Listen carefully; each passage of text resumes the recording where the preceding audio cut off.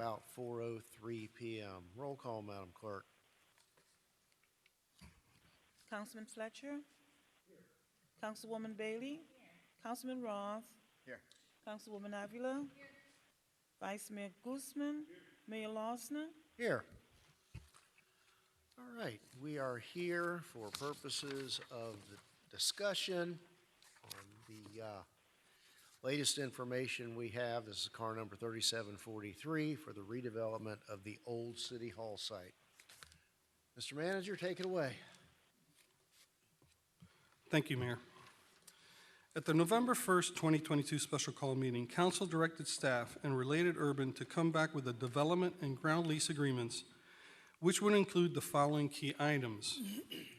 Hybrid revenue sharing model with a base rent and waterfall provision. Just for a special note, Related did not agree to this request. Entire $9.1 million debt retirement up front. Once again, Related did not agree to this request. Future revenue sharing for a refinance or sale transition. With this item, there was some movement, which the consultants will speak to in a few minutes. In addition, staff obtained an updated appraisal of the site, which now shows the property worth $12,285,000. Also, staff has requested an income-based appraisal, which is more complex, but it won't be available until sometime after the new year. At this point, I'd like to turn it over to Sasha Page and Rick Liu from IMG Rebel in order to go over the terms and conditions and areas of concern with regard to the current deal structure. Thank you, Mr. Manager. Good evening. Welcome. Floor is yours. Well, let's get your microphone turned on. Thank you very much. So my colleague and I will share with you our thoughts on the development agreement and the ground lease that you have received. I believe you also received a memo that we've prepared, and we'll highlight some of those items. I will say, just as an overview, just repeat what we feel. This is a valuable piece of property that we're discussing here. The city has spent a lot of effort in the last many, many years to invest significant amount of money in downtown, and it really shows. And we believe that the strong market nationally as well as in Miami-Dade for this kind of project really makes it very, very attractive for the developer that we're discussing or any other developer. And that's been confirmed by just conferences that have been to the last couple of weeks, just showing the statistics about the tremendous demand and the gap between incomes and the cost of housing, and you all know that, but just wanted to underscore that. We've had a chance to go through these two documents, and we're going to share with you our thoughts about risks and our goal as financial advisors to point out to you where the deal can be more market-based as much as possible. We have provided some solutions. This is really, to be clear, the proposal from Related, and we have not negotiated those, but I know that we have shared our thoughts, and I think Council as well has shared some thoughts. But this is really our views of the offer that is on the table by the developer, by Related. So let me start here. I think I will repeat what we had said at our previous presentation to you. The completion of phases, which is one of the major concerns that we have, and I think others have well, is still not resolved here. The developer is not required to complete all 3 phases in this project. That includes phase 1, which is residential, phase 2, which is retail with a grocer, and phase 3, which is mostly residential. So there's no penalty if you were to sign the MDA today that would require the developer to complete any phase, really, let alone the phase 2, which is the retail phase, which we believe, and I think others believe, is an important element to a mixed-use development. So one of our solutions that we've offer here is to combine the phases. The developer builds all phases at once or commits to that at once. Another option or another solution would be to require the developer to construct all the wet and dry infrastructure in phase one, so that all the infrastructure is prepared for the future phases to put that additional investment up front. And the third thing is to increase the phase one capitalized lease payments, which is an item in number 3, to better reflect the fact that most of the residential units are occurring in phase one, and that's really most of the value is going to be accruing to the developer, and therefore that should be reflected in the capitalized lease payments. So let me turn over to my colleague who will go through the rest of these on this slide. Okay, for the record, Rick Liu from IMG Rebel. So just continuing with some of the concerns we have, which is the value of the land and the value of the capitalized lease payment itself. Right now, the value of that is $9.1 million that is being offered, and that's split up into 3 phases, $3.6 million for phase one, $1 million for phase two, which is the grocery store, and $4.5 million, or roughly half, in phase three. The value, just to sort of recap, that's being offered is not actually based on the value of the land on the initial appraisal, but rather an amount that's there to retire the city's debt. We did get a second opinion on an appraisal, which is actually not the income-based appraisal that our city manager was talking about, but that appraisal has already come in at higher than the previous appraisal. So the new appraisal, just on a comparison-based approach, what's there today is $12.3 million. So we think these capitalized lease payments should be increased respectively from 9.1 to 12.3 million. And I think we want to incorporate the income-based appraisal figure that we get in February to essentially get our final opinion on the matter. Continuing with the capitalized lease payments, you know, as my colleague Sasha has already explained, we have an issue that there's insufficient penalty payments, or really quote-unquote skin in the game that you know, Related would have in this deal to motivate them to perform. There's no security deposit, there's no liquidated damages, there's no, you know, minimum investments to put in this project. So, you know, one of the solutions that he had mentioned earlier is increasing this capitalized lease payment, and really not so much the payment itself, although we just mentioned, but really the timing of it. So it should reflect the proportion of the development in each phase. There's about 63% of the development is actually being developed in phase one, and the figure for that, if it was using the 9.1 million, would really be 5.1 million instead of 3.6 million. So we want to see if we can get more upfront, and we think that would be fair. Whereas phase three would be, you know, 2.9 million instead of 4.5 million as currently proffered. One of the issues, again, is sort of when the timing of annual guaranteed base payments actually arrives. Currently, there is not a not-to-exceed payment when Related must pay annual rent. The deal as it is right now is based on certain performance-based metrics and stabilization metrics that Related has with the lender. Most of the agreements that we have seen before all have some kind of a backstop when it comes to when is the city going to be paid. So what we would require or request is that the annual base payments would commence no later than 6 months after a certificate of occupancy is received, or you know, to sort of be potentially more reasonable in case there is a unforeseen event that is extremely impactful, whatever 3% of the gross revenues at that time is. So if for some reason it hasn't reached stabilizations for forces that are way beyond their control, that are unreasonable, I think, you know, the city would be okay in sort of sharing in that sort of risk, because that's really, you know, those are sort of forces that may be completely, you know, out of their control, that no other developer would be able to manage either. And the issue of milestone payments is really an issue of site control, and that's something we have a concern about. currently, Related has set out a schedule of values for when milestones will occur. If they don't meet those dates, then they have a 3-year option at their election to extend that if they make certain payments.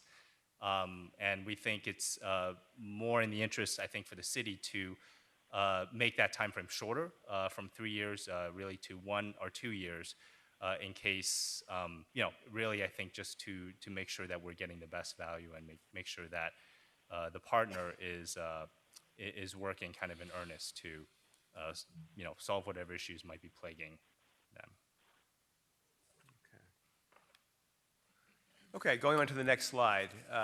Some other issues that are important, maybe not quite as important as the first slide. Escalation of the annual rent payment is 2.75%. That's what's been offered. Usually it's 3 to 3.5%. That's pretty standard, or some sort of a CPI, Consumer Price Index. So that's something that we would offer as a solution to making sure that's more market standard. The next thing is the hybrid feature. As the city manager mentioned, that was something that you had requested.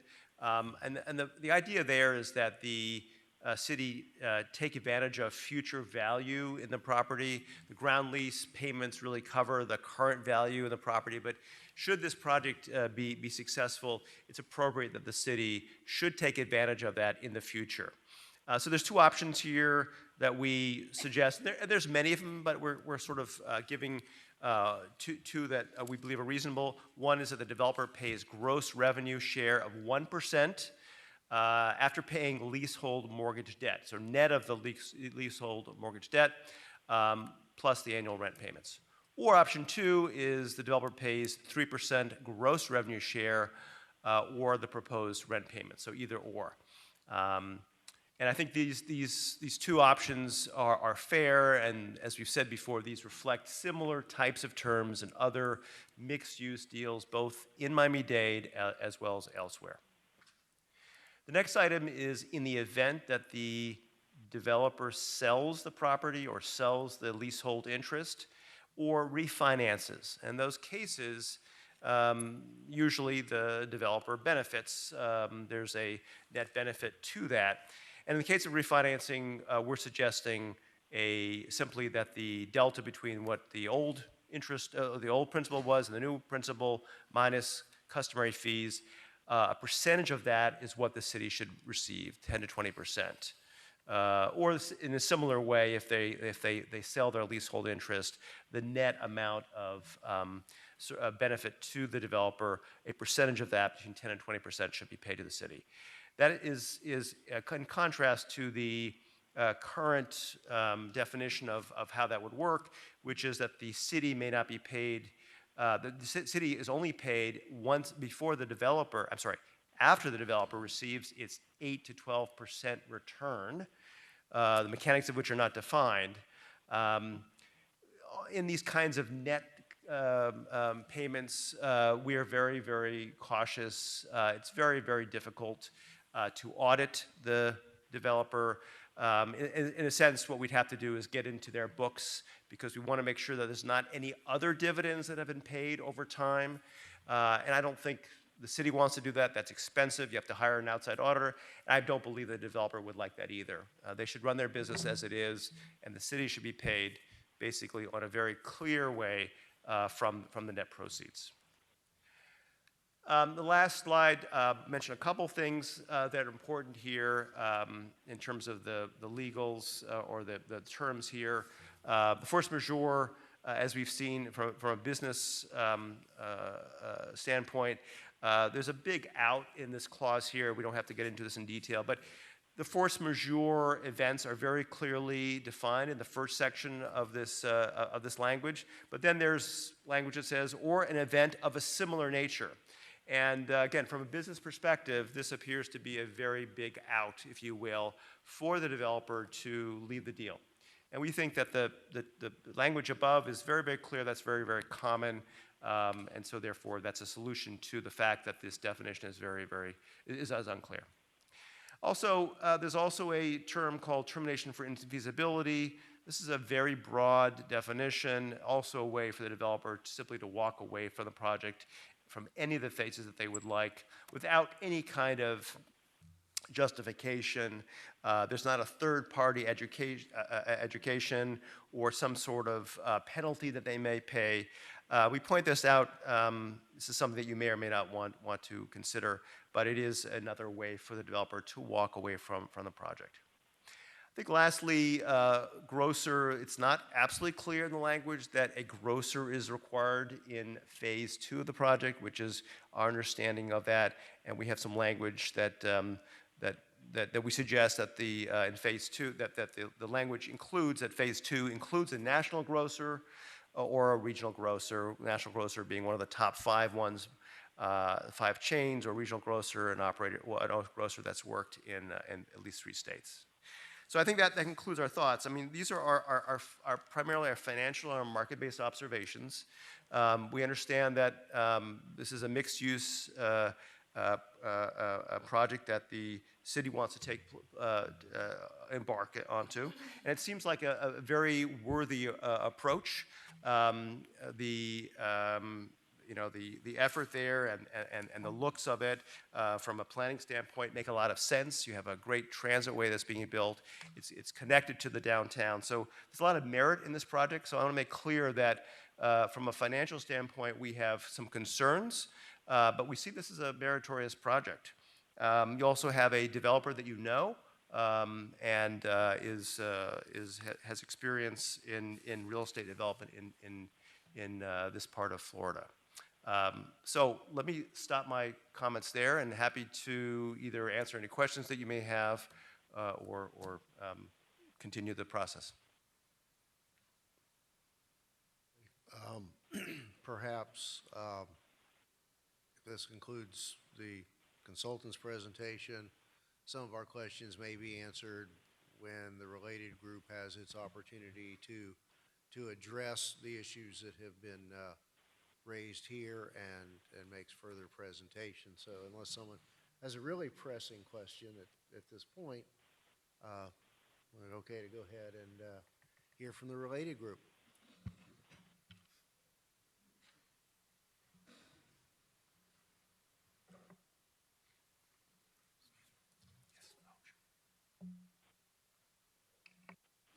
Put those up there. Thank you, Mr. Mayor, members of the City Council. Yeah, I appreciate it.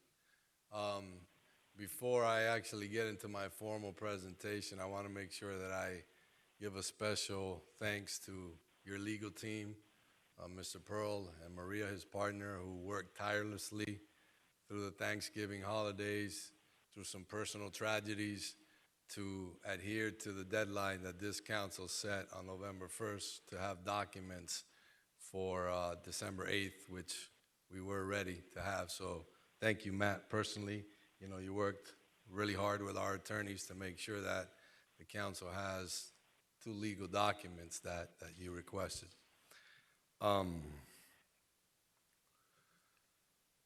City Place Homestead, again, is going to be a Class A mixed-use development. It's a destination type of development. Some of the unique characteristics of City Place Homestead will be it'll be the first Class A mixed-use development. It'll be the first mixed-income development in the city. It's proposed to have the highest market rate rents in the city. It'll be the first mid-rise residential building in the city. It'll also be the first project to have activated rooftop amenities deck, and it certainly will be the largest public-private partnership in the city's history. One of the items that we've committed to is to bring El Espacio Homestead. That was a personal commitment of my partner, Mr. George Perez, who, as many of you may know, is the main benefactor to the Perez Art Museum in downtown. This is a private offshoot of that that he put in the Alapata neighborhood of Miami. It's been a tremendous success to bring the arts and to change that neighborhood. Thus, just some of the exhibits, it's where we propose to have the additional meeting space and amenity space for the project. And just by way of example, here's a recent invitation. You know, as many of you may know, Art Week Miami just passed. That's an international event. It's, you know, the largest event as it relates to the arts in this continent. There's only one other one like that, where in the original Art Basel. This was an event that we held at El Espacio 23, and it shows the reason why we're proffering to bring that to Homestead, because if we have a facility like this in Homestead, when Art Basel comes around, we have the ability to now connect Homestead to that international art show. So we think this is a big, important component of what City Place Homestead is gonna be. This is not just, you know, one small art gallery. This is a full functioning professional museum for exhibits installation. We've proffered that we were gonna be working with your two main arts groups, the Homestead Center for the Arts and the Seminole Theater, by promoting events in those facilities and with the Homestead Center for the Arts. Here are some of the ideas and some of the different public art installations that we have incorporated in some of our buildings.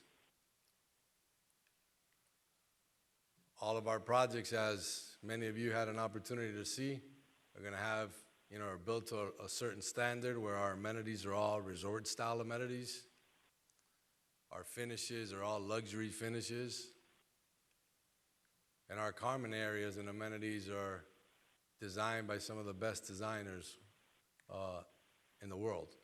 So that's the same product and the same idea that we are proffering to bring to City Place Homestead. Again, this is not something that currently exists in the city, and that's the main emphasis that we are putting forth to bring a destination mixed-use development to the city of Homestead.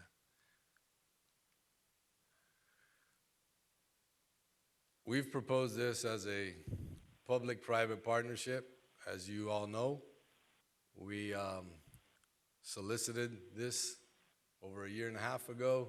It went through the process. There were other bidders. We had a lot of different discussions, and last December, this council authorized staff to move forward. But I think it's important, you know, and we'll address all of these financial comments and quote-unquote concerns that your consultant just raised. But what I think is important here is the essence of a public-private partnership is actually the word partnership. And unless we work as a partnership, then it's never gonna be successful. And that's been our approach from day one. That's the reason why we've been able to be so successful with different public partners. The objective of a public-private partnership, again, is to work together as a team to build consensus. That doesn't mean we're always gonna agree. That doesn't mean we're gonna start in a place where everything is perfect. But what it does mean is that we need to be able to communicate, and we need to be able to find a way to build consensus and find common ground. What's the purpose of a public-private partnership should be and has to be to benefit and improve the community. There's no doubt that City Place Homestead is going to be a benefit for the community in many regards. It's certainly going to create what we think as an igniter for other investment and other progress in the city's downtown/area. And as we said, it will be the gateway to downtown. And the goal of a public-private partnership is to create long-term value for a public partner. And we're going to go through some of the numbers, and we're going to talk about some of the concepts that your consultant just raised. I want to start by addressing, you know, some of the concerns that were raised, specifically from Councilman Roth. You asked us at the last meeting that you wanted to see how we, you know, that all of these numbers are numbers that we're putting forth, but how are those numbers, where you know, to show you some proof as it relates to those numbers. I responded that I would get you something in writing from the housing director, which is what's up here on the screen, and now just hand it to all of you. You can read the letter for yourselves, but I think it's important. There's a few points here that I want to highlight within the letter, specifically to your question that you raised to us the last time. And if you look at this portion here, there's a chart attached to it that is attachment A, that's referenced in the letter. You asked us, show us what we've been able to do and show our track record. There is our track record with Miami-Dade County alone. Well, we've got other public-private partnerships throughout the state, but with Miami-Dade County alone, we've completed 22 projects, over 3,000 units, $645 million of development. We've got 7 projects that have also closed, another 1,800 units, another $628 million worth of development. So we've got 29 instances that we've obtained a financial closing with Miami-Dade County for $1.3 billion worth of work. Can't see it great there. I don't know how to scroll down on the screen, but there's another 13 projects there that are in our pipeline with the county, over 5,000 units, another $1.6 billion worth of work. So your question was, how have we produced? I also asked the county to include the capitalized lease payments that they've received in all these deals. To date, $26.5 million of capitalized lease payments for those 29 projects. And if I go back to the letter, you'll see in the letter, how does this? You'll see in the letter that the county is confirming that they've received all of the revenues as promised. So you asked us for the written proof. As I promised you, I would provide you the written proof, and we're introducing that into the record today, so there's no question as to what we've been able to produce and what we haven't been able to produce and how much revenue the county has generated from our partnership. It also, I point your attention to a portion in the letter where it talks about taking a property that is a financial liability and converting it to something that creates and generates income. Very similar to this situation. You have a property that's not generating any revenue for the city. Actually, it's costing the city $600 and some odd thousand annually. That is money that you can use for other resources that this council decides are important for the city. So you go from a negative position to a positive position, and that's what this letter, articulates for you. Vice Mayor Guzman, you also asked me about, you've had concerns about how do you know if this is a good deal, if this is a standard deal, if this is the right type of deal for the city to embark upon.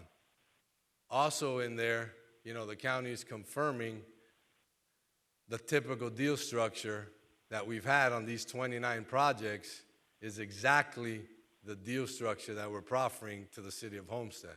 It's a deal structure based on a capitalized lease payment at financial closing and a percentage of net cash flow going forward. That's exactly the deal structure. That's a tried and true deal structure. This is not something hypothetical.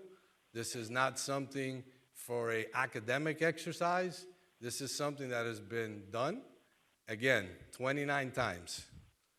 Okay? $1.3 billion worth of business there.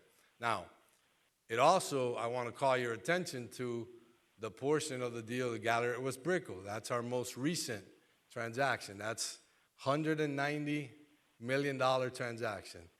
That one's not just a public-private partnership. That one is a public-private partnership. Why? Because it's a partnership not just with Miami-Dade County, but with Miami-Dade County Public Schools and related urban. So that is 2 public partners coming together with the private sector to address 2 critical needs in the community, housing and education.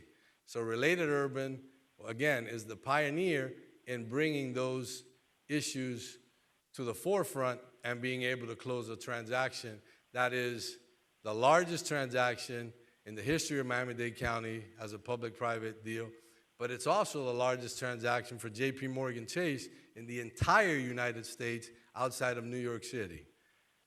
Okay, so I also included for your own benefit, Vice Mayor, the resolution passed by the County Commission where it specifically outlines the capitalized lease payment structure, and it specifically shows that the county in this instance is going to participate in 16.5% of the net cash flow of the development. And the estimated revenues on that deal for the county are $322 million. So we put the full resolution there for you to be able to see, because I know that you've shared that concern as to how do you validate or be able to confirm that indeed that's the right deal structure. And these are just the recommendations from the county and all of the backup when this project was approved. How do we achieve that? We achieve that because we're a vertically integrated company. We're not just a development company. We're a property management company. We're a construction company. I know that was, one of Councilwoman Fairclough-Stagger's questions initially. How do I do it? What happens if something goes wrong? How do we address this? And the answer is we have the 3 affiliated companies to be able to address these issues. If there's any type of issue, it's one point of contact. It's one person to call, regardless of the issue that arises. And again, our financial strength and our ability to deal and our business relationships with all of the top lenders and investors in the country is second to none. And that's why we're able to do that amount of business. That's why we've been able to close those 29 projects with the county and have another, 13 and 5,200 units in the pipeline with them, because we are the trusted partner for them. So your consultant, outlined several items. And again, I guess I'm glad to hear finally that they think that this project is, I think the word he used was meritorious, if I heard him correctly. It's good to hear. It's the first time we hear anything positive shared on the record, from the consultant. I think if the job of the consultant was to give you an independent analysis, if that's what the instructions that staff gave the consultant, then there should have been, I think we could have at least done one thing right. Maybe one thing, we could have done correctly, but it seems to be that it's the only points raised are the faults, right, or the purported faults. So I want to address some of those, those issues today. We're going to agree today on the record to address and start phase 1 and phase 2 together. We have shrunk that timeline. I know that's a request. Specifically, I know Councilman Fletcher and Councilwoman Bailey have shared that, concern is like, hey, look, we really want to make sure that this is just not just a housing development, that this is more than that. We want the whole kit and caboodles of what you're presenting here today. So we're going to proffer that we're willing to amend the agreement to state that phase 1 and phase 2 will start simultaneously. Okay? Another concession. You heard about the annual escalator. I know, Councilwoman Avila, you asked us, hey, can you do a little more? Can you do a kicker? Is there some other way you can sweeten the pot for us? How can we do something here? We're gonna, we had established an annual guaranteed payment with an escalator. Earlier on in the deal, we had proposed a 15% participation with net cash flow. There was a lot of questions and a lot of angst as it relates to, well, how do you determine net cash flow or not determine net cash flow? Again, we just showed that that's the way that the deals are structured at the county. We moved away from that to a guaranteed payment so you guys can understand your income stream with an annual escalator. The request was, hey, can you try to increase that, see if there's an additional way? So the cleanest way would be just to include increase the annual escalator, so that way it's a determinable number for you, because conversely, if you get into these exotic structures, you just heard your consultant talk about, hey, we can, maybe we can do this percentage of gross, percentage of net, these other things. Those things are gonna, again, create an impediment to closing on this deal in a timely fashion. So we're gonna proffer that we'll increase that 2.75% escalator up to 3%. That increases the annual rent payments from $175 million to $193.5 million over the life of the project for the city. The other thing we're gonna proffer today is to agree to shorten the timeline on the milestone payments from 3 years to 2 years. I think that was another concern that the consultant raised, Mr. Mayor. I know you shared that concern at the last meeting, that you thought that the milestone payments it was a little too generous, too long. So we're going to work to shrink that and make that from 3 years to 2 years. And some of the other concessions that are already in the document, that was a result of what this council asked us the last time. We agreed to the capital event proceeds payment of 10%. That's in the document already. We agreed to start the annual payments 6 months after stabilization instead of a year after stabilization. So that's a concession that's already in the documents. And we agreed to adding language that we'll continue to explore the viability and the possibility to add commercial space and office space to the development. So those bottom 3 items are already in the document. The top 3 items are items that we are agreeing to modify here on the record today as I go through the presentation. So with that revision, the site plan, this will be basically what'll get built first, which is phases 1 and 2. It includes the bulk of the retail, the 376 mixed income units, the grocery, the park and the parking, the surface parking. That would be the proposal to do phase 1 and 2 together. Here's a shot of the entrance off of Campbell Drive. So this is what you would see as you approach from Campbell going east and turn into the development. And the full build out, again, hasn't changed except the fact that we're gonna do phase 1 and 2 together. So when phase 3 is done, same, 46,000 square feet of retail, 19,000 square foot grocer. We have the Espacio and the other commercial retail, 596 units, the park, the police substation, and a parking garage. Here's another shot. This is coming off of the US 1 and getting to the main plaza area within the development. And so I want to touch a little bit upon value, because you heard now the concept of, hey, the property, the developer's not paying value for the property. The developer should pay additional value for the property. It used to be appraised at $9.8 million. It's now been appraised at $12.3 million. And the manager was kind enough to send me that appraisal. So thank you, Mr. Manager, for that. Let me walk you through the actual numbers and what we are paying the city and what is the value.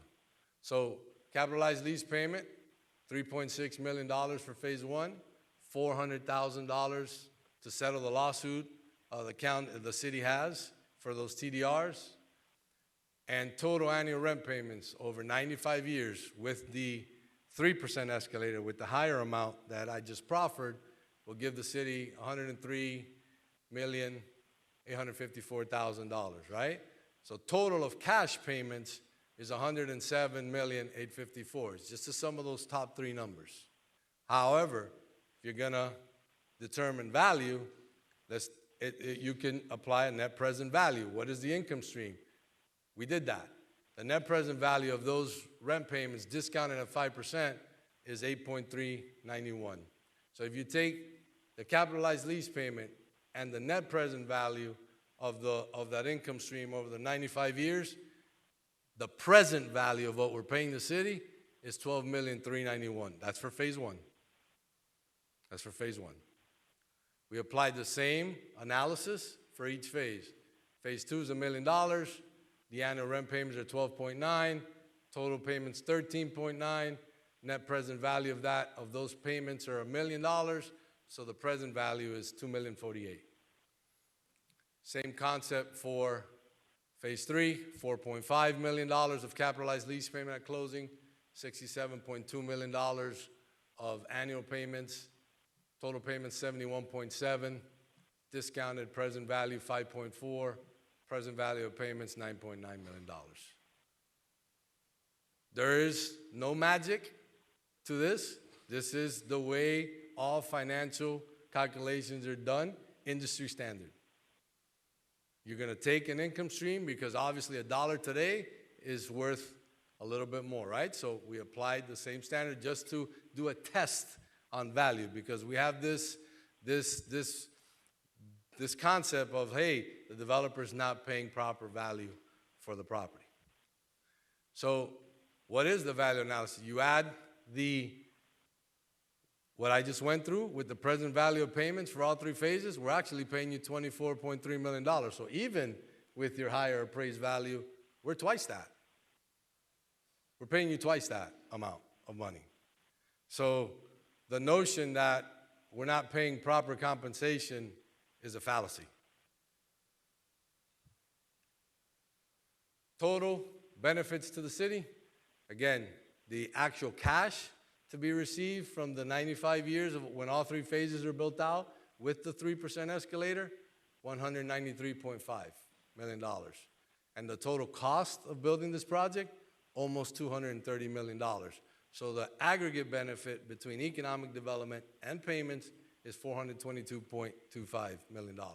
That does not include the capital events lease payment. So if there is a refinance, if there is a sale, that will be in addition to. Obviously, we can't perform on that. We don't know when that happens, but if there is, there'll be additional compensation to the city. And just want to reiterate some of the financial guarantees that the deal has embedded in already, the documents. There's a guaranteed payment structure with an annual escalator. There's a financial contribution for the transfer of development rights. We will be providing payment and performance bonds for each phase. We will be providing a corporate guarantee to complete each phase. We have a provision for advancement of capitalized lease payment in the event of project delays, and we're committing to investing in the community by bringing El Espacio Homestead to City Place Homestead. That concludes my presentation, Mr. Mayor, but I do, before I take any questions, if you would allow me, I do have a video that I would like to share with council, you know, to give you a little bit of a feel of what City Place Homestead is really going to be like.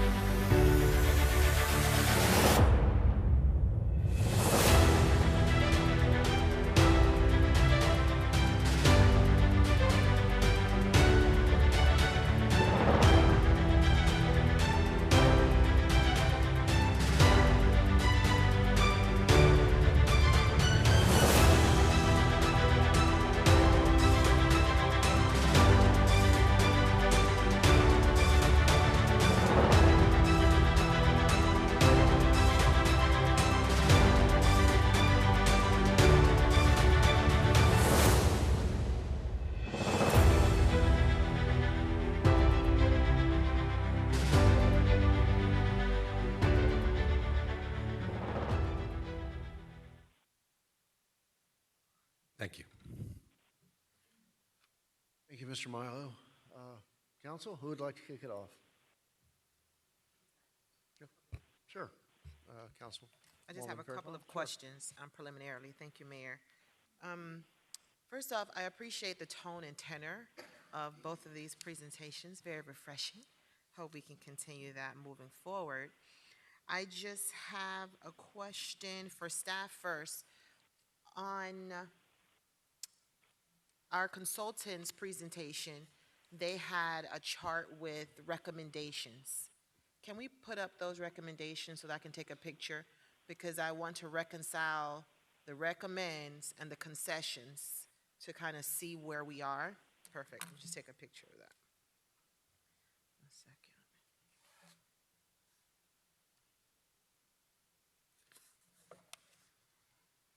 Okay.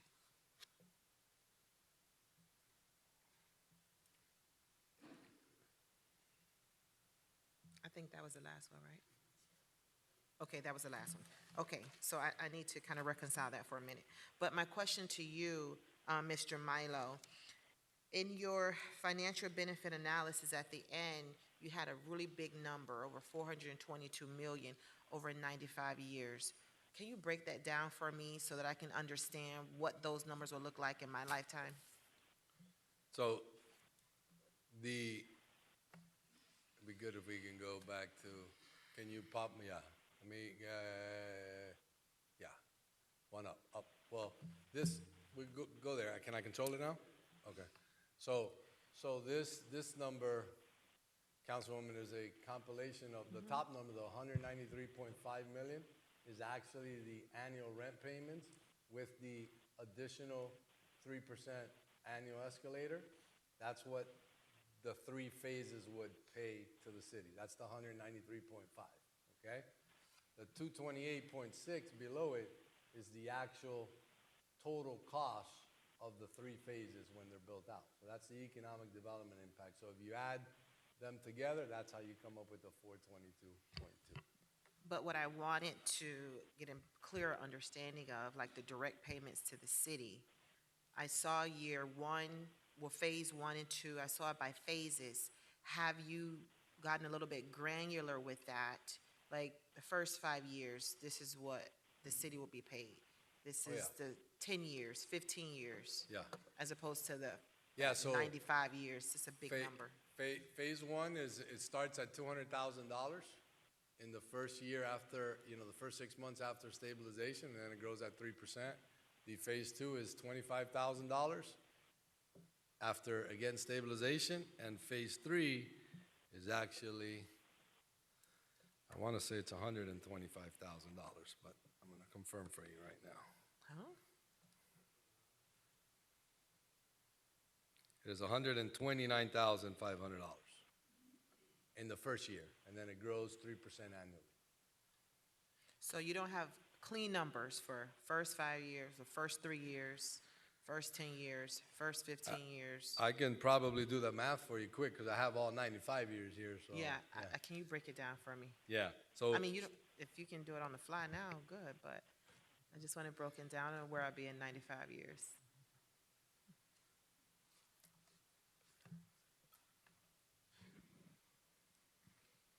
So phase 1 goes from $200,000 in year 1 to $260,000 in year 10.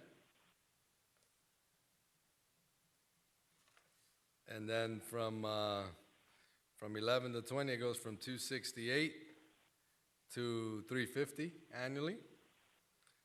Then from 21 to 30, it goes from 350 to 471.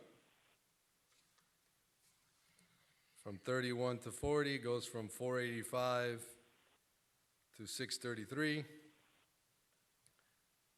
Then it goes from 41 to 50, 652 to 851.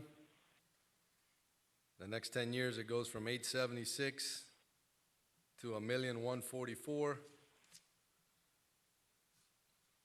Then it goes from 1,178,000 to 1,537,000. Then it goes from 1,583,000 to $2 million and $2,066,000.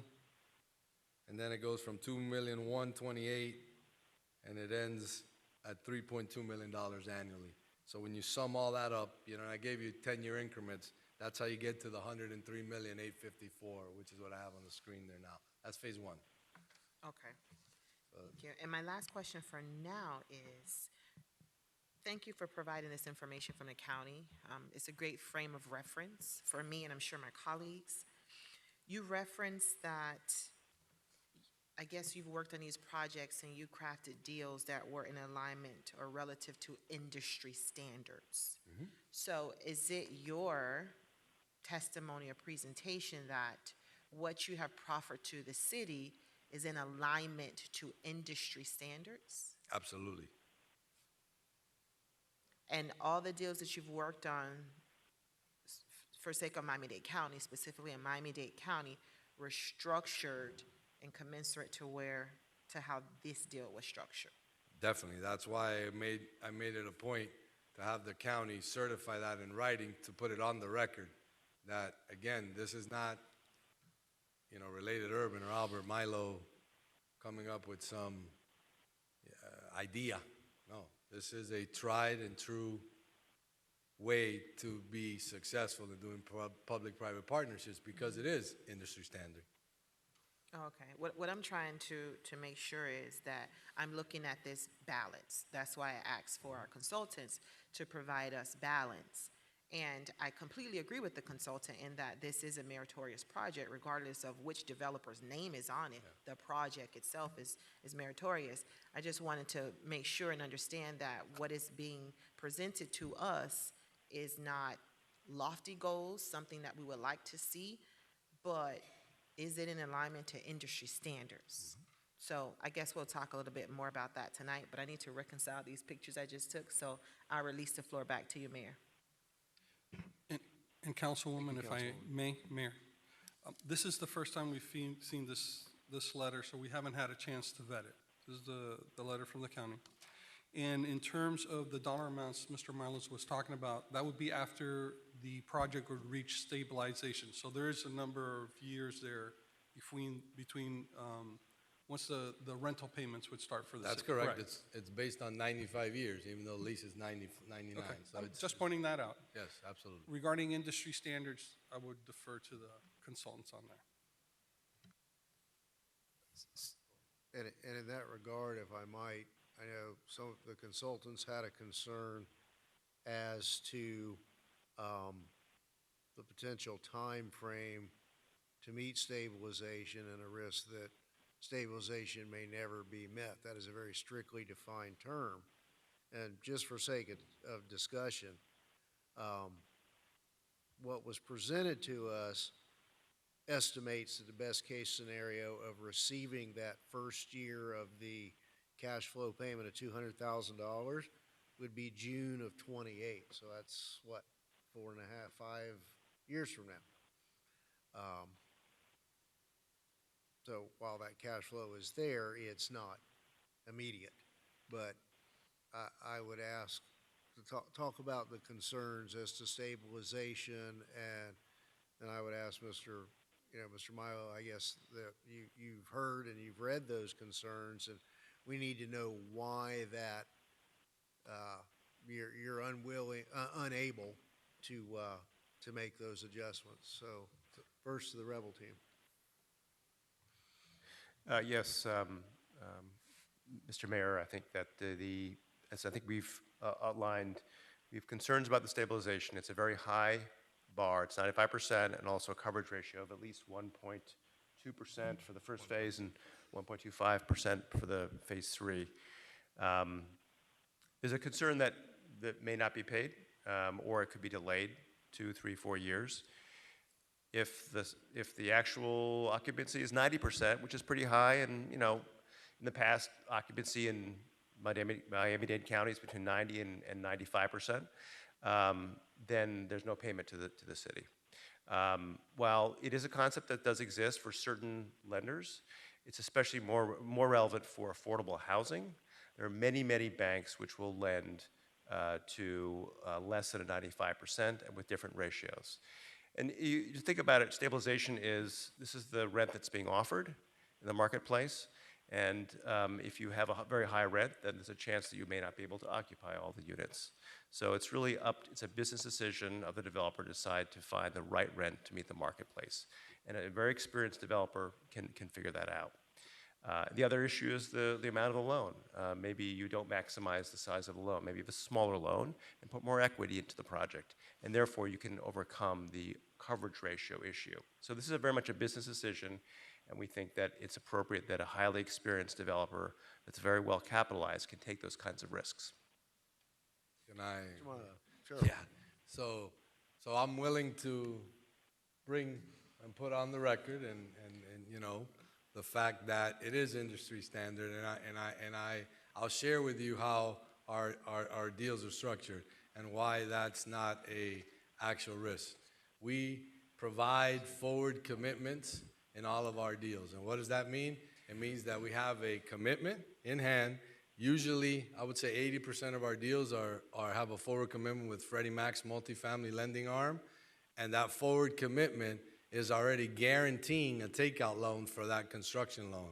So two things happen, and why that is not a real concern. Number one, the construction loan has a shelf life. It has an expiration date. So we must get out of the construction loan. If not, we're in default of our construction loan, number one. Number two, we have a established forward committed loan at financial closing from an institution that says, here are the defined terms for stabilization, which are 95%, 120 or 120 in the case of a residential deal, 3 months consecutive, and then you're stabilized. So this is not, again, this is not Albert Milo related urban coming up with this, and I can show you, we'll use the Gallery West Brickell deal, the latest one, that was the biggest one. I gladly will proffer to give you that commitment, and you will see that that is industry standards from Freddie Mac.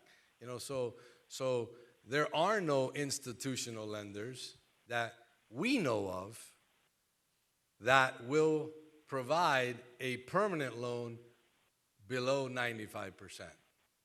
Certainly nothing that is traditional in nature. Maybe there's some exotic loan programs out there that they're referring to. That's not how we do business. And again, that is not something that's going to be speculative in nature. It's going to be upfront, and it'll be part of the financial closing. So you'll have that up front, knowing that as soon as those metrics are hit, those loans are converting. If not, we're in default. So Rick Liu for the record. So we actually pulled up a number of agreements, not done by Related, that show, you know, while Related may have done other deals where, you know, they have a stabilization provision as they do in this, it's also industry standard, and it's not uncommon to see a backstop. So we can take Douglas Road, we can take Coconut Grove. I'll just read some of the language. Douglas Road, commencing with the 5th lease year of the term, tenant shall pay landlord at minimum rent the sum of $375,000 per year, subject to increases. The commencement date is basically the last day of the due diligence period. Coconut Grove, commencing on the rent commencement date, which is the date 8 months after board approval, tenant shall pay the landlord XXX, a certain amount. I mean, so these are hard sort of dates that actually take into account the construction risk and puts a construction risk on the developer as well. The provision we're really asking for isn't necessarily even to ask the developer to take the construction risk to get to stabilization. The building's already built. They should already have their certificate of occupancy. We just want to know that there will be some guarantee of some time frame that the city will get some payment at some point. You know, we think 180 days is appropriate. You know, we haven't heard a counteroffer, but this is you know, these are provisions that are fairly common in many of the agreements we've seen, just with other developers. So. Thank you. And before I lose the thought, I wanted to ask our team, and I know this is on the fly perhaps, in calculating a present value for the estimated stream of income, what are your feelings on the 5% discount rate that was utilized to create that calculation? The discount rate should reflect both the cost of borrowing of the municipality and usually an additional percentage. We've used rates between 5.5% and 6% in the past. So the rate that the developers used is probably low. But I think we'd like to, before we sort of give any major opinion on this, we'd like to have a chance to just understand this data further. But, obviously, another point is, this is over 99 years. It is a lease over that period of time. And we generally look at these deals in 30 or 50-year increments. That's really the focus, and that's usually where the value is. Just curious, because I think that discount rate underpins the entire calculation that's been used to demonstrate you are in effect receiving far more than today's value of the property over a period of time. That's correct. And that just, yeah. Yep. All right. Thank you. Council? Yeah, Councilwoman. Thank you, Mayor. You referenced another agreement from a different developer. That's correct. Who was the developer? So for, I can just get that for you 1 second. So for Douglas Road, it was Adler. I'm sorry, who? Adler, A-D-L-E-R.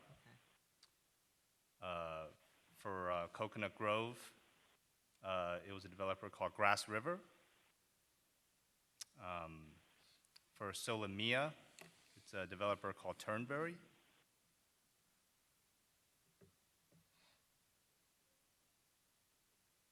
Okay, thank you. Thank you, Mayor.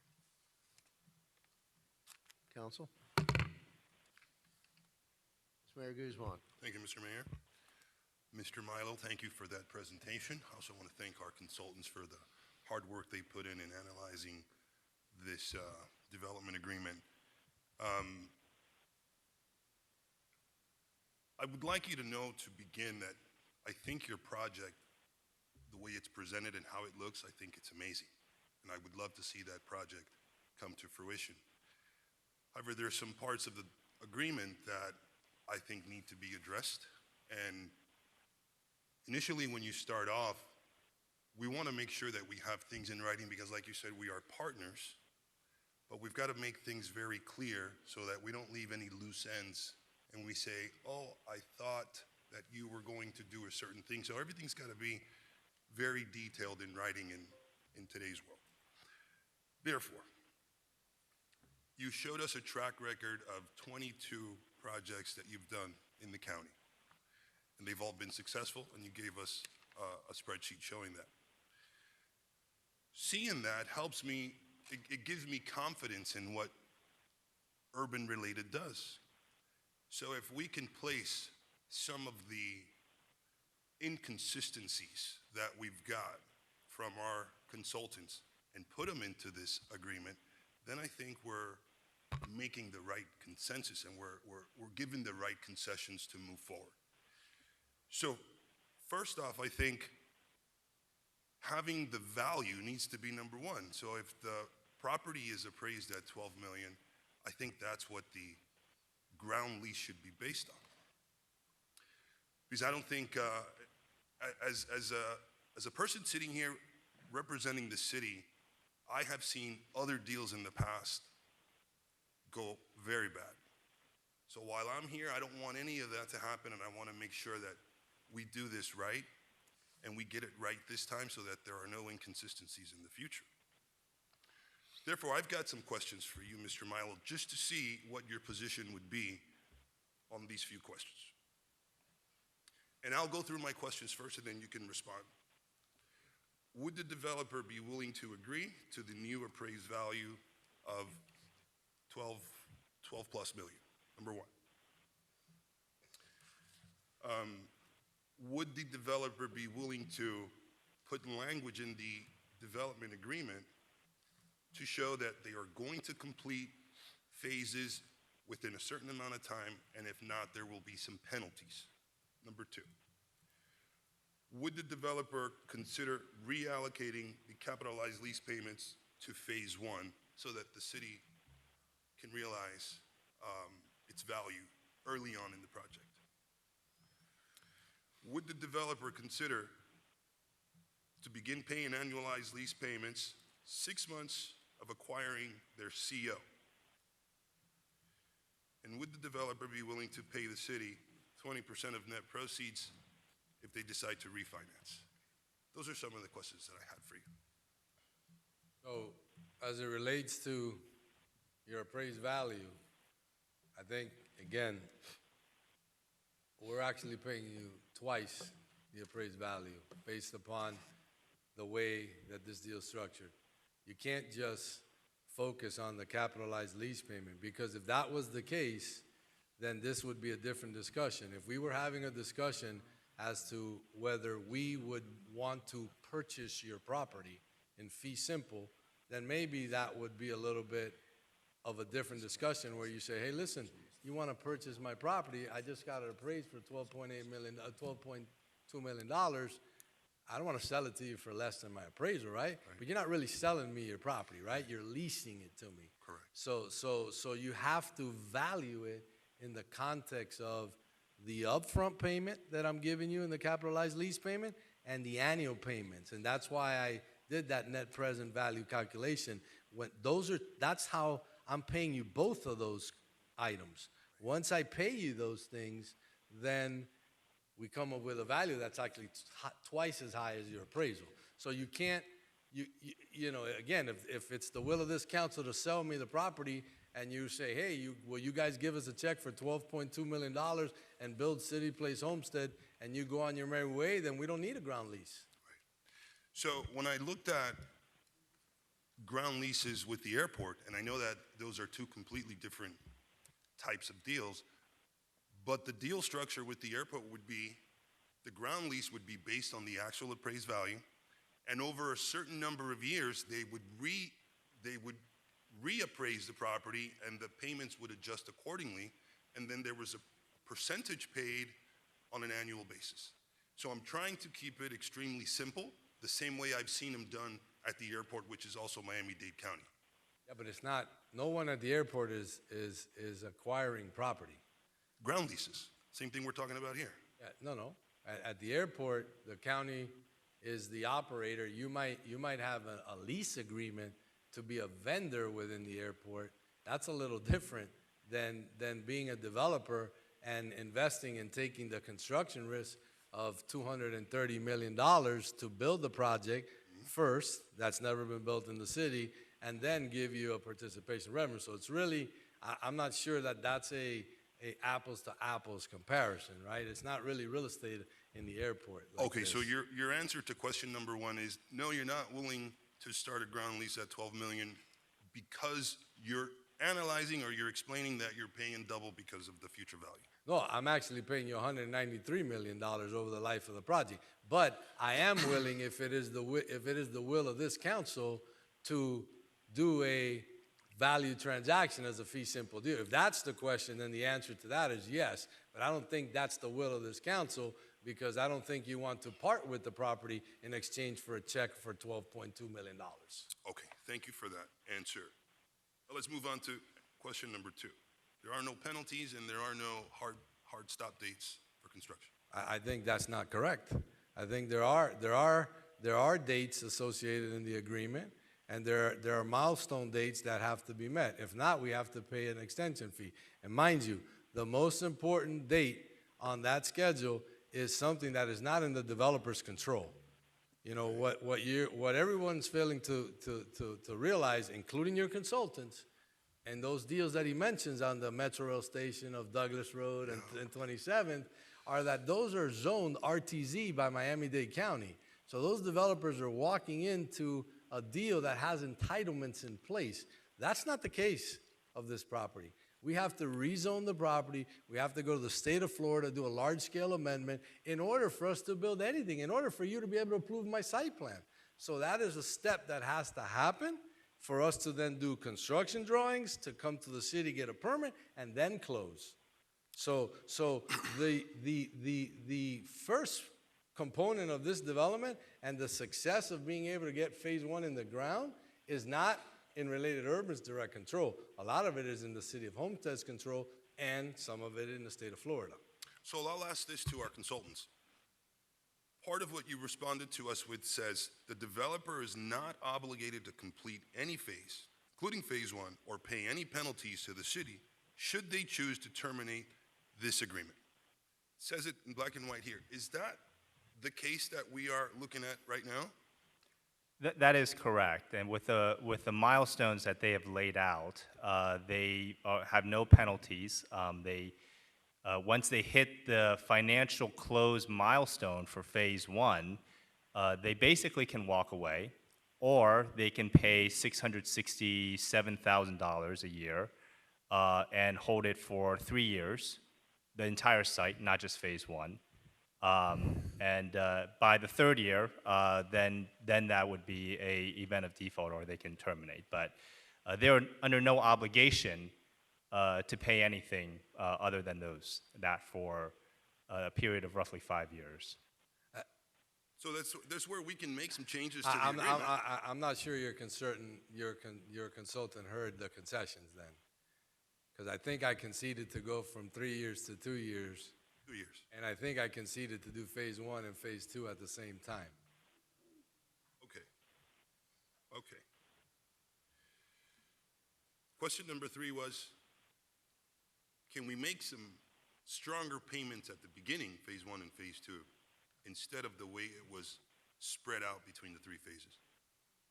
Well, I think we are now, because by combining phase one and phase two together, you're going to get a bigger capitalized lease payment. Yeah, but phase 2 is only $1 million, so why don't we switch to 4.5 to? Yeah, but again, Vice Mayor, we are embarking on a partnership with the city to be the pioneers and bring a product that doesn't exist today. So in a partnership, we have to be balanced and we have to share ups and downs, right? So it's not something that we're going to say, hey, look, you can't expect, us to take all the burden now. Again, just today, the Fed increased rates again, another 0.5 point today, right? And they talked about further and bigger increases down the line in 23. Everybody was expecting, no, they're going to do it now, and that's it. They're gonna take a break. Well, that's not what they said today at 2 o'clock. So I don't want to sit here, and I'm not going to do it. I would just as well walk away from this deal than to sit here in front of this council or stand here in front of this council and promise you something that I know I can't deliver on. But what I will do, and what I am doing, is promising you things that I can deliver on, that I've delivered on. And again, I've given you written proof of 29 transactions, not 1, 2, or 3, 29 transactions, $1.3 billion worth of business with the same deal structure. Again, I'll say this again, 22 deals you've been successful with. There are some things that we want to see in this agreement that you're not willing to do, but you're showing us proof that you've done it time and time again. So why is it that you don't have the confidence to put these things in your agreement? I actually structured it identical to the success of those 29 deals. That's what I'm trying to say. Okay. It's not, but if you're asking me to incorporate exotic features into my deal structure, I could sit here and, and say, yeah, that sounds good, and I'll do this, and then come to you in 6 or 8 or 9 months and say, you know what, we said that day, we can't do it. That's not how we do business. Agreed, okay. Would the developer consider beginning the annual payment 6 months after CO, or we wait to stabilization after? I conceded from 1 year to 6 months already. And I said, we're going to provide you at financial closing a forward commitment where there's no if, ands, or but, what stabilization is about, and we convert from construction to permanent financing. And the last one was, if there's a refi, would you be willing to share part of those proceeds? It was at 0, I agreed to 10%. Okay, those are the questions that I have for now. As I gain more, we'll continue the conversation. Thank you, Mayor. Thank you, Mr. Vice Mayor. And generally to council and to the public, going into this meeting tonight, we all knew that we had a hard stop at 5:30, and I just really can't conceive of how we are going to be able to wrap this up and make any kind of decision or even get all of our questions answered in the next 12 minutes. So, Mr. Attorney, would the proper posture be, and was this advertised as a special call or a workshop? Workshop, Mayor. Okay. Would the procedure be to recess this and establish a continuance date? How do we need to properly do that? We don't need to recess this, and we can simply notice the next workshop if it's going to be an extension of this discussion. I think we all know where we are, just time limited. That would be fine. From where I sit, I think this workshop will have to commence again as an extension of Sure. tonight's discussion. So in the time we have remaining, Mr. Milo, do you have any availability next week? And council, what availability might you have next week? And after that, we're looking at next year.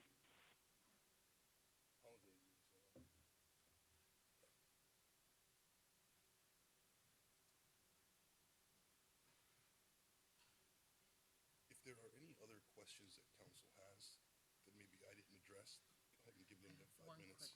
Sure. Councilwoman Bailey, while we're checking calendars. Thank you, Mayor. So also, thank you for the presentation and to staff. If we can meet next week, what I would love to see is what the 2 first phases look like without the 3rd phase.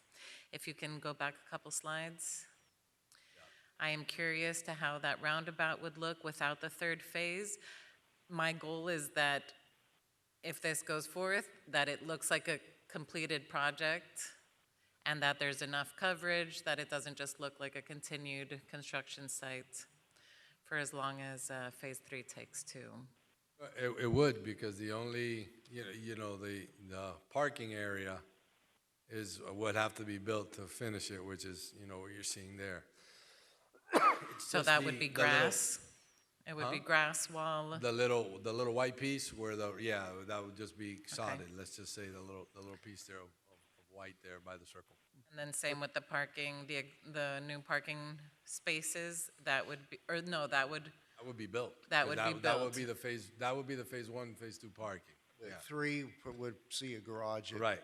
So as Correct. we go to 3, then the garage goes, see? Okay, with the additional units in that yellow L Right. to the north. Okay. The only unbuilt part is that little piece there where you see with the 3s, with a little bit more retail there on the So then the bottom left, what would not be built if phase 3 were omitted would be the multi-story parking garage and the additional units. Everything else, including that asphalt parking there where the red 3 is, would exist. Is that correct? That's correct. Okay. okay, and then just clarification in the new restructured deal showing that the completion dates do not change by combining phase 1 and 2. That it would still be the length of phase 1's construction time, since phase 2 was a little shorter. That's correct. Perfect. Thank you, Mayor. Thank you, Councilwoman. Do we have some availabilities for next week? Mayor, if I may, remember, we're trying to set up a workshop for the distillery as well. Just Okay. please keep that in And mind. that's not been set yet. No, sir, it has not. Okay. Well, perhaps, we can piggyback, but Councilwoman Bailey only has Thursday, is that correct? In person on Thursday. Councilman Fletcher, you're here Thursday, Councilwoman Thursday, Vice Mayor Thursday? Looks like what, okay. So what's Well, I think if, and really, that's gonna depend on if we're gonna piggyback after that distillery proposal.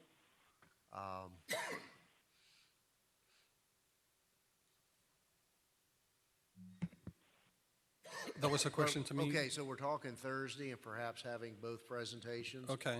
And Sasha and Rick, I don't know about your availability that day? I think one of us can be available in person and other virtually, if that will work. Yes. I think so That'll at be this point perfect. it will. Yeah, we'll try All to right, so double book we it. will put it together for late Thursday afternoon, both if we need to. One will be far easier and shorter We'll do the best we can. than this one. Vice Mayor? Mr. Mayor, if our consultants can update us with a new sheet showing where Urban Related has made some concessions, that way, you know, out of the 7, there may be 4 left, we can have an idea where we're at. Thank you. All right, thank you all. Well, then, at this point, we'll have a motion to adjourn. All in favor? Aye. All right, and we will convene the local planning agency meeting at 5:30. Is that correct? The LPA at 5:30? All right, thank you. So we'll be back in about 5 minutes. So, Mr. Mayor, what time on Thursday? What time are we shooting for? Mr. Manager? Councilwoman, your schedule's the toughest, if I recall. Around what time? 5:30? You could do it?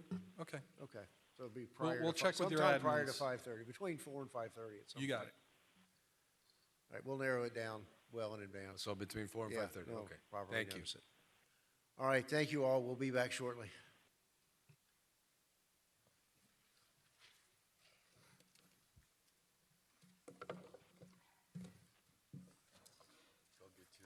Gotta get our sticks. Get the sticks first. Good evening, everyone, and welcome. I'd like to call the City of Homestead Local Planning Agency meeting to order. Today is Wednesday, December 14th, 2022, and it is now 5:46 PM. Roll call, Madam Clerk. Board Member Bailey? Here. Board Member Roth? Here. Board Member Faircloth Staggers? Board Member Fletcher? Board Member Avila? Here. Vice Chairman Guzman? Chairman Losner? Here. Thank you all. Are there any additions, deletions, or deferrals? I understand we have some deferrals tonight. Mr. White?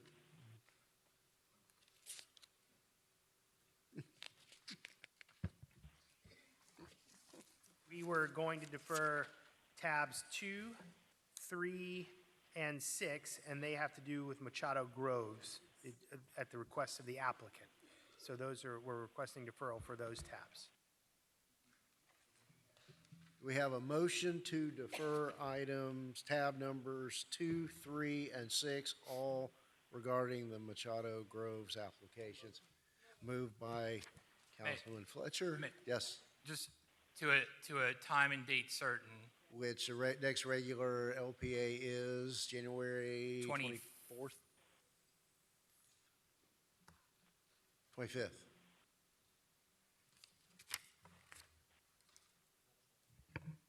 January 25th. Yes, okay. Councilman Fletcher, that's your motion to defer to January 25th. Vice Mayor, that's your second? Yes, sir. Deferral to the 25th. Any discussion? All in favor? Any opposed? Very good. Moving right along. So, we have before us the minutes of the meeting from September 21st, 2022. We have a motion to approve. Moved by Vice Mayor, second by Member Bailey. All in favor? Any opposed? Mr. White, quasi judicial items. yes, Mayor, this is Section 5, quasi judicial public hearing items. Please be advised the following items on the agenda are quasi judicial in nature. If you wish to comment upon any of these items, please indicate the item number you would like to address when the announcement regarding the quasi judicial item is made. An opportunity for persons to speak on each item will be made available after the applicant and staff have made their presentations on each item. Swearing in, all testimony, including public testimony and evidence, will be made under oath or affirmation. Additionally, each person who gives testimony may be subject to cross-examination. If you do not wish to either be cross-examined or sworn, your testimony will be given its due weight. The general public will not be permitted to cross-examine witnesses, but the public may request the LPA to ask questions of staff or witnesses on their behalf. The full agenda packet on each item is hereby entered into the record. Persons representing organizations must present evidence of their authority to speak for the organization, and further details of the quasi-judicial procedures may be obtained from the clerk. In accordance with Code Section 2-590, any lobbyist must register before addressing the local planning agency on any of the following items. At this time, local planning agency members must disclose any ex parte communications concerning items 4 or 5 on this evening's agenda. Thank you.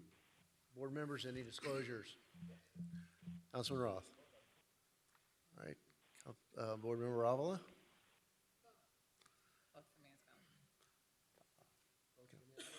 All right. Vice Mayor? Same. 5 only, okay. And I disclose with respect to tab 4. I feel left out on tab 5. All right. So that at this time, I would ask the clerk to swear in anyone or any persons in the audience who wish to testify on either tab 4 or 5. So anyone who's wishing to speak, please stand, raise your right hand to be sworn by the clerk. Do you hereby swear or affirm to tell the truth and nothing but the truth, so help me God? Thank you. You may be seated. So tab 4 is the first quasi-judicial item for consideration. This is car number 3731, tab 4. It's an ordinance of the City of Homestead, Florida, approving the rezoning as requested by D.R. Horton, Inc. of an approximately 37-acre parcel of land from agricultural AU zoning district to one-family, 1/2 acre estate A2 zoning district for property generally located on the northwest corner of Southwest 304th Street and Southwest 192nd Avenue, Tower Road, as legally described in Exhibit A, providing for conflicts, providing for severability, and providing for an effective date. Thank you, and I see that we have a full house tonight, and I know some of you may be here with respect to some of these items. Typically, in this part of the agenda, we vote to move them forward and have the full discussion on the individual items at the council meeting that we will adjourn very shortly. So having said that, staff report on tab 4. Yes, sir. Staff recommends the mayor and council approve the proposed ordinance requesting the rezoning from AU zoning district to the one-family, 1/2 acre estate district A-2. The applicant's requesting this rezoning, and pursuant to our comp plan policy 2.1, the agricultural use district, which this is implemented by state density zoning in the future land use map, and the permitted uses are A2 in the future land use map, which include residential use, typically detached estates up to 2 1/2 units per acre. And this then this comp plan category is implemented by the zoning category of A1 and A2. And A1 is the one-family, 1/2 acre estate zoning. A2 the A1 is the one-family, 1 acre estate. A2 is the one-family, 1/2 acre estate zoning. So both of these zoning categories, particularly the A2, implement the comp plan category. So it's appropriate to go from ag to the land use to the zoning. And what they eventually want to do is to develop the property with single-family residential subdivision consisting of 75 dwelling units. Again, we're recommending approval. It's in conformance with our comp plan policies. Thank you. Is there anyone here on behalf of the applicant?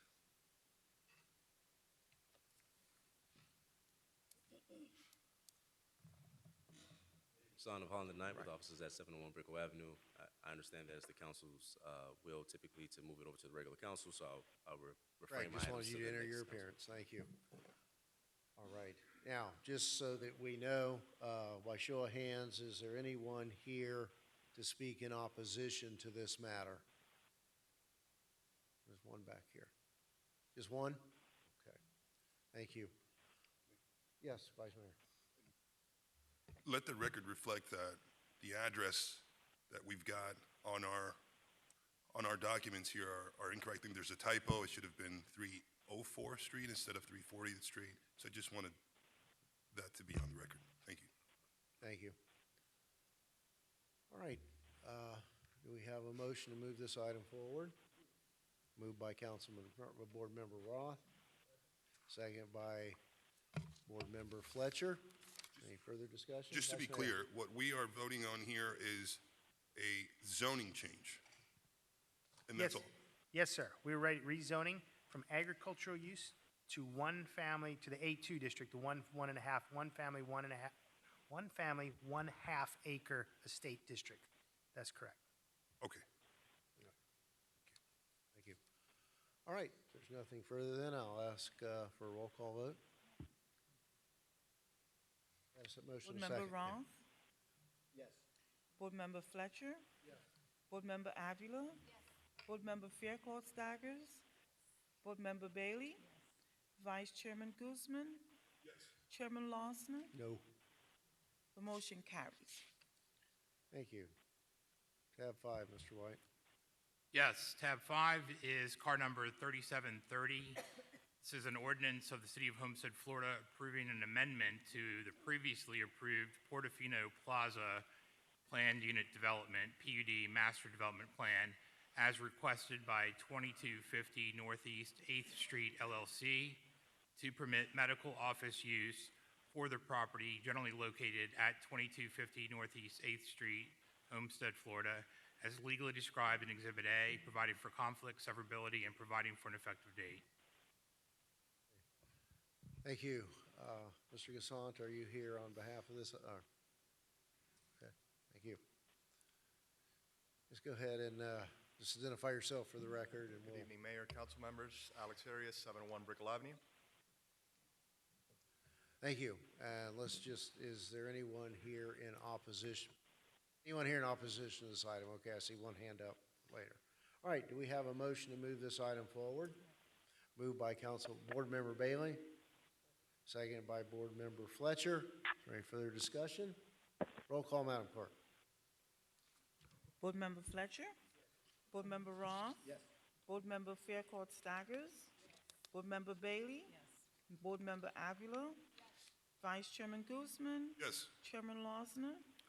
Yes. The motion carries. Tab 7, Mr. White. Yes, Mayor, that concludes the quasi-judicial section. Moving on to the legislative items.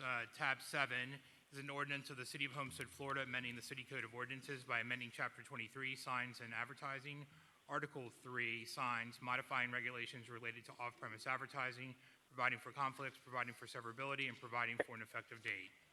Thank you. Mr. Cordino? Mr. Mayor, I can Okay. briefly, at the last council meeting, direction was given to us to work with staff on a code amendment to the sign code that would allow for or provide for off-premise advertising billboards to be located along the Turnpike corridor within the jurisdictional boundaries of the City of Homestead, which then utilizes a set of two regulations that are combined with FDOT regulations that, as well as the county's regulations. The county sign code preempts cities, but allows for cities to opt out of a certain section that deals with the locational spacing setbacks. However, it does not exempt, or we cannot waive out of the remainder of the county regulations, and so those are applicable. So this ordinance basically uses the FDOT standards along the Turnpike corridor for spacing and setbacks, and everything else related to the size, illumination, the change of a message on a digital billboard comes from the county's regulations that are applicable. Okay, thank you. All right. Do we have a motion to move this forward? Question. Question, Vice Mayor. To staff, I wanted to understand what is defined as the Turnpike corridor. Is there specific boundaries? How far that corridor reaches in either direction, east or west? And have we made an analysis of how many properties in that corridor within our municipalities would allow this type of advertisement? Yeah, we what?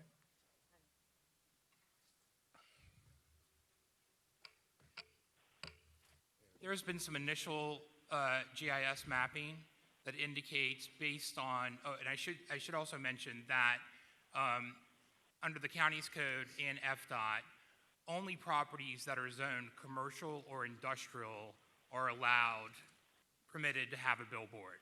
So it's not every property, it's only those properties with those two designations or similar designations. So based on just a rough GIS analysis, that yields approximately 10 billboards, but that certainly needs to be refined a little bit, and we'll know for sure when we bring it back for second reading. And we could have a map that indicates all the various properties. Okay, thank you. Because when I looked at it, you know, from an aerial view, I only identified maybe 2 or 3 properties, so I wanted to see if you guys had something different than what I came up with. Thank you. Hey, thank you. We have a motion to move it forward? Moved by Board Member Bailey. Seconded by Vice Chair Guzman. Anything further? Let's have a roll call vote, Madam Clerk. Board Member Fairclough Staggers? Yes. Board Member Bailey? Yes. Board Member Roth? Yes. Board Member Fletcher? Yes. Board Member Avila? Vice Chairman Guzman? Yes. Chairman Losner? Yes. The motion carries. Very good. Are there any public comments for this board acting as the local planning agency? Anything further, Mr. Corradino? Anything further, Mr. Pearl? Anything further from the members of this board? We have a motion to adjourn the LPA. Moved and seconded. All in favor? Aye. This meeting is adjourned, and in just a couple of moments, we will adjourn. Well, let's roll right into the Community Redevelopment Agency meeting. Are you ready, Madam Clerk? 2 minutes, okay. 2 minutes to the CRA meeting.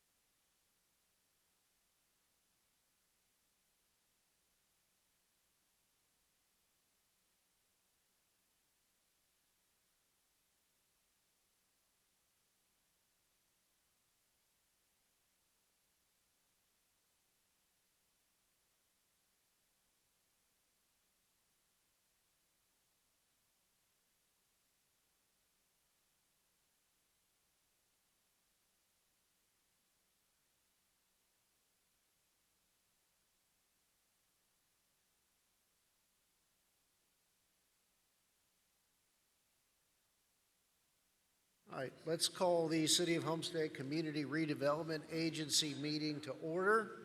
Today is Wednesday, December 14th, 2022, and it is now 6:05 PM. Roll call, Madam Clerk. Board Member Fletcher? Board Member Avila? Board Member Fairclough Staggers? Board Member Ross? Board Member Bailey? Vice Chairman Guzman? Chairman Losner? Here. Thank you. Mr. Manager or Ms. Director, any additions, deletions, or deferrals? No, Mr. Chair. Sorry. Are you drunk on sugar? You can't find the, okay, yeah. Okay. We have before us the November 8th, 2022 CRA Board Meeting Minutes. Do I have a motion to approve? Moved by Board Member Bailey, seconded by Vice Chair Guzman. Any questions, comments, changes? None appearing then. All in favor? Any opposed? Next item, car number 3729, a property purchase at 204, 220, 230 Krome Avenue and 28 and 32 Northwest 2nd Street. Is that you, Mr. White? I mean, Mr. Pearl? Yes, Mayor. Look at you and call you him. Tab 2 is a resolution of the Board of the Community Redevelopment Agency of the City of Homestead, Florida, approving a commercial contract for the purchase of 5 parcels of real property, authorizing execution of the commercial contract for purchase and sale by the city manager, authorizing the executive director and city attorney to take all action necessary to implement the purchase and finalize and sign all documents, providing for an effective date. Ms. Driver? Thank you, Mr. Chair. In keeping with the mission of the Homestead CRA, which is to eliminate slum and blight, one of our ways of accomplishing this mission is to acquire and renovate blighted buildings. Staff has identified real estate for sale in historic downtown that would serve as a great entertainment facility. The property consists of 5 folios, which are 204, 220, and 230 North Krome Avenue, and 28 and 32 Northwest 2nd Street. Building 204 is the largest of the 3, and it has been vacant for many years, serving as an unused storefront in the heart of downtown.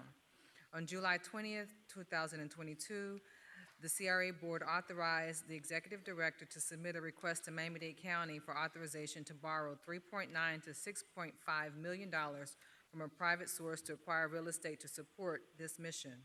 Funds will be secured solely by a pledge of the tax increment revenues generated within the redevelopment area. Staff recommends the CRA Board approve the attached resolution authorizing the Executive Director to enter into an agreement for the purchase of real property at 204, 220, 230 North Krome Avenue and 2832 Northwest 2nd Street in the amount of $4.2 million. This purchase is contingent upon authorization from Miami-Dade County Board of County Commissioners to the CRA to borrow funds for this purpose. Hey, thank you, and I understand we have a 6-month due diligence period on that to obtain the We have a financing 90-day. 90 day. 90 days? Yes. Okay. All right, any questions, comments? Council? Vice Mayor, Vice Chair? Ms. Driver, could you help me understand how we would repay that loan again? Is that what it says here? So how would we repay that loan? From our tax incremental funding, so out of our budget, we would pay it. And what we did prior to beginning this fiscal year was got with finance to determine what we thought we could afford. And so based upon our budget, we feel like we could afford a loan of about $300,000, a repayment of about $300,000 per year.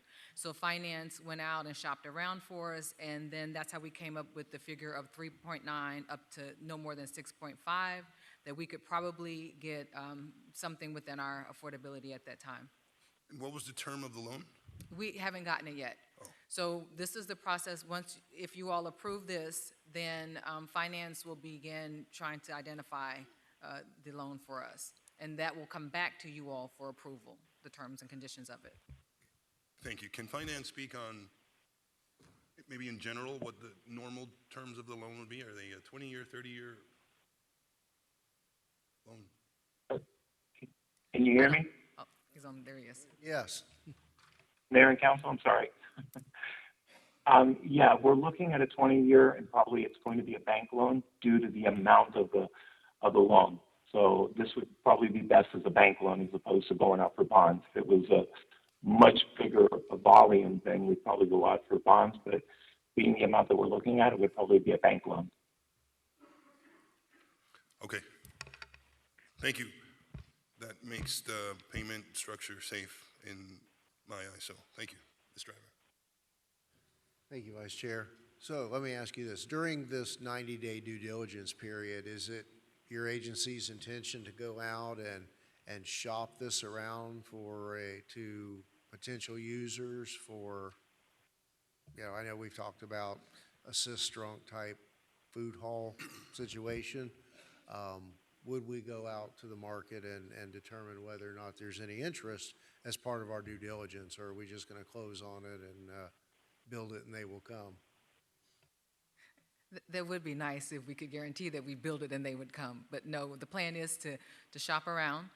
We have already started that process and have had some conversations.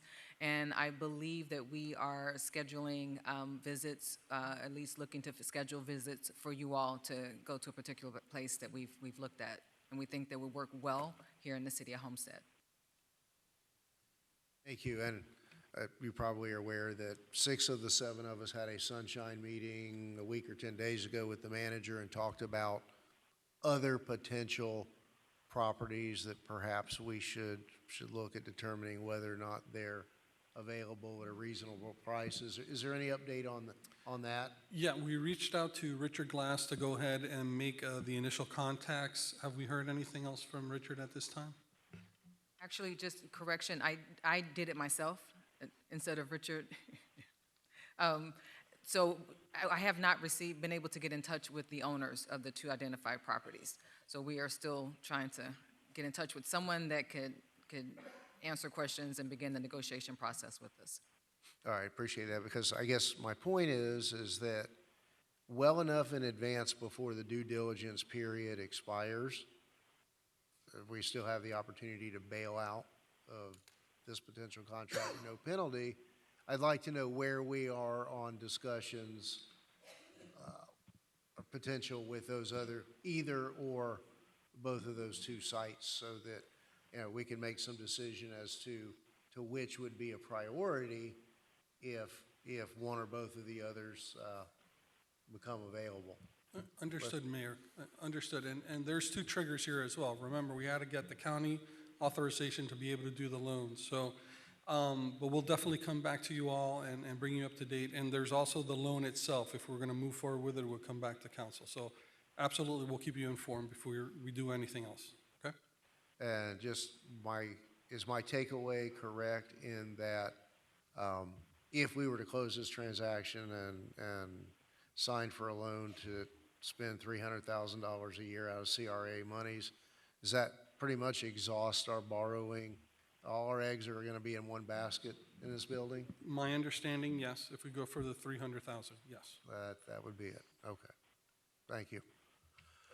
Yes, Vice Chair. When you mentioned the name Mr. Glass, I just want to make sure that it's not going to have the same structure as we're considering with the triangle lots where we've got to pay, the difference in rents for 24 months. This would have nothing to do with that, right? Because that's residential, this is commercial. Relocation would apply to commercial as well. Oh, so can somebody explain that to me, please? How? Mr. Glass is here. And Okay.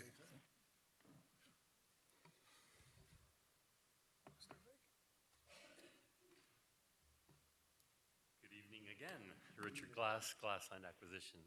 Great to be here again tonight. There are 2 commercial businesses on this property. One is a smoke shop eligible for relocation. The other is a church. We've interviewed the smoke shop. I might be circumventing a question you may have for me, but I've been here a couple times. The smoke shop, the estimate for relocation for the smoke shop is approximately $35,000 based on some additional documents that we need from them, income statements, et cetera.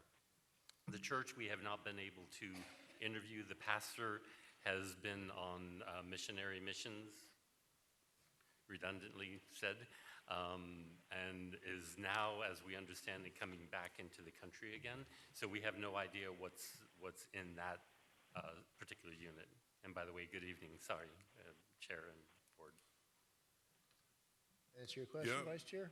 It answers the question. And if I could understand again, the relocation fee consists of paying the difference in their rent for a new location for 24 months? No, in this case, it's basically move costs and search costs. That's where you get the $35,000. Of the $35,000, $25,000 is what they would get for moving.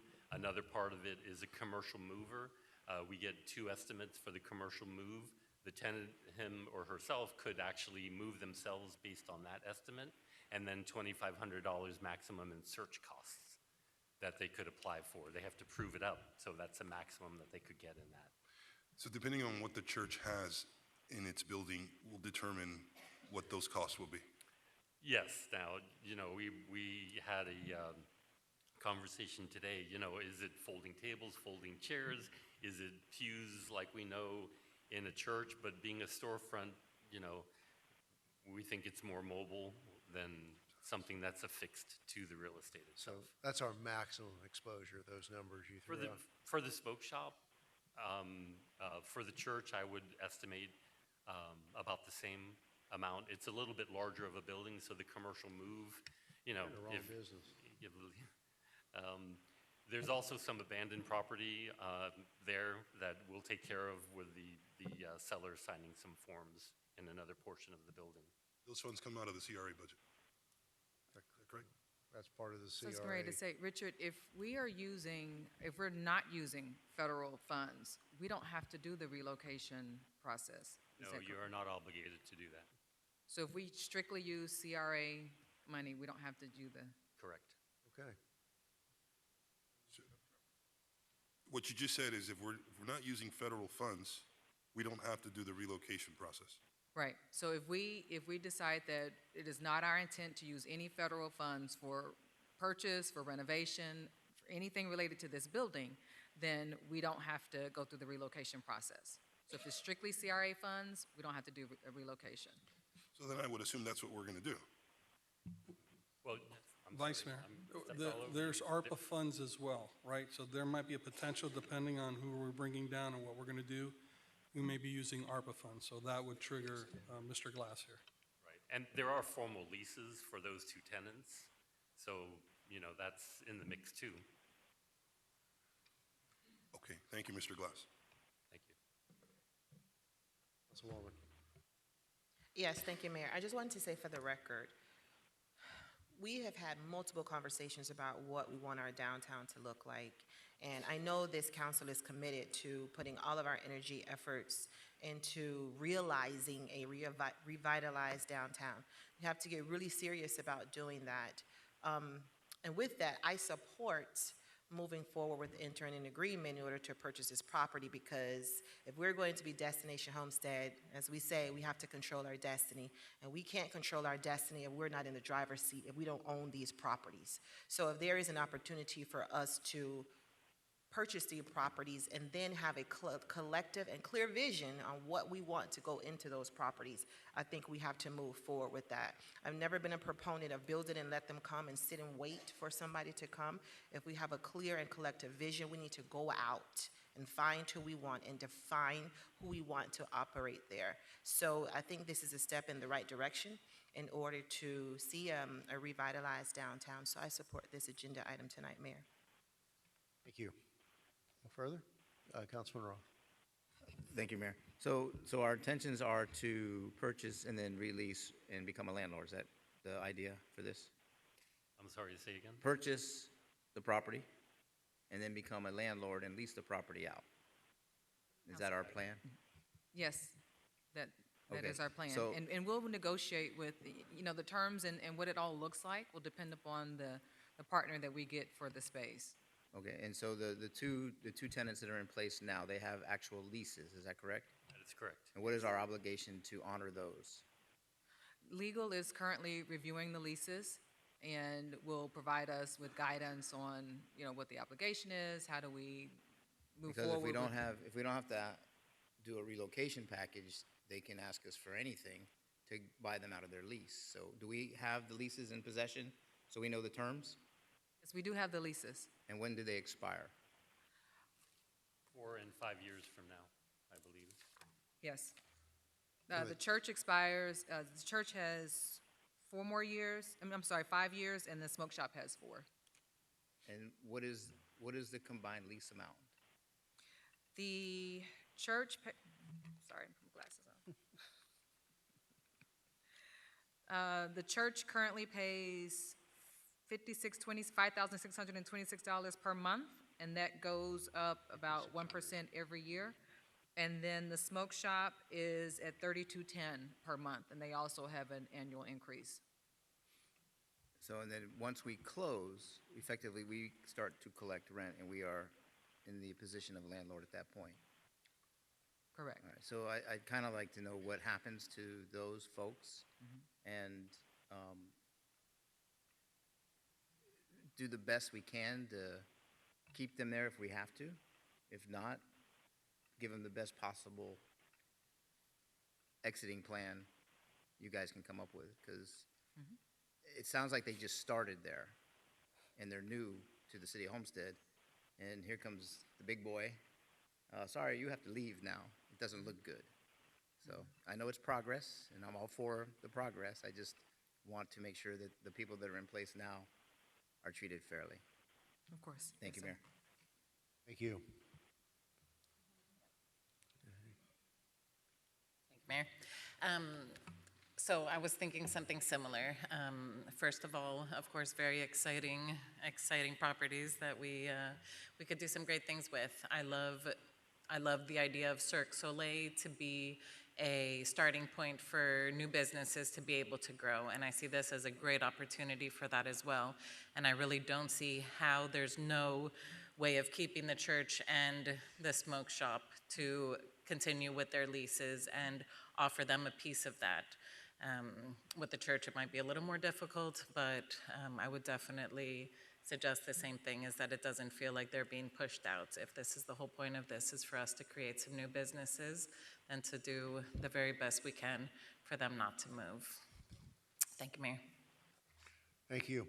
Mr. Mayor. Yes, absolutely. Yes, quickly, do we have, I know we're purchasing this property in regards to trying to clean up slum and blight in the neighborhood. Do we have an estimate on what our cost would be to renovate these areas in order to make them look a little better than they currently do? The properties that we are looking at purchasing?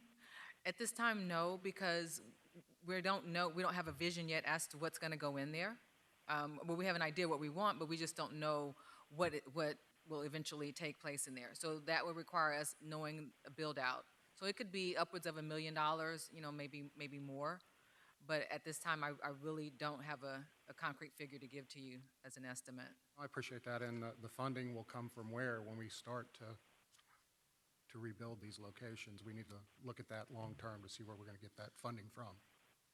So that's all. Thank you. I just want to add one more thing. I haven't been by there, and I don't remember what the exterior of the building looks, but if we do get possession of that building, can we unshutter it, put some decorative window coverings in there, and make it look pretty? I'm already on it. You're on it? Oh, yeah. All right, as long as you're on it. Yes, sir. And Councilwoman Bailey has already expressed those same sentiments. All right, thank you. Thank you, Mayor. Board Member Alvala? Thank you, Chair. I think, my philosophy is for the private sector to take on these types of projects and for government to stay out of the landlord business. But I think for this particular project, I'd like to follow it, and I'd like to be in the driver's seat, as Board Member Fairclough said. So I'm going to support this item tonight, but I think that long-term, I'd like us to hopefully sell it and put that money back into circulation. With regards to the current tenants and their leases, we'll do our best, obviously. I don't know how a smoke shop and a church side-by-side mesh well, but hey, it's, Dade County. So I'll support it tonight. Thank you. Thank you. I just, one comment to our director and the manager. A lot of moving parts to this. Let's plan on coming back here 60 days into the due diligence period and talk about what leads you've pursued and whether or not you've gotten any basic estimates on the work that needs to be done there. I would imagine that building needs a 40-year recertification. That's been a tough situation for other older properties downtown this week. So let's, if we're gonna go forward, let's go in with our eyes wide open as to what our exposure may be here. Let's not buy another pig in a poke. I agree, Mayor. With this signing the document, we have access to the building now, so we'll be able to do our due diligence. And I agree, we need, we've got to get ahead of, again, the out-of-town investors who are going to buy and hold, who aren't invested in what our vision for our downtown is going to be. And yes, we've got to balance fairness and equity to the existing tenants, but are a smoke shop and a storefront church our vision for a thriving downtown? Like relocation may be the answer long-term there. With that fairness, absolutely. We're not putting anybody out on the street, so to speak, and we are federally precluded from that. But let's not take that big, I'm not willing to take that leap of faith off the cliff. Let's go in as fully informed as we can be. So if you calendar that for 60 days into the due diligence period, let's come back and see where we are, so we've got time to get more info or pull the plug well in advance if we need to. Understood. We'll be back in 60 days. All right, so I think we have a motion and a second to Something to say, Mayor. approve. Vice Chair. I wanted to ask if we could use that same energy, what we've just put in place, like what leads do we have, 60 days, let's find out what's going on. If we could utilize that same concept with showbiz, empty space there, because they've been empty for a long time. So something needs to happen there so we can start, getting Right. some people in there. We met with their marketing people the other day. They brought in a new group, and they understand what the city is looking for. And so we're looking to receive a list of possible leads from them, and we're going to help direct them which leads we would prefer coming into the downtown. We'll be happy to keep council informed about that. Thank you. And if they wouldn't mind doing so, maybe we can notice a meeting and I'll sit down with that new group around the conference table upstairs and hear them out, see what their thoughts are. Let them hear what our thoughts are. I'll be more than happy to set that up. No offense, I don't want you to be the filter there. I want to hear Not it at from all, the not horse's at all. mouth. We need to be engaged with these folks, and they need to be engaged with us. But back to the issue at hand, I think we have a motion and a second to enter into this contract. Yes, is that Mr. Kraft back there? Let's get him a microphone. Thank you, Mr. Glass. Thank you. Microphone. Who made the motion and who seconded it? Was there? Okay. Thank you. I just have a question. Now when we have the city become landlord and perhaps the church move out eventually because they probably will have to, and the smoke shop, so and so, what kind of business would the COA like to have there? Would that be a bar or a strip club, or what would they like to have in the entertainment business down there? Area, sorry. Mr. Kraft, those are the sessions that this council is going to have mid-month next month, I believe, to sit down and have that nitty-gritty discussion and create some policy as to what direction we would like the CRA director and the manager to take to what types of business, whether it be retail, restaurant, or entertainment, to pursue for our downtown. Would there be a different type of businesses for this city to rent out to, or would it be the same that goes for private entities? Well, I perceive that we're going to create this vision for what we want to attract both to city-owned property as well as private entities. Thank you. Thank you. All right, so to be clear, Councilwoman Faircloth Staggers made the motion, seconded by Councilwoman Bailey to approve this contract for the purchase of the STEM Bridge buildings, properties. Is there any further discussion? Roll call, Madam Clerk. Board Member Fletcher? Yes. Board Member Faircloth Staggers? Yes. Board Member Roth? Board Member Avila? Board Member Bailey? Vice Chairman Guzman? Yes. Chairman Losner? Yes. The motion carries. Thank you. Anything further, Ms. Driver? Oh. Not for this tab- item. Tab 3, okay. Amended Commercial Enhancement Grant, Vericamp LLC, car number 3741. Mr. Pearl? Tab 3 is a resolution of the Board of the Community Redevelopment Agency of the City of Homestead, Florida, approving an award of Commercial Enhancement Grant Program funds, approving the grant agreement, construction renovation agreement, providing for implementation, and providing for an effective date. Ms. Driver? Thank you, Mr. Chair. On February 8th, 2022, the CRA Board approved a commercial enhancement grant in the amount of $25,000 to KROME LLC to replace the windows of its building located at 633 and 645 North KROME Avenue. The location of the building made it eligible for a 75% contribution by the CRA and 25% contribution by the applicant. The grant is a reimbursement grant paid after final inspection and certificate of completion indicating final approval of all work and approval of the work by the CRA Board or designee. Ms. Jeanette Varela, the owner of Vericamp, has indicated that due to the cost of replacing the roof, which she stated had to be done before installation of the windows, she can no longer afford to pay for the work in advance and wait to be reimbursed until after it's completed.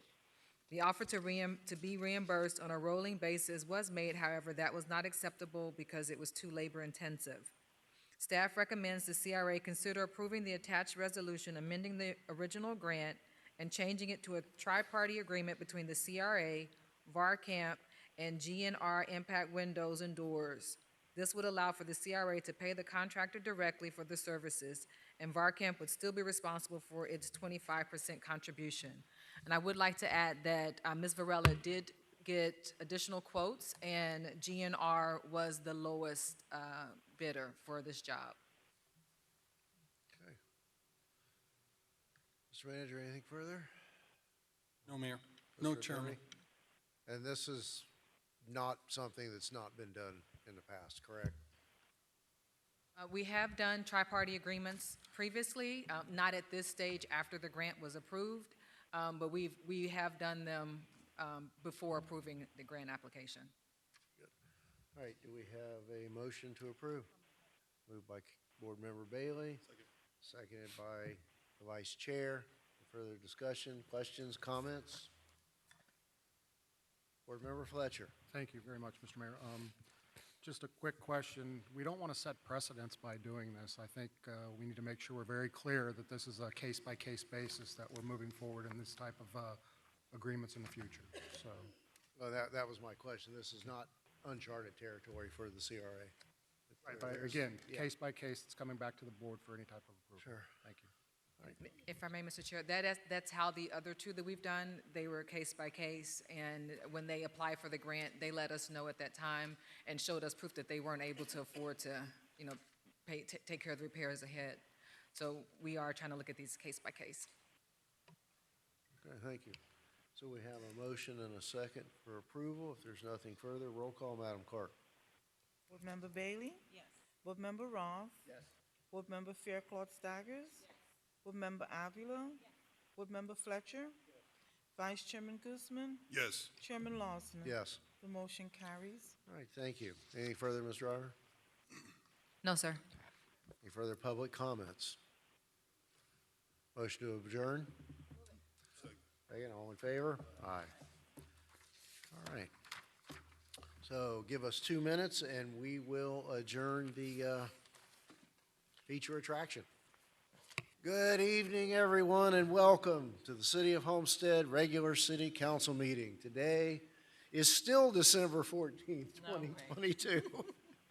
And it is 6:40 PM. Roll call, Madam Clerk. Or wait a minute, I'm sorry, I got ahead of myself. Tonight, we're going to have the invocation by Pastor Howard Harden of First Baptist Church of Homestead. And again, Pastor, our apologies for the delay tonight. If you'd all rise, Pastor Harden will lead the invocation, followed by the Pledge of Allegiance with the Homestead Police Explorers. Let us pray. Heavenly Father, as we come before you during this season of hope and joy, we pause and give thanks for your kindness toward us in 2022. And as we look ahead to a new year, we ask that you would continue to bless this community, especially our schools, our first responders, our businesses, and all who labor to make Homestead a better place. Just as you have given to us the freedom to govern ourselves, we ask that you would also give us the wisdom and the grace to do so effectively. Please bless these public servants gathered here tonight, and we pray that this council's every decision would lead to the well-being of this great city. In Christ's name I pray. Amen. Thank you, Pastor Harden.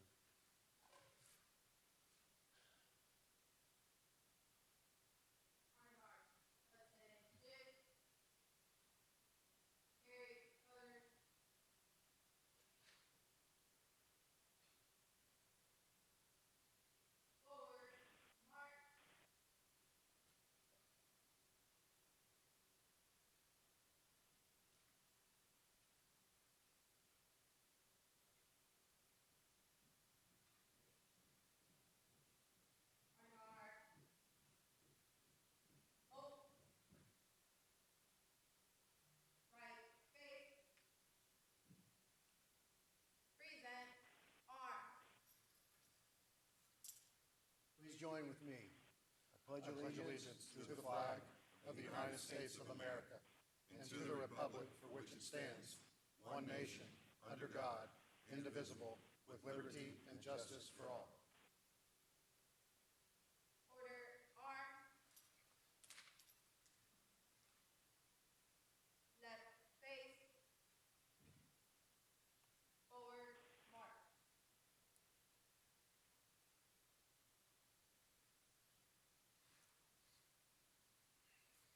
Thank you all. Please be seated.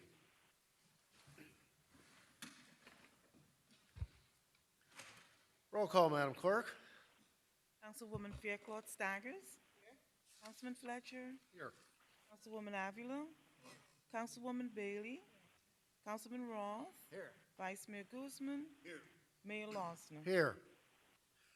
Mr. Manager, are there any additions, deletions, or deferrals? I believe we've got a couple from the land use agenda. Is that correct? Thank you, Mayor. You are correct. There are three deferrals. First will be tab 11, car number 3734, tab 12, car 3735, and tab 15, which will be car 3732. Do we have a motion to defer these items to a time certain of January 25th, 2023? Moved by Councilman Fletcher, seconded by Councilwoman Bailey. Any further discussion? All in favor? Aye. Any opposed? Thank you. Tab 1, Mr. Manager. Thank you, Mayor. We have Police Chief Pamela Davis of Punta Gorda, Florida here. She came here to do a presentation to council. Thank you and welcome. Good evening, everybody. Chief Pam Davis with the Punta Gorda Police Department for the record. First of all, thank you, City Council, for allowing us to come here and just give a quick presentation and a small token of our appreciation to the Homestead Police Department, as well as for allowing them, and City Manager Estrada, for allowing them to come help us in the aftermath of Hurricane Ian. As you know, we were hit pretty hard. There was a lot of damage, and before it even hit, I received a call from Colonel Kennedy saying, hey, you know, we can help you guys out if you need us after the hurricane. And then right when it hit, he called and said, we're on standby. And it made it very easy to go through the state and say, hey, we want Homestead to come. And so they were deployed. And just, if you can imagine, surrounded by all this damage, we see this entourage of police vehicles, the mobile command post, generators, everything else coming in, the amount of mental stress that relieved, particularly for me, knowing the cavalry was here and they were going to help us was phenomenal. They did a number of things for us. They went door to door in our mobile home parks to check on victims, to find out if there was anybody else missing or victims of anything in the mobile home parks. They went home to our homes and tarped our roofs, which if you're there and you're helping your citizens out and you're having to try to focus on that, it's also hard to not be able to think about your home and your families and damage. And they took care of our homes and made us feel a lot safer and a lot better that our families were safe. So we were very appreciative. And at one time, the backup generator for our whole entire city infrastructure went down. And Rafael Herrera, I know you're here, went out and he had that thing up and running in 5 minutes and basically saved the city at that point. So a lot of help. The mobile command center, having a place for us to be able to meet the technology that's in that mobile command center, just everything available to us from that was phenomenal. It's a great part of your disaster relief program, so we appreciate you guys letting us use that. So what I'd like to do is actually ask Chief Roll to come up so I can present something to you real quick. And I know we have a number of people who are here today that were actually up there helping us, so thank you to all of you here. And then you had your officers who, while we were here, your officers were there, you had officers here working extra shifts. So thank you to them as well. And we just have this small token, Chief Roll, of our appreciation. And it says, presented to Homestead Police Department in sincere appreciation for your support and assistance to our community during Hurricane Ian recovery efforts, 2022. So I just want to say thank you so much for letting them come help us out.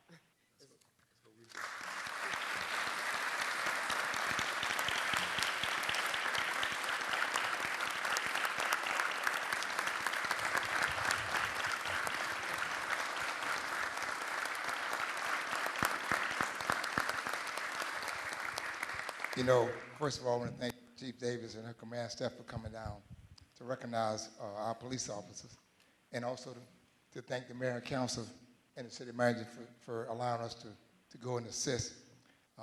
But I did tell her that, you know, we learned back in '92 when we had the same problem with Hurricane Andrew. We had Charleston PD come down and assist us. And from that day to this day, you know, we haven't forgotten. Without them, we probably wouldn't have made it. And we made a vow from this city and our police department that if anyone needed our assistance, I don't care where it is, you know, they always back me on this. And, you know, we're going to be there and make sure you're okay. You know, that's what it's all about. You know, so. And that goes both ways. If you need us, we're there. I know. Well, thank you from the bottom of my heart.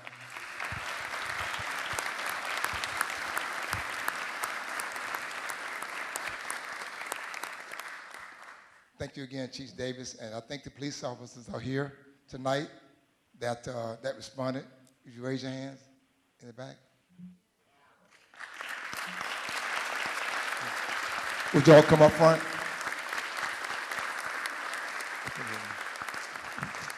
Would everybody come up front? You know, they responded with no hesitation. It's amazing how this police department come together in a time of need, not only just for Homestead. They came together for Point Police Department.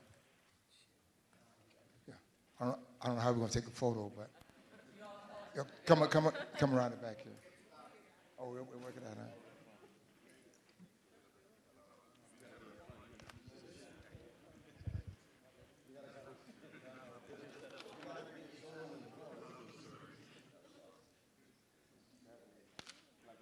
Come on, man.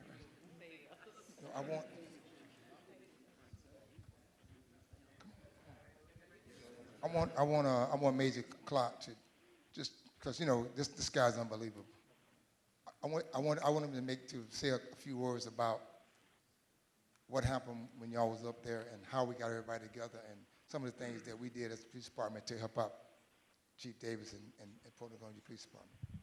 Our police department is typically at its best when we're helping other communities. And the times that, thanks to City Council, that we've been allowed to go do that, it's some of the most rewarding work that we do, especially after a natural disaster like this. And I'd like to thank the Chief, Colonel Kennedy, all the captains, the command staff for all the support that they gave the officers, as we went over there, and that we had all the right equipment. And we were able to really make a difference and help the community over there. At a time when you pull in and they see that kind of presence, it makes a difference immediately to their morale. So thank you very much. And Chief, thanks for keeping the disaster relief team going, and we certainly appreciate it. Thank you so much. And I think that's it for right now. But again, like I said, without this mayor and council and the support of the city manager, Jerry, Jerry, this wouldn't happen, honestly. And for little Homestead to leave here and go in and support another agency, another city, really, based on all the travesty that you all had, it was a blessing for us. And like I said again, we hadn't forgotten. We went to Surfside and did the same thing at Surfside. We went to the Panhandle, and also went down on Florida Keys, and also doing 911. We had 20 to 25 guys come aboard to New York to assist them as well during the time of their problems. But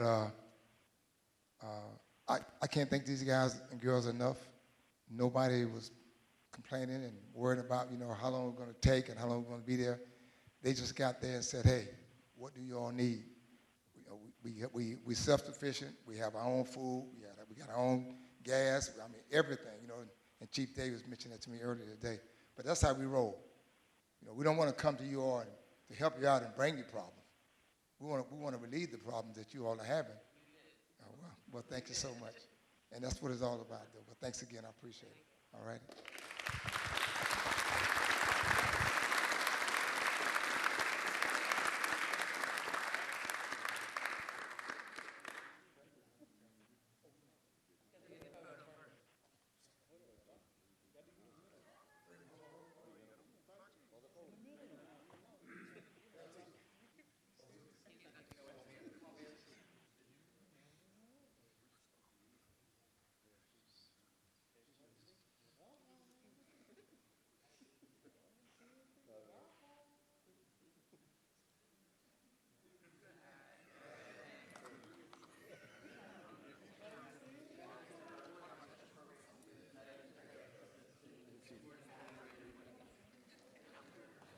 That's what I think.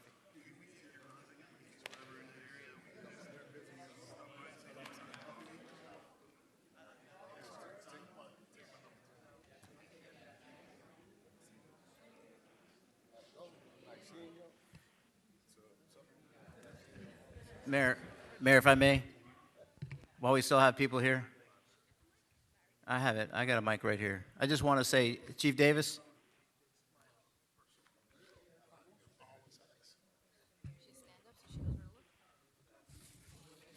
I see her. I'm all right. Chief Davis, I just want to say something. I've been in this city 30 years. I've known the chief a lot of the time. I've known most of these officers for a very long time. And as you were speaking, the simple words that you used actually gave me chills. Yeah. And, all of us up here take so much pride in our police department. We try to give them the resources, the tools necessary to do the job. And I remember I was out at the racetrack this year with the races, and a gentleman came up to me, our IT guy, who's been with the department for I don't know how long. He's been here a long time. And he said that because of the equipment they gave the police department, they could tap right into your radio system and you had communications immediately. And to me, that's the most important thing, right? You guys need to be able to communicate immediately with not only your officers, but the other officers that are dispatched that come to help you. So it's just a testament to all of us up here that we care that much about our police department, all of you guys that are here, and we will continue to give you the tools to do the jobs that you need to do so that we can also help others in need when it's time. And for that, I salute you and thank you for your coming all the way down from Punta Gorda and visiting our city. I know you were with them most of the day, so that's great. Yes. And thank you very much for that. Appreciate it. Thank you, and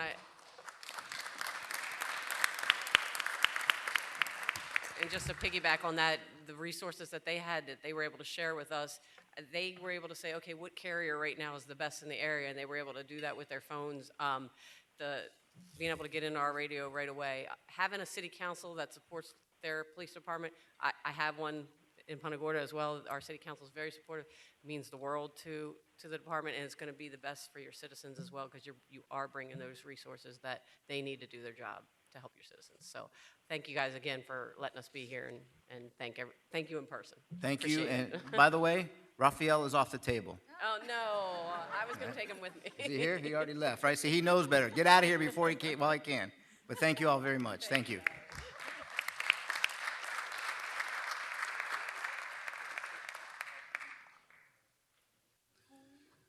Hey, again, thank you all, particularly to our officers who went. It was, very heartwarming when we were out there at 5 o'clock in the morning and they were loading up and going, and they were all happy to be able to do that. Mr. Manager, tab 2, do we have a report regarding the CYBRARIUM? Thank you, Mayor. On November 18th, 2022, the Homestead CYBRARIUM released its first annual report. Director Reno Landa will present some of the major statistics and programs of the past year of operations, as well as a preview of initiatives for 2023.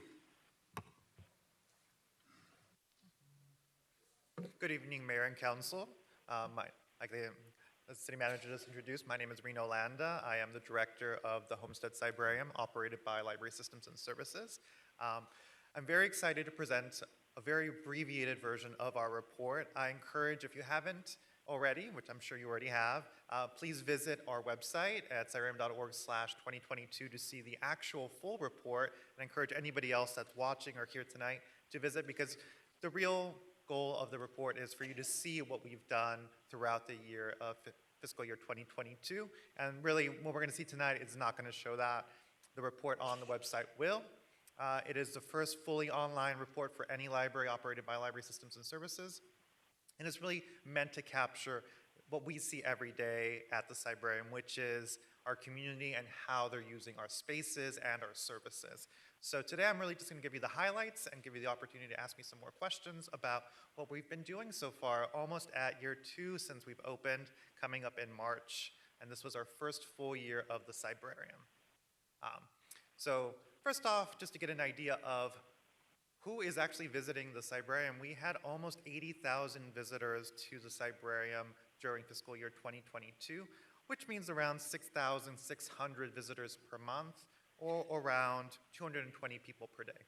Obviously that varies, but we've been consistent in that number. It's been around 6,000 visitors each month, and that goes along with our increasing number of cardholders, which has been around 500 to 600 new registered cardholders every single month, and that's been consistent since we've opened. Obviously, when we opened, we had a big influx of interest, and that was our big bump, but since then, we've been consistent with 500 to 600 a month. Since the start of 2022, we had 6,800 new registrant cardholders. Now, this is my favorite slide of the presentation, which is what are they actually doing when they visit the CYBRARIUM? The most important thing is that they're actually checking out our materials. So 145,000 physical items have left and come back through the building. What does that mean? If you keep in mind that on average, every single item has a value of around $20, that is a value added to our community of almost $3 million. That is, these are books that they're not buying, these are DVDs they're not having to pay for or rent, these are specialized kits that might be up to $100 worth of value that they're checking out, bringing back and using and learning and having fun with. So that's what's important, really, remembering how much we're getting in checkouts and use of the space, which is also why I highlight programs. Programs are classes, workshops, field trips, outreach events to the community. These are the special enrichment activities that you get by visiting the CYBRARIUM. So these could be anything from our traditional story times that were very popular to more advanced classes. It could be something like a coding class for teens or we've got a lot of success with our crafts and arts programs for the adults and family members. And like I said, a lot of schools visit to learn what a library is, what we do, and especially have fun with our virtual reality stations. So we can see here almost 11,000 people attended programs throughout the year at the CYBRARIUM. And again, all our programs are always free and accessible to anybody in the community. You don't even need a library card to attend the program. Here we have some of the highlights for the tech, because we are a CYBRARIUM, so not just a regular library. So VR sessions continue to be extremely popular and are a highlight for a lot of visitors. A lot of people don't know, like, what is VR? What are we doing? They get on there, they have fun. It's a way of engaging, especially young students, teens, even some adults get into it, and they get to experience that new technology to really get an access to it that they might otherwise not be able to, because each of those headsets costs upwards of $1,200. Then you get accessories and games. We're talking about upwards of $2,000 worth of equipment that, you know, most people in our community are not going to have access to. But this way, they have a way to engage and really experience what is possible in those 3D environments. Of course, our website is our key source of information. So all our upcoming events, room reservations, any updates we might have, things like our annual report. So those website visits show that we have a consistent number of people visiting and seeing our open hours, what's happening at the CYBRARIUM, and that engagement, and then connecting to our social media, which continues to grow. We're soon to be adding TikTok, hopefully, to kind of engage the teen and younger demographics. Our Instagram is really going through the roof. It's already surpassed the number of followers we had on Facebook. So there's lots of ways we're trying to approach and engage our community.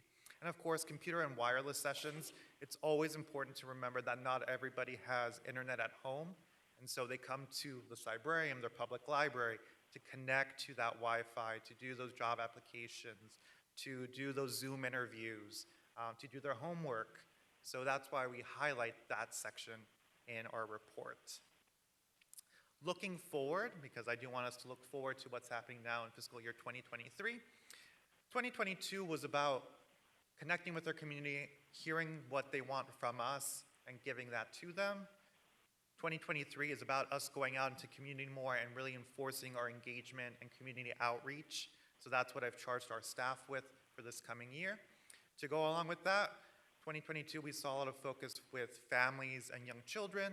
2023 I want to move to expand resources and services to the adults and young adults in our community, which is why I'm highlighting the fact that the CYBRARIUM is now a Grow with Google partner, which allows us to offer 500 scholarships to somebody in the community, especially adults, young adults, that are looking for IT and tech skills to really develop and be officially certified through a Google process.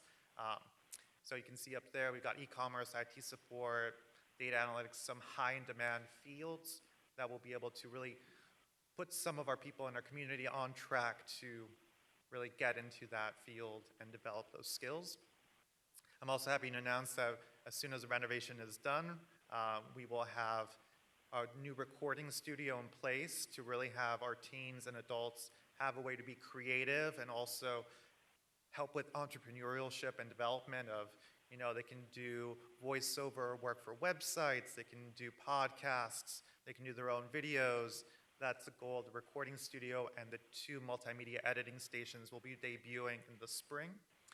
And lastly, of course, there's ongoing development of enhancing our collections, both books and non-traditional items like our STEAM kits, which include robotics, gadgets for kids and teens, and even some musical instruments for the adults, and of course our board games. So that is what we can look forward to and we can look back on for fiscal year 22 and fiscal year 2023. I'm happy to answer any questions you might have. Thank you. Councilwoman Bailey? Thank you, Mayor. Well, I'm a very positive person and I'm pretty creative, and it feels like a million years ago when we first started reading about this, and I'm like, okay, but will the kids have books that they can hold in their hand? And never did I imagine that it would be as cool as it is. My kids still love going there. I still love taking my preschoolers there on field trips. So you have just completely surpassed my expectations. I have one question, digital art. Are you doing anything with that right now? Digital arts is actually something we've just been recently enhancing.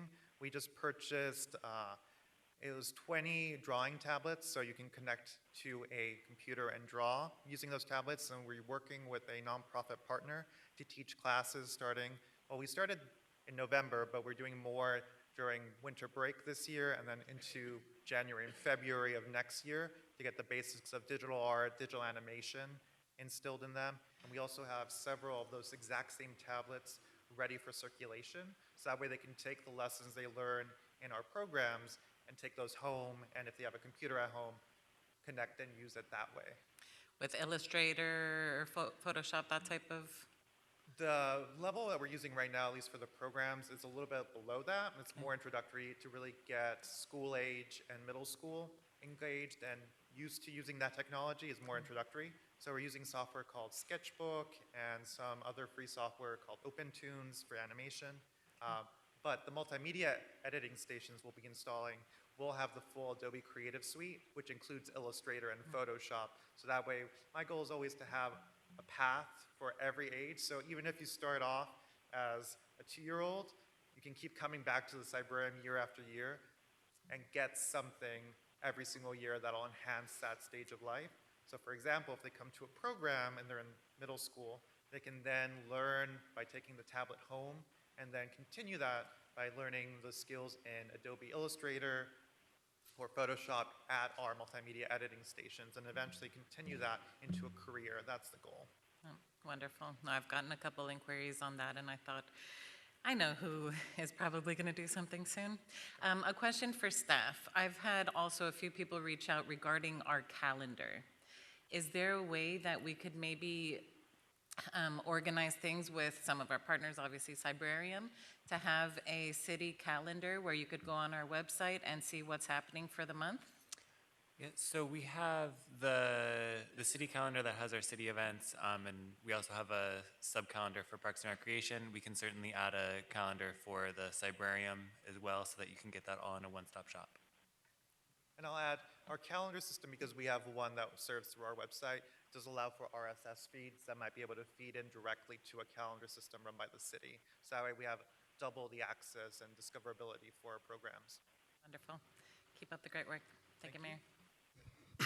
Thank you. Vice Mayor. Thank you, Mayor. Reno, I'm really proud of the CYBRARIUM, and every time I talk to somebody about it, I'm always raving about how cool it is. I saw the numbers that you put up in your presentation. I noticed 70,000 people. Do you guys keep track of where they come from? Yes, we do have a way of tracking based on their registration, where their registered address is, and so we do have a mapping system for that. There's differences if, say, they have property but they also live somewhere else. That gets a little confusing, but yes, we do have a way of tracking. Okay. And there's a marketing plan in place that you guys utilize, or? Correct. All Yes, right. so looking at 2023, we're looking at that exact map to see which neighborhoods don't have as much representation of card holders and kind of figure out why that might be and then do outreach to both those communities and maybe nearby schools that serve those communities to really target those populations. So obviously it's working, and I would like to invite you to Tourism Advisory Committee meeting. That way we could try to, get some ideas and collaborate with each other how we can continue to push people into the CYBRARIUM's direction. Of course. Okay, so I'll stay in touch with you in regards to that. Thank you. Thank you, Vice Mayor. Councilwoman Fairclough. Yes, thank you, Mayor. And thank you, Reno, for the presentation. You know I've been following the work that you've been doing at the CYBRARIUM on a monthly basis. So thank you so much for the programming and all of the opportunities that you're providing for children in this community and beyond our community. I had mentioned to you and staff several times, I was just a little concerned about accessibility for some of the programs, and you know what I'm talking about, particularly the Tiny Tot story time and the story time for little learners, because working families don't have access. And I looked at your upcoming calendar that was provided to me, and I still see that those programs are provided during the week when working families are at work. So like me, I can't experience that with my daughter, so I'm concerned about access. So what is the plan moving forward? I know we discussed it, but I still don't see that there's a plan. I'm happy to announce and let you know that starting in January, we will have 2 Saturdays a month that will be family story time events. specifically targeting those working families that can't make it during the week. We're also spreading our Tiny Tots and Little Learners story times to the middle of the week a little bit more to spread out and offer more opportunities on alternating weeks for a different variety of children's story times and children's programming. But really, as you highlighted, we didn't have much in the way of story times on weekends. So we have added, started in January, bi-weekly story times for those working families. And the other weeks, we're hoping to have special events that also target families in addition to our ongoing student STEAM programs, those Saturday STEAM programs that'll continue to be weekly on every Saturday. Thank you, Councilwoman. Councilwoman Avila. Thank you, Mayor. I love the CYBRARIUM. I think it's phenomenal. I wanted to know, are you planning anything to connect the new Losner Park with the CYBRARIUM and integrating some activities, some programming, reading in the park, or read and play kind of things? Yes, we're definitely working and talking with Pedro, our Parks Director, discussing ways we can partner and work with in the park. We've already been active. We were there at the Christmas tree lighting, doing a story, and also running the Letters for Santa booth. And we're looking forward to also utilizing the amphitheater any way to kind of do story times or use that when it's on off hours. The logistics, all that, are still to be determined, but I'm very optimistic that we're going to be out in the park and we're going to be doing events there frequently, at least monthly, and we're looking forward to it. It's a great park. Very good. Also, is there any merch, like merchandise, that we can buy, a bag to put our books in and bring it back and forth? Because I think currently you have to kind of walk out with all the books in your arms, right? We don't currently have any merch. We're very open to it as long as we get approval from the city manager's office, then we can definitely look into it and Maybe do like a student competition and they Yeah. can design. I mean, just an idea. You don't have to do it that way. I mean, but we have a great logo and we have Mhm. some great, designers on staff, and we're a open shirt, to a that. hat. Yeah. And it could be just a small little revenue margin, but you can dedicate those proceeds to a specific purpose. Yep, we'll definitely work with, figure out a fee schedule that will probably have to be approved by the city managers, but other than that, I'm fully open to it, and I think it's a great idea. Also, do you advertise the ability to make book recommendations?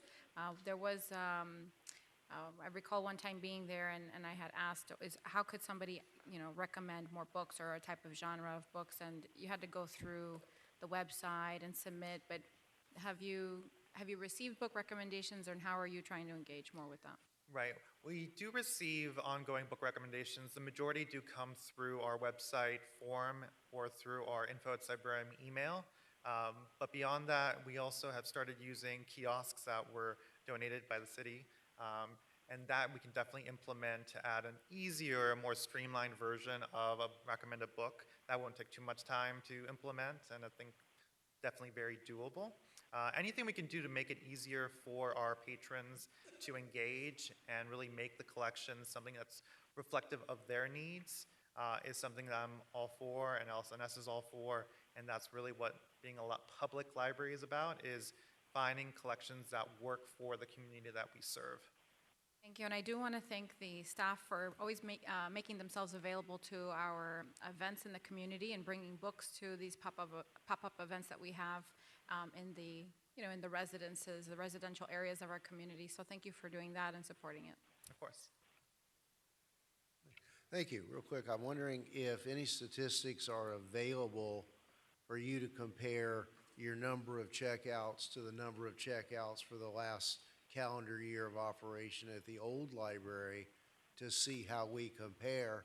I'd love to be able to say to the naysayers at the county and in our community, here you go. Here are the statistics. I'm sure we can reach out to Miami-Dade Public Library System, and they'd most likely be able to offer that to us.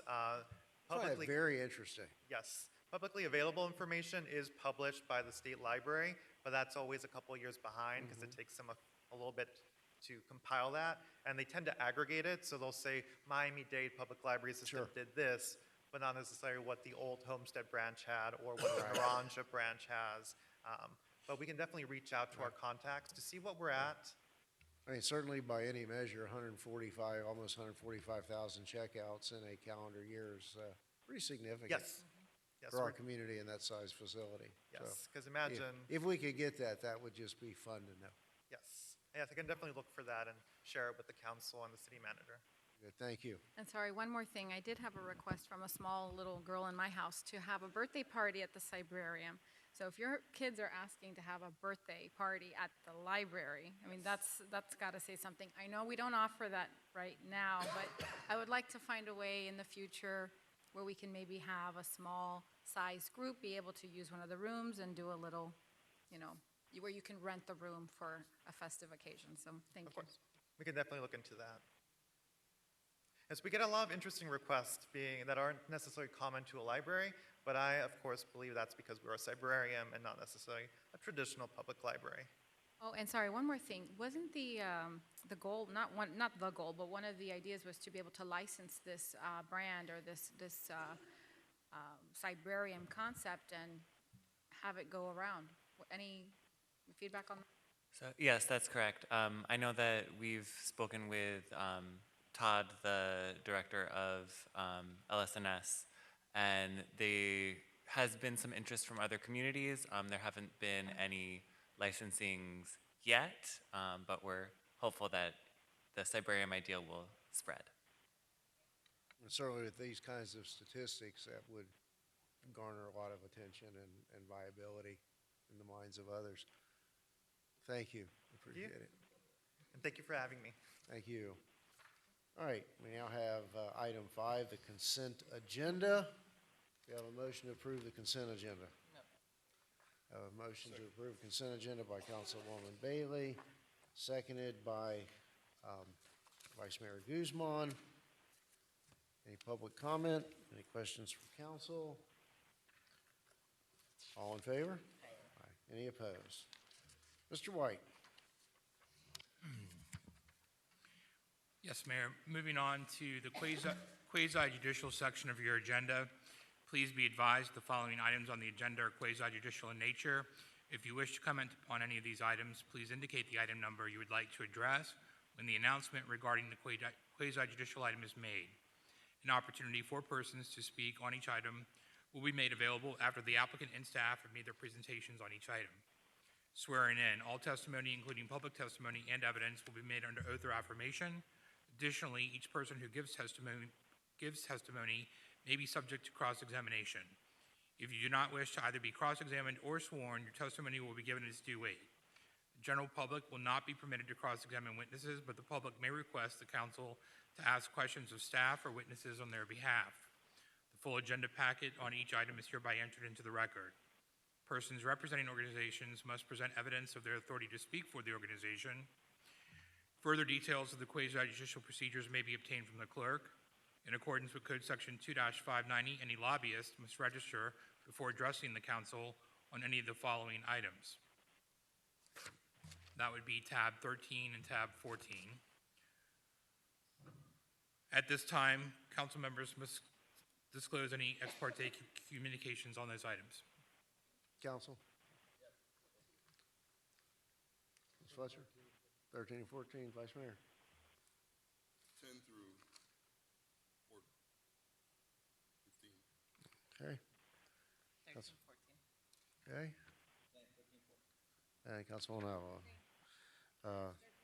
In front of myself, 13, 14. All right. All Mr. right. White? Thank you. Then at this time, I would ask that anyone in the audience who's wishing to speak on either tab 13 or 14, please stand, raise your right hand to be sworn in by the clerk. Do you hereby swear or affirm to tell the truth and nothing but the truth? So help me God. Thank you. You may be seated.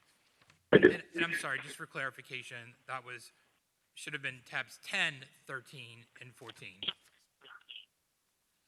So the first item this evening is tab 10. This is car number 3733. It's a resolution of the City of Homestead, Florida, granting final plat approval as requested by SK Parker Point LLC for the development of a 371 dwelling unit subdivision on an approximately 42-acre parcel of land, generally located north of East Maury Drive, east of Northeast 13th Avenue, south of the C-103 Canal, and west of Southwest 162nd Avenue, Farm Life School Road, as legally described in Exhibit A and providing for an effective date. Thank you. Mr. Cordino? Yes, sir. We recommend the approval of staff recommends the approval of request for the final plat. This is an application for what we call Parker Point that consisted of 97 single-family homes, 274 townhomes on about 42 acres of land. This was approved by you all in 2021 in 2 separate applications. We reviewed the final plat in accordance with the requirements of Miami-Dade County in Division 4, Chapter 25 of our code, and the state of Florida's code in Chapter 177. We found that it is in compliance with all of those different regulations, and we are recommending approval. Thank you. Is there anyone here on behalf of this item? Oh, Mr. Arza? Good evening, Hugo Arza, 701 Brickell Avenue, representing the applicant. I'm joined by representatives of the developer. If you had any questions, but again, this is an item that you all saw during the rezoning and site plan approval. This is final plat. We've met all of the staff conditions. I will not take up your time with any kind of presentation this evening. We would just respectfully ask for your approval. All right. Well, let's see if there's anyone here in opposition to the granting of the final plat for this project. Okay, none appearing. Council, questions, comments, motion to approve? Motion to approve. Moved by Vice Mayor Guzman, seconded by Councilman Fletcher. There's nothing further. Roll call. This is tab 10, the final plat. Councilman Roth? Yes. Councilman Fletcher? Yes. Councilwoman Avila? Yes. Councilwoman Faircloth Staggers? Councilwoman Bailey? Yes.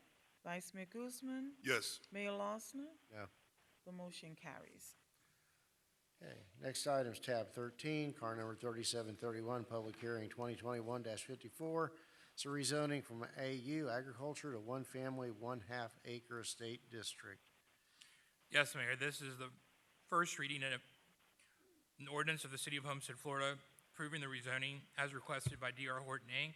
of an approximately 37-acre parcel of land from agricultural AU zoning district to one family, 1/2 acre estate A2 zoning district for property generally located on the northwest corner of Southwest 304th Street and Southwest 192nd Avenue, Tower Road, as legally described in Exhibit A, providing for conflicts, providing for severability, and providing for an effective date. It's first reading. Thank you. Mr. Cordino? Yes, sir. We're recommending approval of this ordinance requesting the rezoning. The applicant, as requested, it's agriculturally zoned now. The comp plan designation is estate density. The zoning that they are wanting to go to is A2, and that implements the estate density zoning in the comprehensive plan. So it's consistent with the comp plan, and it's consistent with the surrounding neighborhoods. The applicant's intent is to develop the property with single-family residential homes, about 75 dwelling units on the site. I believe companion applications will be coming next month. This is just the rezoning, and we're recommending approval. Thank you, Mr. Cordino. Hello again. Good evening.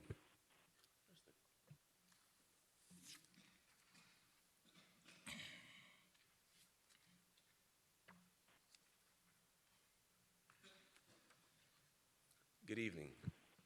Pedro Gasson, following the night with officers at 701 Brickell Avenue. I'm joined this evening by my colleague Hugo Arza, and I'm also joined by representatives of D.R. Horton, Inc. And we're here this evening on behalf of D.R. Horton with respect to its request to rezone property located at the northwest corner of the intersection of Northwest 304th Street and Southwest 304th Street and Southwest 192nd Avenue. We are thankful to have staff's recommendation of approval as the rezoning request will implement the existing land use designation for the property. In total, we have 4 applications, but tonight there's only one application before you, one application that I want to talk about, which is the rezoning of this property. For efficiency, I had prepared what would have been a 20-minute presentation, but in recognition of the holidays, I'm going to curtail that and make it about a 6-minute presentation. So you will see me skipping a variety of different slides as I'm only going to be talking about the rezoning on this property. There's essentially one aspect, one thing that I want you to remember about my presentation tonight. One thing. that the rezoning of this property makes it consistent with the future land use designation on the property. That's it. One simple thing, one simple word, consistency. And that's all we're seeking as part of this rezoning tonight. This is the property. We've talked about it. You know where it is. You're all familiar with it. 37 acres, located within the city of Homestead. It's on the western edge, 37 acres, right across the street from a variety of different uses. There's a property immediately to our west that's in the county and that already has a zoning designation that's consistent with the zoning designation that we're seeking tonight. This is just a zoomed out area to have a better perspective of what we're seeking to do on the property. You can see that there's a variety of residential uses, and the zoning in this area is generally consistent with what we're seeking tonight. With respect to this property, the core aspect is that estate density is the land use designation that impacts this property. And I want to take just a second to talk about what the future land use designation means within a city. In a city, the future land use designation essentially operates as your constitution for development. It gives a bird's eye view of what the city would like to see developed on the property. So think about it as the Constitution. When you talk about zoning, you're talking about getting into the granular details of the property. What are the lot sizes? What are the setbacks? What it looks like? What does it look like? And the zoning for the property cannot contravene the land use in the same way that the local laws of this city cannot contravene the Constitution of the U.S. Unfortunately, as it exists today, the existing zoning is not consistent with the existing future land use designation. So what we're seeking to do as part of this rezoning tonight is to provide for the consistency with respect to the rezoning. Now, I won't belabor this point. You all know about the need within the county. You know about the need as a whole. This will help to address that need by providing more single-family inventory. You know that we're located in a geography where we're sandwiched between the Everglades on the west and the Atlantic Ocean on the east. There's only so many places where we can build. I won't get into all of the application, but there are a variety of different applications that are going to come before you, but tonight the only thing that we're talking about is the rezoning for the property. One of the aspects with respect to this is that the rezoning that we're seeking is the A2. Under your comprehensive plan, the A2 is what implements your estate density category. It is what brings it over and says, hey, we are consistent with what the city has already designated and has already applied to the site. These are some other items that are not particularly relevant tonight, and as I promised, we will be flipping through these items. This is with respect to this site. Immediately adjacent to our property is a property that is located in Miami-Dade County that has a similar zoning designation that is already under the process of being developed, and all we're seeking to do is provide for a zoning that's going to be consistent with that zoning category. This is not going to be relevant tonight.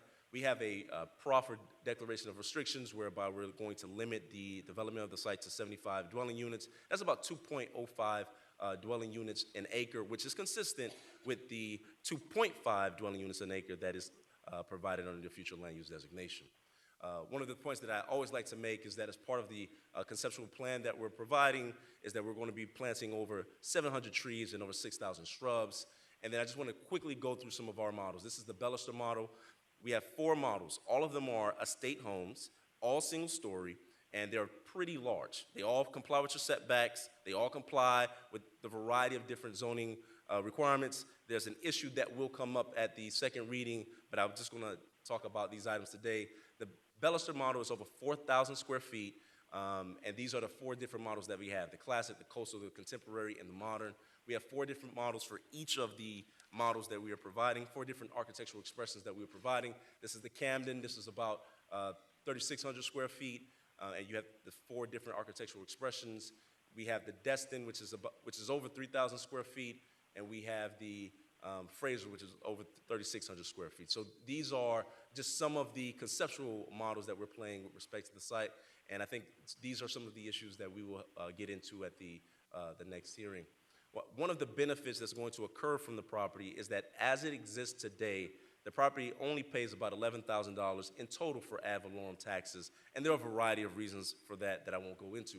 But but as currently contemplated, the development of the site will provide for about $15,000 per unit, which translates into about $1.1 million in ad valorem taxes annually. That's a 100-time increase in the ad valorem taxes that this redevelopment will provide as part of this development if this council so wishes to approve. In addition to that, we'll be providing over $1.6 million in impact fees, which will help to address a lot of the infrastructure within the area. So as promised, I think this may be the shortest presentation that I've done in a very long time. I'm going to stop there. I'm here to answer any questions. I would like to reserve some time for rebuttal, and thank you so much for your time. Thank you. Council? Vice Mayor Guzman. Thank you, Mr. Mayor. Mr. Gassan, thank you for that presentation. And what we're, like you've said many times, what we're gonna vote on today is just a zoning change. And on the next reading, we can get into site plan and lot sizes, but we're not gonna talk about that tonight.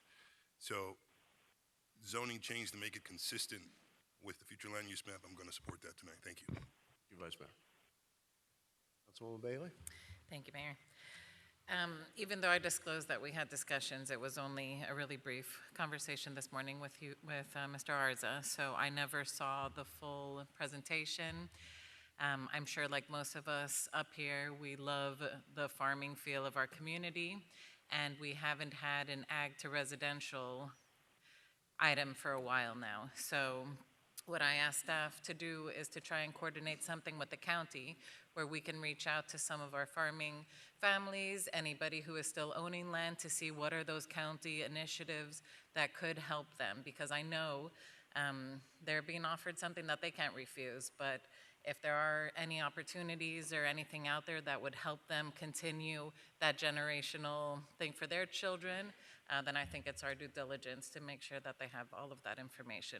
So I'll support it tonight, but I really want to see that happen before the next one, and thank you for your time. Thank you, Councilwoman Bailey. Councilwoman Avila? Thank you, Mayor. I'm curious to hear why you didn't support it at the LPA. I'm not in favor of switching ag to residential. I don't like the idea of it. I want to save our farms. The reality is that everyone loves to see the farm. They want the farmer to keep farming. They want the generations to keep passing it on, but nobody wants to be the farmer. And so the farms are flipping. But if we can, and I'm so happy that you brought that up, Councilwoman, because that has been an initiative that I want to see us take hold of, because if we love the farm feel of our community and we want to embrace it and capitalize on it and push it and keep it paramount in the city of Homestead, then we have to take action steps towards it and pass the resolutions and try to come up with incentives for that and partnerships with the county for our property owners. I mean, we're not going to buy the farm. So I have to support this tonight. I shared with you some of my feelings about the lot sizes that we'll talk about in second reading, but this is an indicator of what's going to continue to come, and I don't like the feel of that. I don't want to see that happening. So we have to take an aggressive step towards mitigating that. So thank you for hearing me out, and I'll have to support it tonight. Thank you. Thank you, Councilwoman. Councilman Rowe, you good? I'd be happy to share why I didn't support it at the LPA. And I get that we're not getting into layout, lot sizes, lot frontages tonight. But it occurred to me that this also, I think, points out one of these code issues we have. There's no intermediate step there between half acre and 1 acre, it seems. And in looking at this, I did my own research on what are the ranges of lot sizes at Redlands Edge, Redland Reef, and Westbury Estates. And clearly those sizes and frontages generally are far wider frontages and larger lots than these. And I know they're not necessarily in front of us tonight, but they're in the package. The proposed layout is in the package. And I foresee a situation where you get the rezoning and an applicant's going to say, I want 15,000 square foot lots.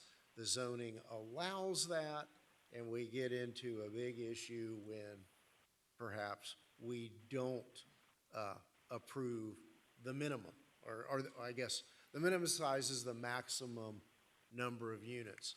And for me, it's not necessarily in this location preserving agriculture or farmland. For me, it's about maximizing the opportunity for diversity of housing, much larger lots, much larger homes.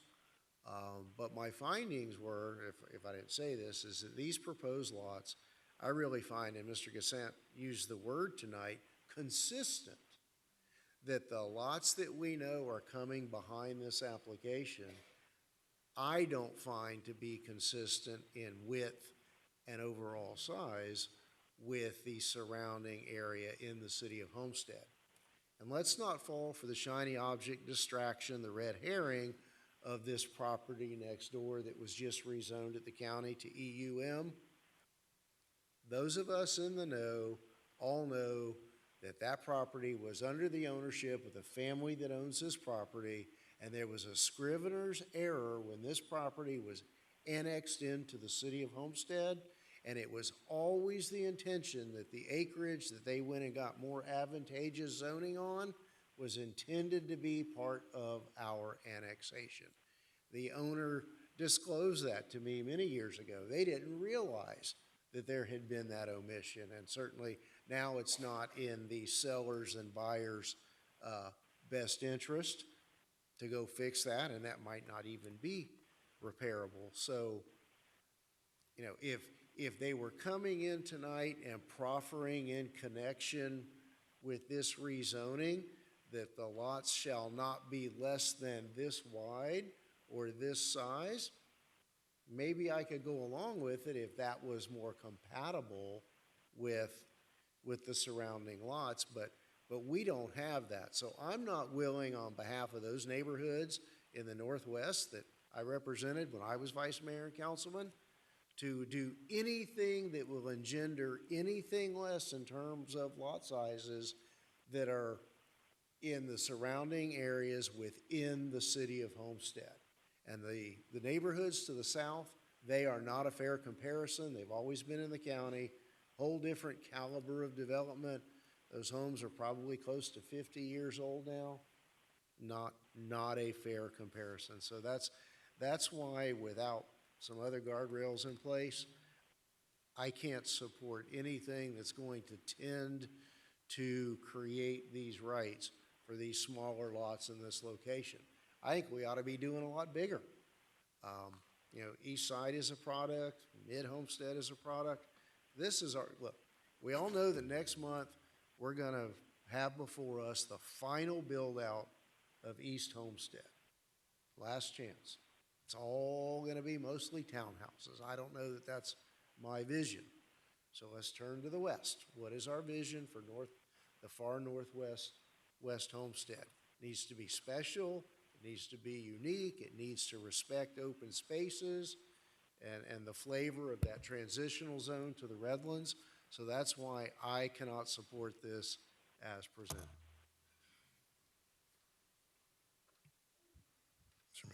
Mr. White?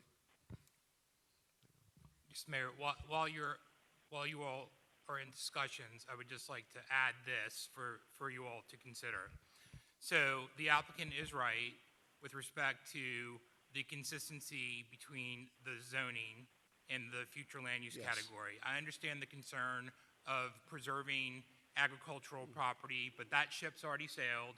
The property has a future land use designation of estate density, which entitles the applicant by law to seek a zoning district classification that's consistent with that estate density.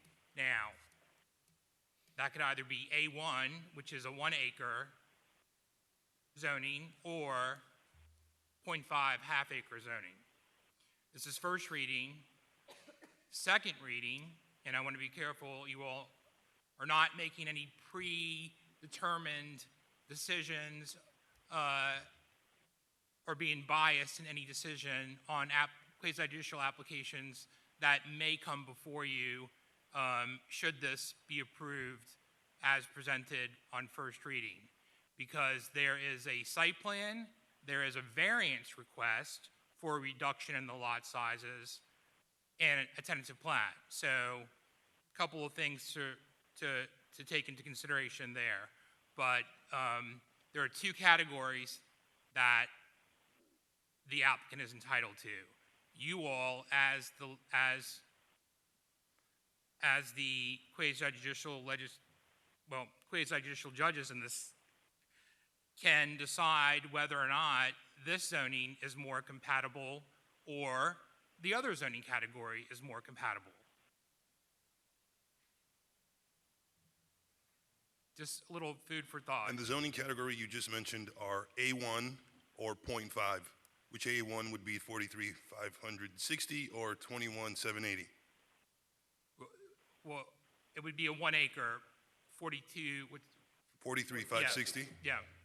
Would it be net, or would it be 37 home sites on a gross 37-acre parcel? Well,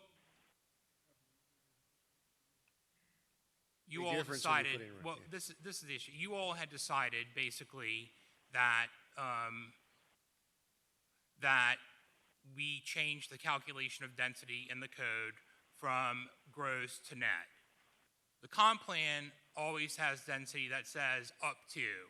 And as we've gone along, we've made changes to reflect gross to net, but the up to doesn't automatically mean that you get it. It's further restricted in the code under the density restriction. So for instance, if you have a property that is zoned medium density residential, the comp plan will say up to 10 units per acre, but it's further restricted in the zoning code as 8 units to the acre, and the applicant could avail themselves of a density bonus premised upon those density bonus provisions in the code to reach up to 10 units maximum.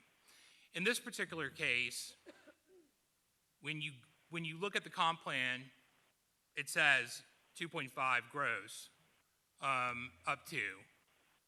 However, when you go to the supplemental density restrictions, there's a catch-all category that says if you're not 1, you're not 2, you don't fall into any of these, then basically you fall into the low density category, which is 6 units to the acre.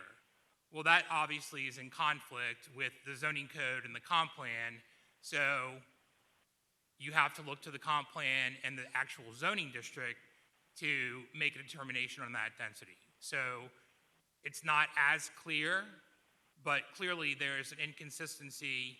I mean, he's entitled to somewhere in between, right?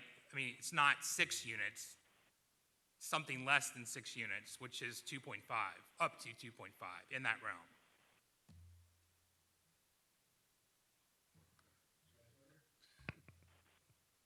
Thank you for that explanation.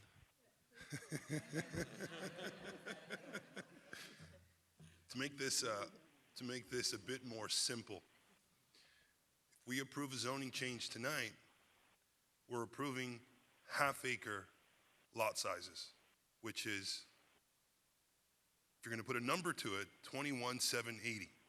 Is that where? And then on second reading, if we wanted to amend or make some changes to a site plan, do we have the ability to do that?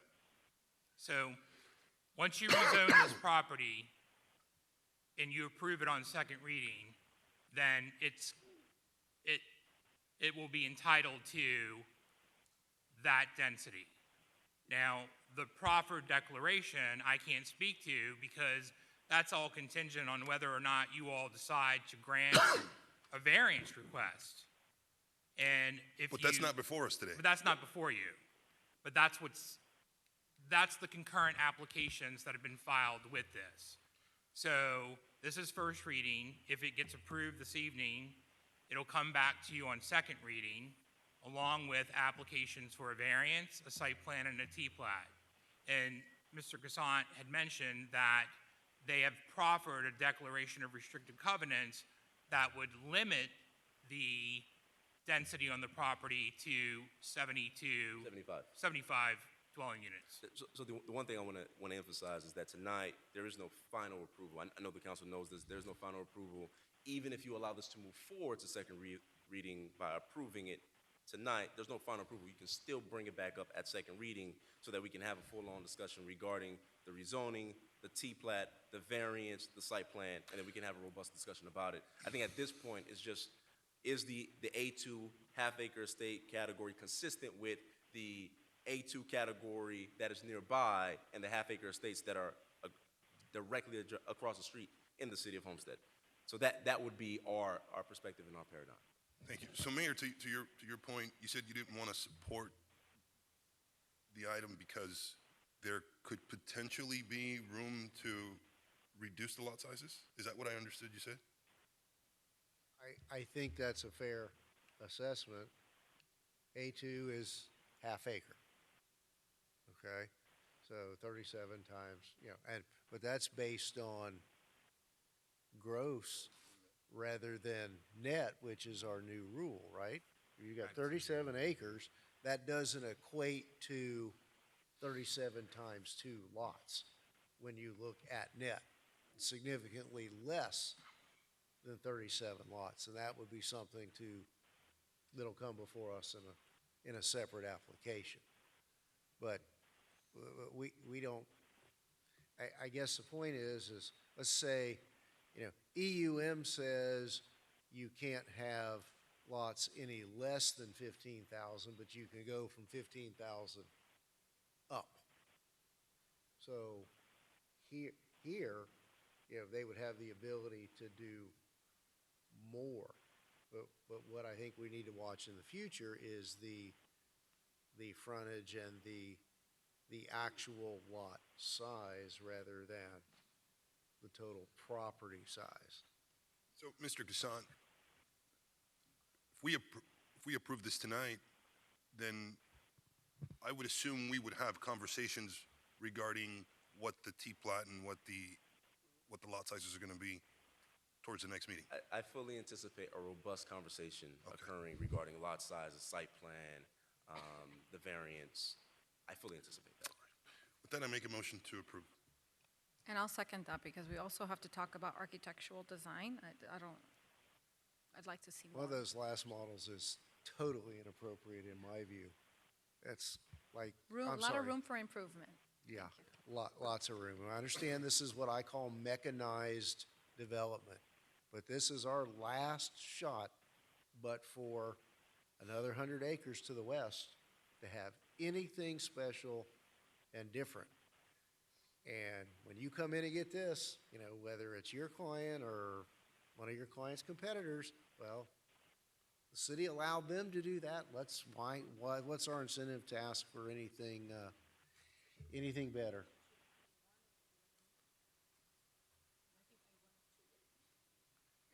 A1 is a little bit overkill, yeah.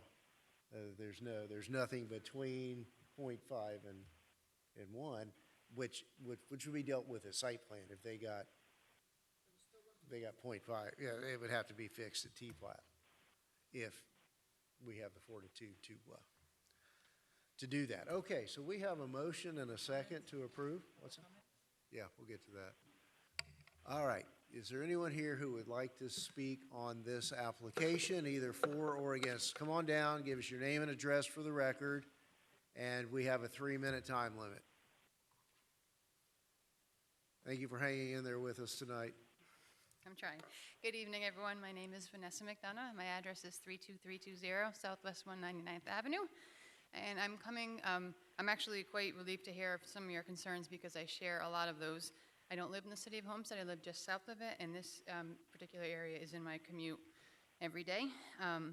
Just listen to those of us that live in this area, and we're overwhelmed. Fighting against all these developments is like a full-time job. I could quit my job and just go to meeting after meeting to ask for this insanity to stop. We used to be a rural and agricultural community. That's long gone. Now we're Kindle 2.0. I mean, that's what it has become. In the last 5 to 10 years, it's just a different Homestead than what it was, and I would argue that's not progress. Is this the legacy you wish to leave? So when is enough enough? When every acre has become a townhouse? And as far as what was just proposed, with these developments, why do we have to look at the same 2 or 3 houses over and over and over again? Could we, if you're going to approve this, which likely is going to happen, could you at least work with them to give us a little more diversity? There is no charm at all when you look at 2 houses. Oh, it's the same house, the same house, the same house. I mean, it's so charmless, and I can't stand looking at all these cookie cutters that are popping up overnight. And with all due respect to D.R. Horton, take a quick 5-minute search on Google. There are online support groups for people who have bought these homes that have become this like assembly line construction overnight. They're not getting what they think they bought. When stuff goes up so quickly in this mechanized assembly line, there's lots of destruction. I don't own a D.R. Horton home, so I can't speak personally for it, but I just did a quick search before coming here. You don't need to look far. People aren't happy with the quality of what's coming out. And in a personal aspect, the traffic, I mean, we cannot deny the traffic is just atrocious, okay? Have you driven on Campbell, 328th, or Maury, anytime between 4 p.m. and 7 p.m. on any weekday? It is insanity. You know, and when you talk about West Homestead now, these are all 1 lane each way. We don't have the luxury of 2 lanes where you can pass or you can go around. 1 lane. And they don't have stoplights. It's all stop signs. So just traffic backs up. Stop and go, stop and go, stop and go. And now we're going to throw in 75 more houses in this lot, which will add probably, 3 cars per home, or at least. I wonder at what point is enough, because we're just being packed in like sardines, and our quality of life is not what it was 5 years ago, 10 years ago, 15 years ago. So I would ask that you consider a moratorium on all development until we get the infrastructure improved to accommodate it. So I thank you. Thank you. All right, is anyone else wishing to speak in the public? Good evening, hi. Hi, I'm Valerie C. Schultz. My address is 1771 Northwest 17th Street, and I live right next door to the nursery. As a resident, it feels like it's death by 1,000 cuts. I got a little development going over across the street, then, Redland Reef, and then you go down 296. And I do want to make a point. It's not the city of Homestead, but I have another notice at my house for the property, the southeast corner of 296 and 197, well, it's 197th Avenue and 296th Street. 20 acres, it's another developer, not D.R. Horton. They're estimating 62 units and 3 people per house, 195 residents. And if you just do the same math, that's 225 with the 75 units, so 400 people. And all those cars, I mean, go through any neighborhood, there's 3, 4 cars in front of everybody's house. And I'm not sure if Vanessa said it, she may have, but I really have an issue with the fact that the news leader, the notice I received in the mail, and the posters I saw all had that this was about 340th Street. And I'm pretty sure there may have been a few more people here. So I feel it was unfair that this was even on the agenda. I did call the development office, and I heard, it was going to move forward. But I think as soon as that error was noted, it should have just been pushed off, corrected, and pushed off to the next meeting. And I'm looking forward to all the next meetings. And I appreciate all your comments. This is why I come, so I can see how you're thinking. So, Thank you for coming tonight. Mr. White, is that a material issue, the error in the address? The short and sum of it is no. It's a Scrivener's error. That location, 340th, in the intersection of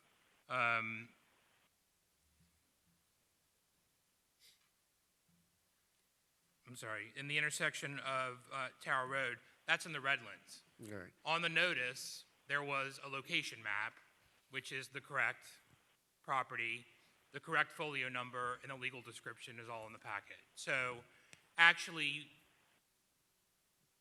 and the courtesy notice was sent out, which even if you don't get one, it doesn't render a notice deficiency.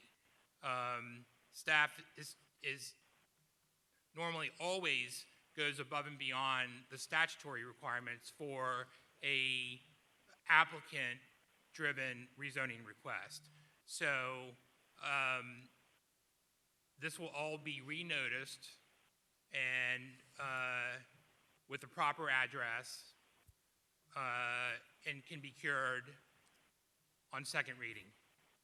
But it doesn't create a notice deficiency this evening. All right, okay, thank you. Mr. Gasson, let me ask you, I mean, typically it's been our policy to ensure that there's been some neighborhood outreach. Have you conducted that? Is it going to be conducted for the other applications? Has it been conducted for this application?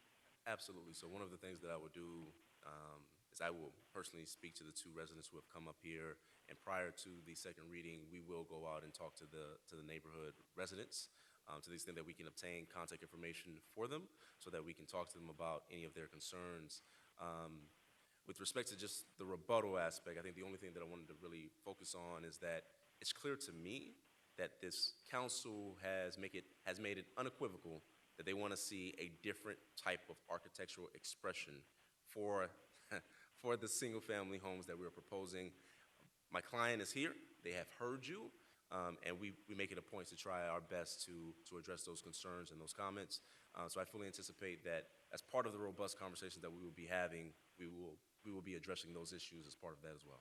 And we will certainly, I think we will have an obligation to talk to the neighbors to address those Appreciate issues. that, and I think, and not to speak for the vice mayor, I think if we need to help provide a location to invite those three surrounding neighborhoods to come to a central location to see the presentation, and the others aren't scheduled for hearing yet, correct? The T-Plat? They're not scheduled for hearing that. I imagine they're going to be in January, but I can assure you that between now and the second reading, whenever that will be, which I'm hoping will be in January, we will make it a point to meet with the neighbors to address the architectural expressions Right, as well. yeah, and let's assume that's going to be January 25th. And with the deferrals we've had tonight, that's going to be another big night. Perhaps we can coordinate and have your materials so that rather than piecemealing, rezoning, T-plat, what have you, variances, we can ensure that you're giving, those communities the entire opportunity to see the big picture at one time. It's very important to me, and I think it's very important to you as the representative of the Northwest. So we would be happy to help you accommodate that. Absolutely, thank you. All right, I think we have a question. Sure, come on. A question for Hugo and, I'm sorry. Pedro. Yeah, Pedro. So I was at another meeting at Coral Reef and, If you want to talk, I don't want to take up the right, council's time with that. We can well, talk. no, but it was about the outreach, neighborhood outreach, because at that meeting, I heard there was going to be some neighborhood outreach, and I'm just wondering, was that ever accomplished with the people at? What I will say, I know it's a bit unusual for us to have a dialogue in front of the council. I'm happy to talk to her about it. The only, Brought up neighborhood outreach. absolutely. You all were I just want to ensure between now and the next meeting that, in fact, happens. I will, absolutely. in our neighborhoods to be reached. Absolutely, we will. So you don't have to answer that other question. I'm just saying, I seem to have heard that before. Thank you so much. Okay. Really appreciate your comments. And we appreciate your comments on behalf of your client. That's, we're coming down to the end here and need to take it up a few notches. Thank you. All right, so we do have yes, Councilman Roth?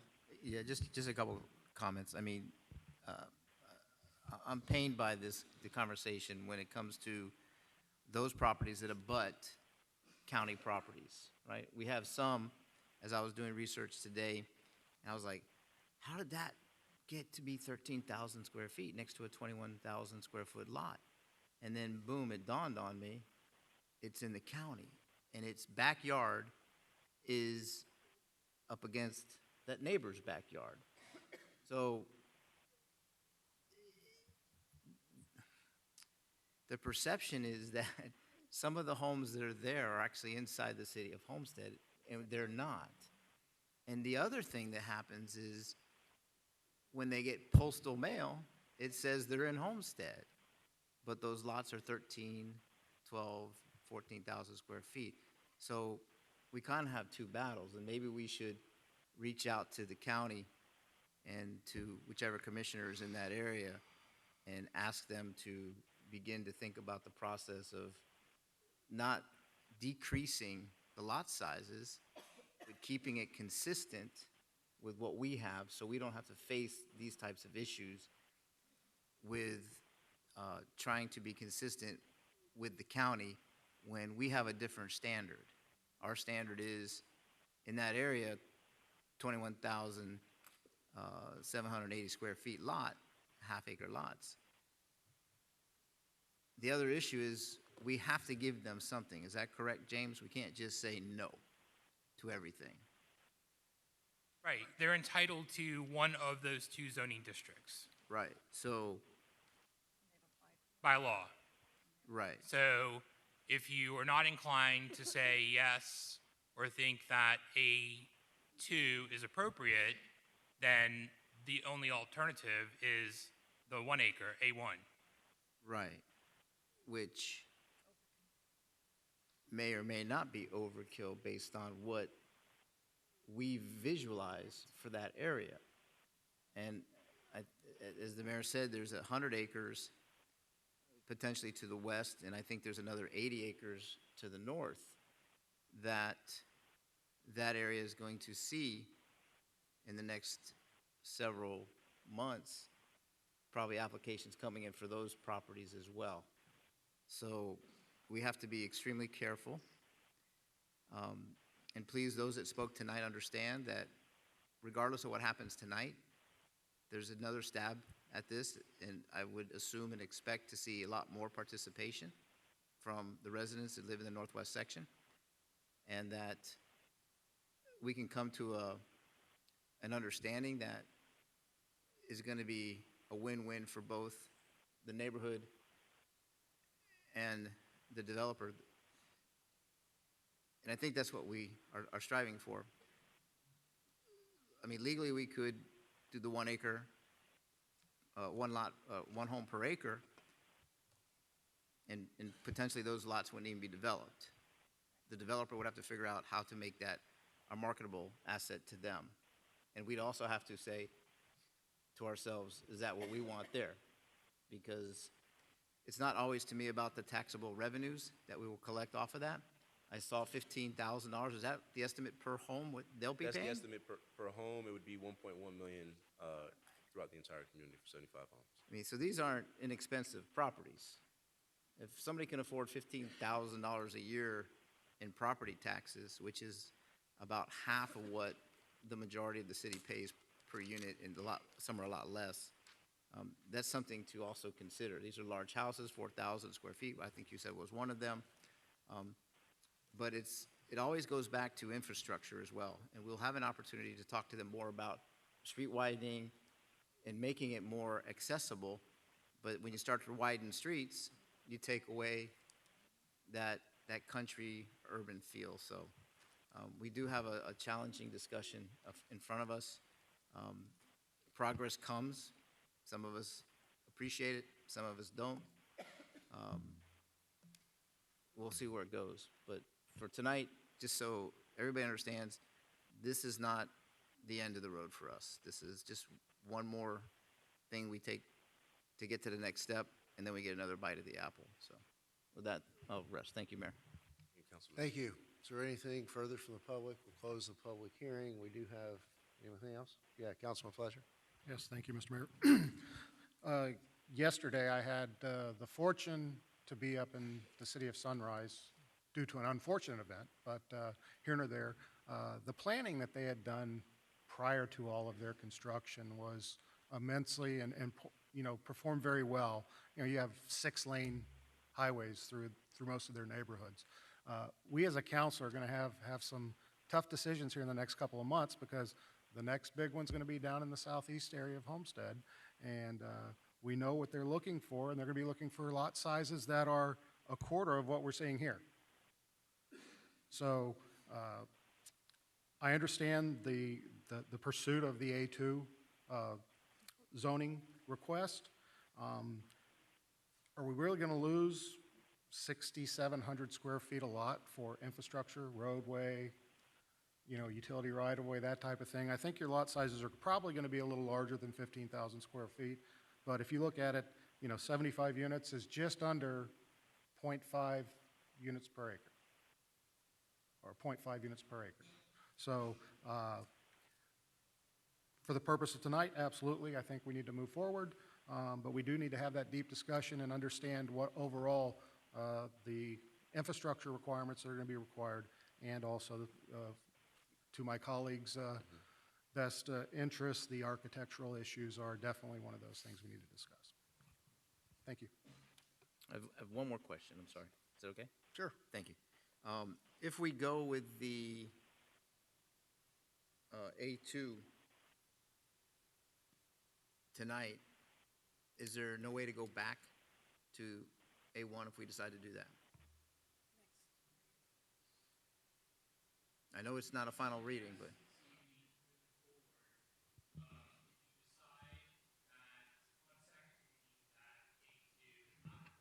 And you want to do A1, I think that you can, because A2 is more intensive, A1 is less intensive. So for purposes of notice, right, that's what we always worry about. Is something less intense or more intense? And so if it was the converse, and we had advertised for A1, and they were seeking, so I think you would be fine because A1 is less intensive than what their request is. Thank you. Thank you, Mayor. Thank you. Okay, so we've got a motion and a second to approve. Let's have a roll call vote, Madam Clerk. Councilman Fletcher? Yes. Councilman Roth? Yes. Councilwoman Faircloth Staggers? Yes. Councilwoman Bailey? Councilwoman Avila? Vice Mayor Guzman? Yes. Mayor Losner? Yeah. The motion carries. Thank you, Mayor. Thank you, Vice Mayor. Thank you, council members.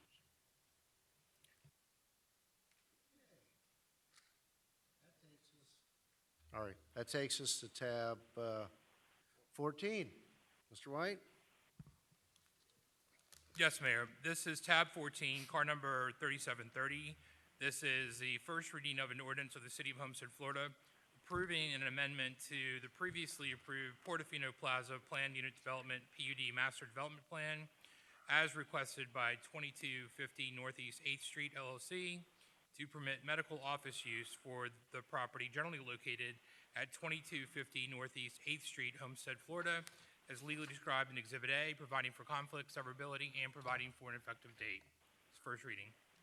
Thank you, Mr. White. Mr. Cordino? Yes, sir. The staff's recommending approval of the requested amendment to the previously approved Portofino PUD master plan to permit the redevelopment of the movie theater into a medical center use for approximately 6.4 acre parcel of land in the Portofino Plaza. The property is currently zoned planned unit development, and it's got a future land use map designation of light commercial use. According to our comp plan, the light commercial use designation permits uses including hotels, motels, offices, retails, or other business uses which have insignificant nuisance, negative visual characteristics, generate little truck traffic, and generally require frontage on local roadways. The approved Portofino master plan specifically designated the subject property for a movie theater use. The applicant intends to use the shuttered movie theater into a Leon Medical Center through the adaptive reuse and repurposing of that building, which is about 43,000 square feet. So we believe it's consistent. The medical center use is consistent with the permitted uses in the comprehensive plan, and therefore we're recommending approval. Thank you. Is the applicant's representative here? Hi, good evening.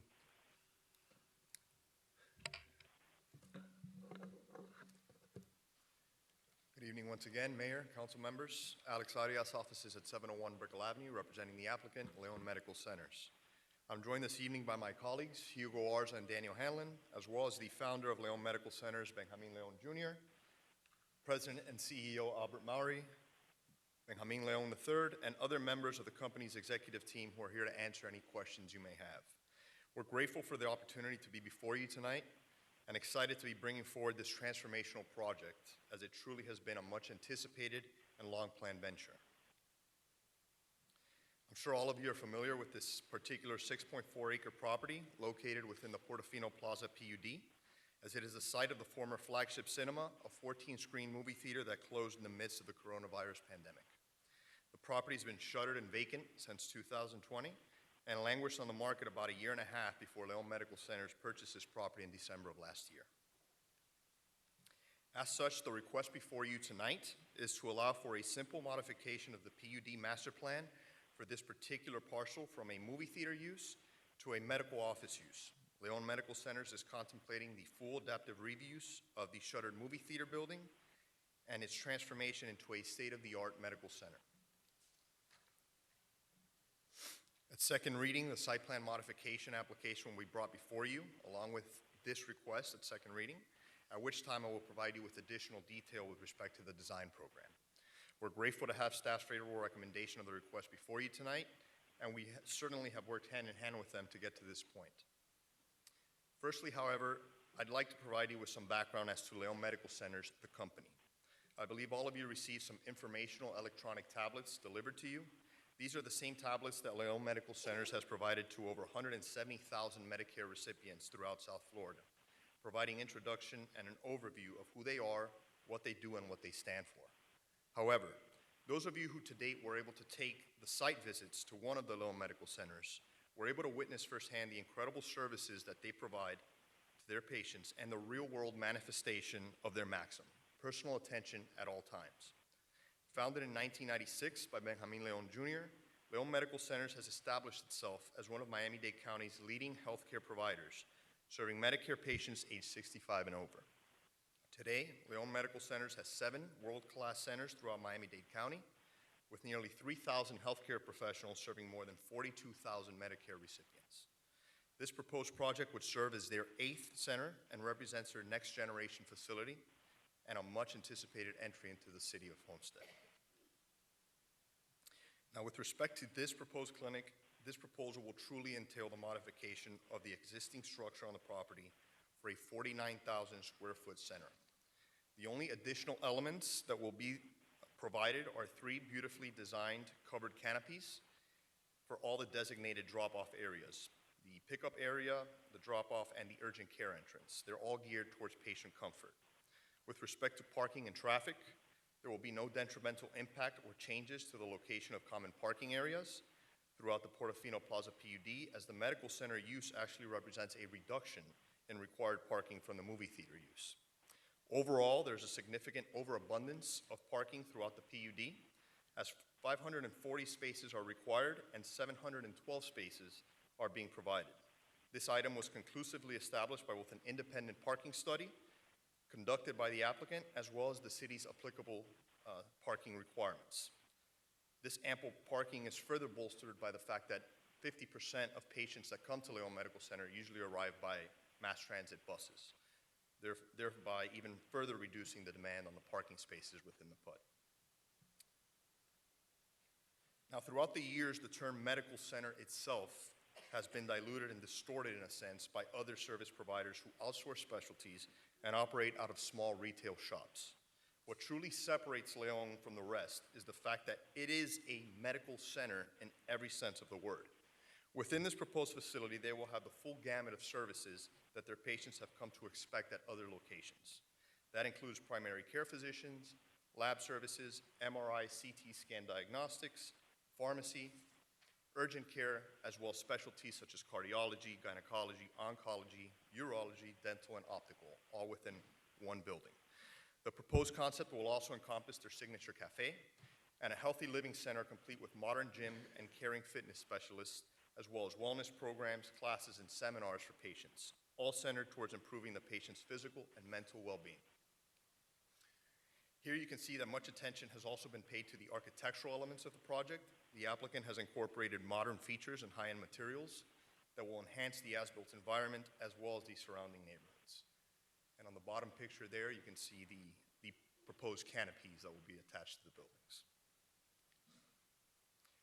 As delineated here, the interior of the center will encompass warm, comfortable, and inviting spaces so that patients do not feel like they are in a barren clinical setting, but rather in a luxurious club or hotel. Ultimately, this project will also provide a number of community benefits as it will lead to the creation of more than 150 much-needed jobs. Leon Medical Centers is anticipating hosting a job fair at the property.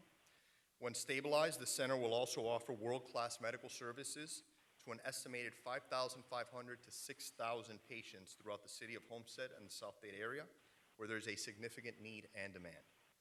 Furthermore, Leon Medical Centers is not just another business coming to the city. They truly become part of the community fabric in the areas that they service. For example, the Leon family's relationship with FIU was instrumental in the establishment of their College of Medicine and in the creation of the Benjamin Leon Center for Geriatric Research and Education, dedicated to researching and understanding the issues faced by the aging population.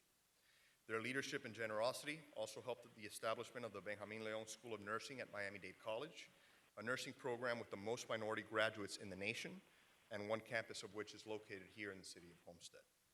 Leon Medical Centers has also donated millions of dollars to the League Against Cancer of South Florida, a nonprofit organization that covers the cost of cancer treatments for disadvantaged children and adults. But nowhere was this community involvement more exemplified more vividly than during the coronavirus pandemic. Leon Medical Centers was at the forefront of the response by being one of the first institutions in Miami-Dade County to make COVID vaccines readily available to their patients, their employees and their families, and the community in general. Leon administered over 150,000 doses of the COVID vaccine and continues to provide booster shots to the most vulnerable population in the community. As such, Leon Medical Centers is excited to become a true community partner with the city and its residents, and they've already identified some potential opportunities, such as involvement with Mass Academy and their Medical Academy Magnet program, and the Benjamin Leon School of Nursing at Miami-Dade College's Homestead campus. Per staff's recommendation of approval, this project is in line with the scale and character of the community and will provide numerous benefits to the city of Homestead and its residents, from improving resident access to first-class medical uses to further contributing to the city's economic prosperity and viability. As such, we respectfully request your approval of this application and are here to answer any questions you may have. I would also request some additional time for a rebuttal should the need arise, and I thank you for your time. Thank you. We'll now ask for the appearance of any party wishing to speak on this matter, either for or in opposition. So if you are here for that purpose, please come forward and give us your name and address for the record. Good evening, George Cepero, 4651 Sheridan Street, number 480, Hollywood, Florida, 33021. I'm just gonna say a few quick words, and I have Richard Sarafan, our attorney, in the waiting room. He will be expanding a little bit more on what we have to say. The applicant has a development agreement with Portofino Plaza that requires them to seek approval from Portofino Plaza for any change of use, amongst other things.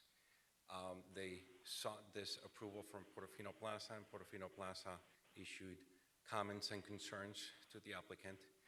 The applicant basically dismissed the concerns from Portofino Plaza, diminished the concerns from Portofino Plaza, and ignored them, and went around Portofino Plaza to the city and submitted an application that's now before you. We have not gone through a full process to vet this application, and Portofino Plaza has not given their approval. The applicant contends that they have the right to ignore the agreement. That's obviously not the case. So if Richard Sarafan could be given the ability to speak, I'll defer to him. He's online. Is he on? Richard? Let's go ahead. Thank you. Yes. Thank you. My name is Richard Serafam. I'm an attorney at 100 Southeast. Can you hear me? Yes. Yes, we can. I'm an attorney at 100 Southeast 2nd Street. Thank you. I represent Prime Homes at Portofino Plaza and Prime Homes at Portofino Plaza Retail, LLC. These are adjacent properties in the PUD, and we object based on the matters set forth in our correspondence to staff, which I request be included in the record, and also because it appears that this is inconsistent with the comp plan. First of all, this is being heard in violation of a 2004 development agreement, which is in the public records to which our clients are a party. By that agreement, the applicant needs my client's approval to even apply for this. And my clients have specifically objected and not agreed until their concerns are properly addressed. The applicant has told the city that my clients approved by default because the applicant believes our objections did not specify our reasons. This is wrong for 3 reasons. 1, that's not what the agreement says. There are no such approval by default provisions in the agreement. Number 2, we did specify good reasons. They're set forth in our letters. And number 3, this is not for the city to decide. If this is going to be decided, it needs to be decided by the court. As you know, there was no real LPA review of this, no evidence, no public comment was taken, no real planning analysis, especially regarding the infrastructure and county infrastructure issues that we've raised. As to comp plan conformity, the staff report is enlightening. According to this, Land Use Policy 1.4 protects established investments rather than future investments. That's directly applicable here. We are the established investment. Policy 3.6. The staff doesn't even address the county infrastructure issues. It just talks about city infrastructure. Our concerns are reflected in our correspondence submitted to staff. Water, sewer, traffic, parking all have negative impacts on us, the existing use. Also, Land Use Policy 2.5 is called out as being, this project being inconsistent with that policy. On the public infrastructure element, Policy 9.1, the staff report is an incomplete sentence. It doesn't make any sense. And the Capital Improvement Policy 1.2 says the level of service standards will be addressed during permitting. They should be addressed now. Those are what our concerns are primarily about, and that's why this is in the comp plan, for you all to consider it and address it. The purpose of the development agreement was to avoid just these types of disputes, to get all of the stakeholders on the same page within the PUD and ensure compatibility. The applicant cannot ignore its neighbor's rights under the agreement. And I thank you for the time and for allowing me to appear virtually. I have the flu and I couldn't be there in person. Thank you again. Hey, thank you. Stand by in case we have further questions or comments. Is there anyone additionally wishing to speak on this matter? We have counsel for the applicant. Do you have some rebuttal or clarification for the comments that were made by the opposition?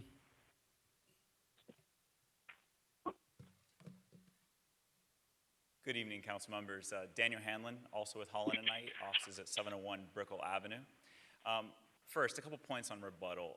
This whole idea of a dispute between the adjacent property owner and the applicant is about a private contract between private parties. Frankly, ladies and gentlemen, it's not your problem. No matter what they say, we obviously disagree. We believe that under our contract, they had 30 days to provide us with specific objections. That's a legally defined term under relevant case law.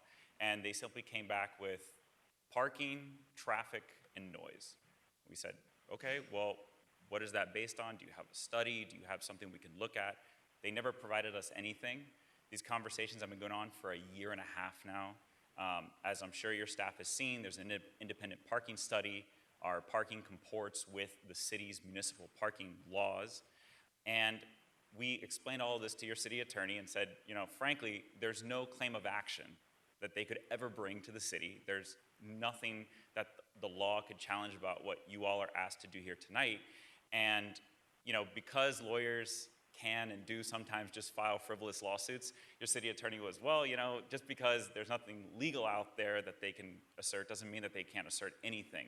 And to protect you all against that, we had my client execute a full indemnity agreement because we very confident in our legal position. and it indemnifies the city for any and all claims brought against the city in any way as a result of your decision here tonight, just in case that does happen. And like I said, I want to address specifically 2 points that you heard opposing counsel bring up.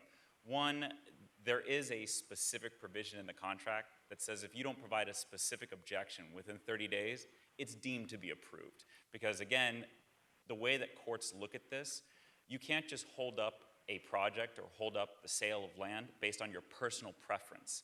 What the case law says, they define that your objection has to be reasonable. And reasonable in this case means that you have to have somebody come into court behind you and show the court that objectively your objection makes it. So in this case, it would have to be a parking expert, a traffic expert. There would have to be a noise ordinance that we were violating. And frankly, we believe that they haven't filed suit against us because they know that they don't have a legal case here. And so their last resort is to come before you and try to create a little smoke and fire about litigation, and maybe you guys will get scared and not move forward. And so that's why we're here today, letting you know this is just a private dispute over a private contract. We'll handle the court if it comes to that. And you have a signed indemnity agreement from us, just to make sure that you can focus on what you need to focus on, which is the zoning aspects of this application. And we're prepared to answer any further questions you may have. Thank you, appreciate that. To our counsel, are we comfortable with the form of indemnification agreement that's been presented? Yes, Mr. Mayor, myself, Matt, myself, our team have looked at it. It's an indemnity and hold harmless agreement. Certainly can share it with all of you all, but I definitely feel comfortable with it. It does cover broadly any claims related to this particular dispute or arising out of the dispute, which would be any action you take in your quasi-judicial capacity and any potential litigation that arises from that. All right, thank you. Mr. Vice Mayor? That doesn't mean that the other side can't file a lawsuit against us. Does that, I mean, I understand we get this indemnity from this side. That still allows the other side to file suit against us if they deem they want to, because anybody can file suit on us, right? Right. What this says is that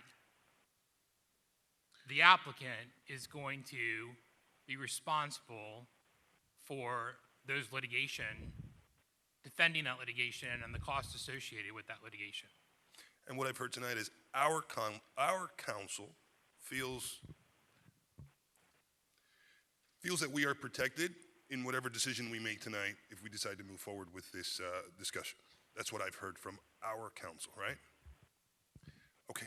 Yeah, and I would just add, because I think an important aspect of this is missing, which is, I think, a critical piece of information. So this PUD is really old, like almost 20 years old, right? So we're going back to like 2004. When this PUD was approved, it had the movie theater portion, it had the Portofino commercial plaza portion, and then to the east of that was a residential portion as well. And then there's an out parcel, which is the Chili's out parcel.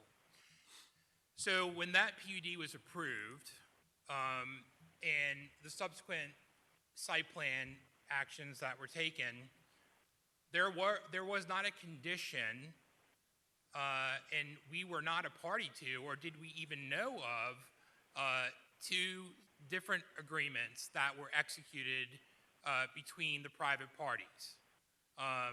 We were not a beneficiary of, nor were we subject to those agreements. We didn't even realize that those agreements were recorded until we started this review. And both of those agreements were recorded subsequent to your original approvals in 2004. There are two agreements, and they have similar, but somewhat similar, but different terms. But they deal with a reciprocal easement restriction and operating agreement, as well as a development agreement. So when we talk about agreements, those are the two agreements. There is a dispute between the parties with respect to their position in relation to those agreements, but that doesn't involve us. Okay. We did look at the case law. We did evaluate because, we wanted to make sure that we were on sound footing and, felt that the best way to handle this would be, and we discussed with the applicant, would be to seek a declaratory judgment on the terms of the agreement from the courts. Short of that, the only way that we felt comfortable allowing the application to move forward was to protect you all with respect to this indemnity and hold harmless agreement. So if in fact there is a legitimate challenge or any challenge, then the applicant is going to be on the hook for defending and the costs associated with that, either from Prime or any other third party. Thank you. Councilwoman. Thank you, Mayor, and thank you for the presentation. Just a couple of thoughts before I have to leave and go on mommy duty at 9 p.m. I was reading through the letter of the concerns from the opposing counsel from the Prime Group, and I was trying to get an idea of what exactly the concerns were.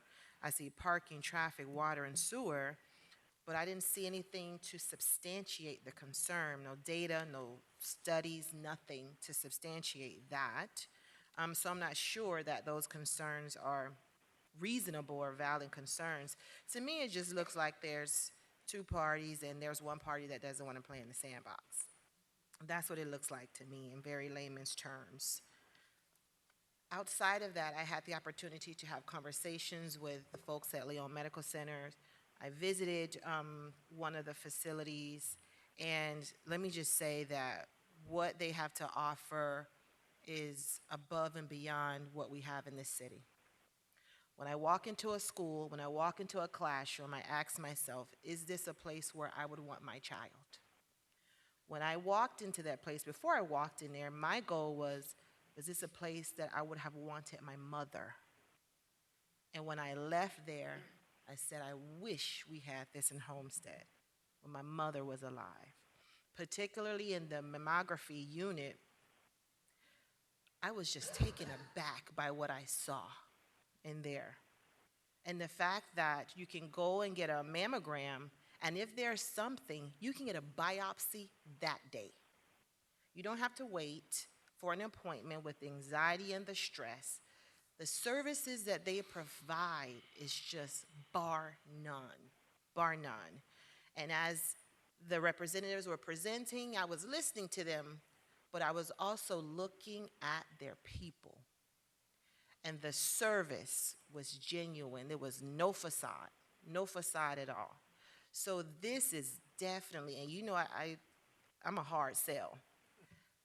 This facility is a value add to this community. So this parking and this traffic, there's an argument for everybody that comes before us about parking and traffic. Everybody has that issue. That's not a deal breaker for me for this application. We need this in the city of Homestead based on what I saw in the multiple conversations that I've had. We need this project in the city of Homestead, and to the opposing council, shed a little love, spread a little goodwill and holiday cheer, and get along and bring this to the city of Homestead. Thank you, Mayor. Thank you. Councilman Fletcher. Yes, thank you, Mr. Mayor. I, too, had the opportunity to go visit the facility on Kendall Drive, and I parked across the street from it and watched the traffic for a little bit. And then I walked into the facility. I was immediately greeted by of course, Andres first, but there were several people there that, I could see the initial hand-to-hand conversations and taking in of customers as they walked through the facility. What I see here is a very successful applicant coming into the city of Homestead to provide an improvement on a vacant blighted piece of property that's shuttered up, has an empty parking lot 99% of the time. They're going to create additional business for the city of Homestead. And most importantly, they're going to create jobs in the city of Homestead and high-paying jobs in the city of Homestead. And those folks are going to be able to move into the city of Homestead should we, as they move forward. So I think it's extremely important that we're looking at the overall long-term gain of having a great company like this in the city of Homestead. It doesn't detract at all from our already active Baptist system. I think it only enhances the services in the city of Homestead. I don't understand the lack of not playing in the sandbox. That's truly difficult for me to understand. And I do want to ask staff one question. I know we do have some issues with sewer on that side of town as far as our capacity capabilities. Is this going to impact that at all? And if so, how are we going to remedy that? Yeah, this location is attached to Pump Station 22, which is the pump station that's under moratorium now. But talking to Julio Brea, our Public Works Director, we found a solution. There's a pump station nearby that we can actually attach to. So that'll address that problem. Okay, thank you. That's all I have, Mr. Mayor. Thank you, Councilman. Yes, Councilwoman Bailey. Thank you, Mayor. Well, I really wanted a roller skating rink there. But I'm coming to terms that that is not going to happen. So also with the conversations that we had together, just the way that you reach out into the community, the potential that I see with reaching our seniors in the Southwest that are in desperate need of the transportation aspect and all of the other things that you provide, I would be happy to see this move forward. Thank you, Mayor. Thank you. Vice Mayor. I guess a lot of us feel the same. I was very impressed with the facility, with the executive team. Everything about this company is impressive, and I'm going to make the motion to approve the redevelopment. All right, so your motion's been seconded. Councilwoman Avila. Thank you. This was I would like to know about these things before the day is next time. So I don't know if that was strategic or what, but you know, we did get paperwork while we were sitting here, but obviously there's been a lot of conversation, and I don't like to get you know, smacked in the face at the dais with these kinds of things, okay? But my visit to the facility was beautiful. Air vents were cleaned, the plants were dustless. It was like perfect. You guys knew we were coming, but it really, you did a great job with the presentation on site. This particular property, my understanding, it is going to be smaller, and it's not going to have you know, all the bells and whistles, but it's going to be an amazing facility and a service to our community. So I will be supporting this tonight. I did want to see like an extreme action park there too. But this will only provide jobs. It'll provide excellent service. It's a 5-star facility. It'll push more entertainment towards our downtown, which is great. And I was trying to figure out a way to get like a fake ID so I could pre-register or get in there. Like the services are phenomenal. So I was very impressed.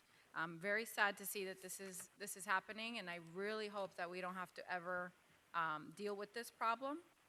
So I'm trusting our council that this is going to be, you know, ironclad to protect us. So I'll be supporting it. Thank you. And just to that point, Councilwoman, I just want to make it on the record that that indemnity agreement was probably provided in mid-October as a draft, and it was executed in early December, so it was provided with sufficient time. I believe the letter was actually from the abutting owner was provided yesterday. So. Yeah. Mayor. Right, yes, and yes, did you? Okay. Mayor. Yes, I'm Mr. sorry. White. So I do apologize for that, Councilwoman Avila. The letter that was provided on behalf of Prime by Mr. Serafin, that was only provided to staff yesterday. So yesterday afternoon, actually. So it was a whole digesting it, understanding it, where it was, all of that. So on behalf of staff, do apologize, apologize for not getting that to you sooner, but we didn't get it until very late. I would ask, and certainly you all can make this determination and the applicant, but if we're not going to do it tonight at second reading, because I don't know whether this is going to be a contested hearing and subject to potential litigation, I do think that as part of the record, the applicant has provided a PowerPoint that has detailed information with regards to their position on the two agreements, although we're not party to it. And while I appreciate Mr. Serafin's commentary and position, I have to respectfully disagree with respect to his claims of not being consistent with the comp plan. And I would just take an opportunity to remind you all that you have to look at this in context and balance, because if you recall, earlier this year, we were mandated by the state to adopt a private property rights element in the comp plan, which has set forth various enumerated policies dictated by the state that we were mandated to adopt. And so those have to be taken into consideration in context as well. And just for the record, wanted to, as your counsel, state that.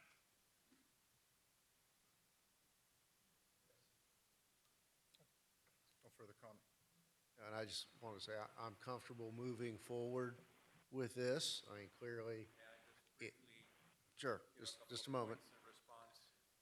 Go ahead. Thank you. I appreciate it. Richard Serafin is also on the waiting room, ready to speak. Just a couple of quick points. I apologize for the late letter, but we just found out about this literally a few days ago. We were not aware. The last time we heard about this application was over the summer, and we understood that it was put on hold.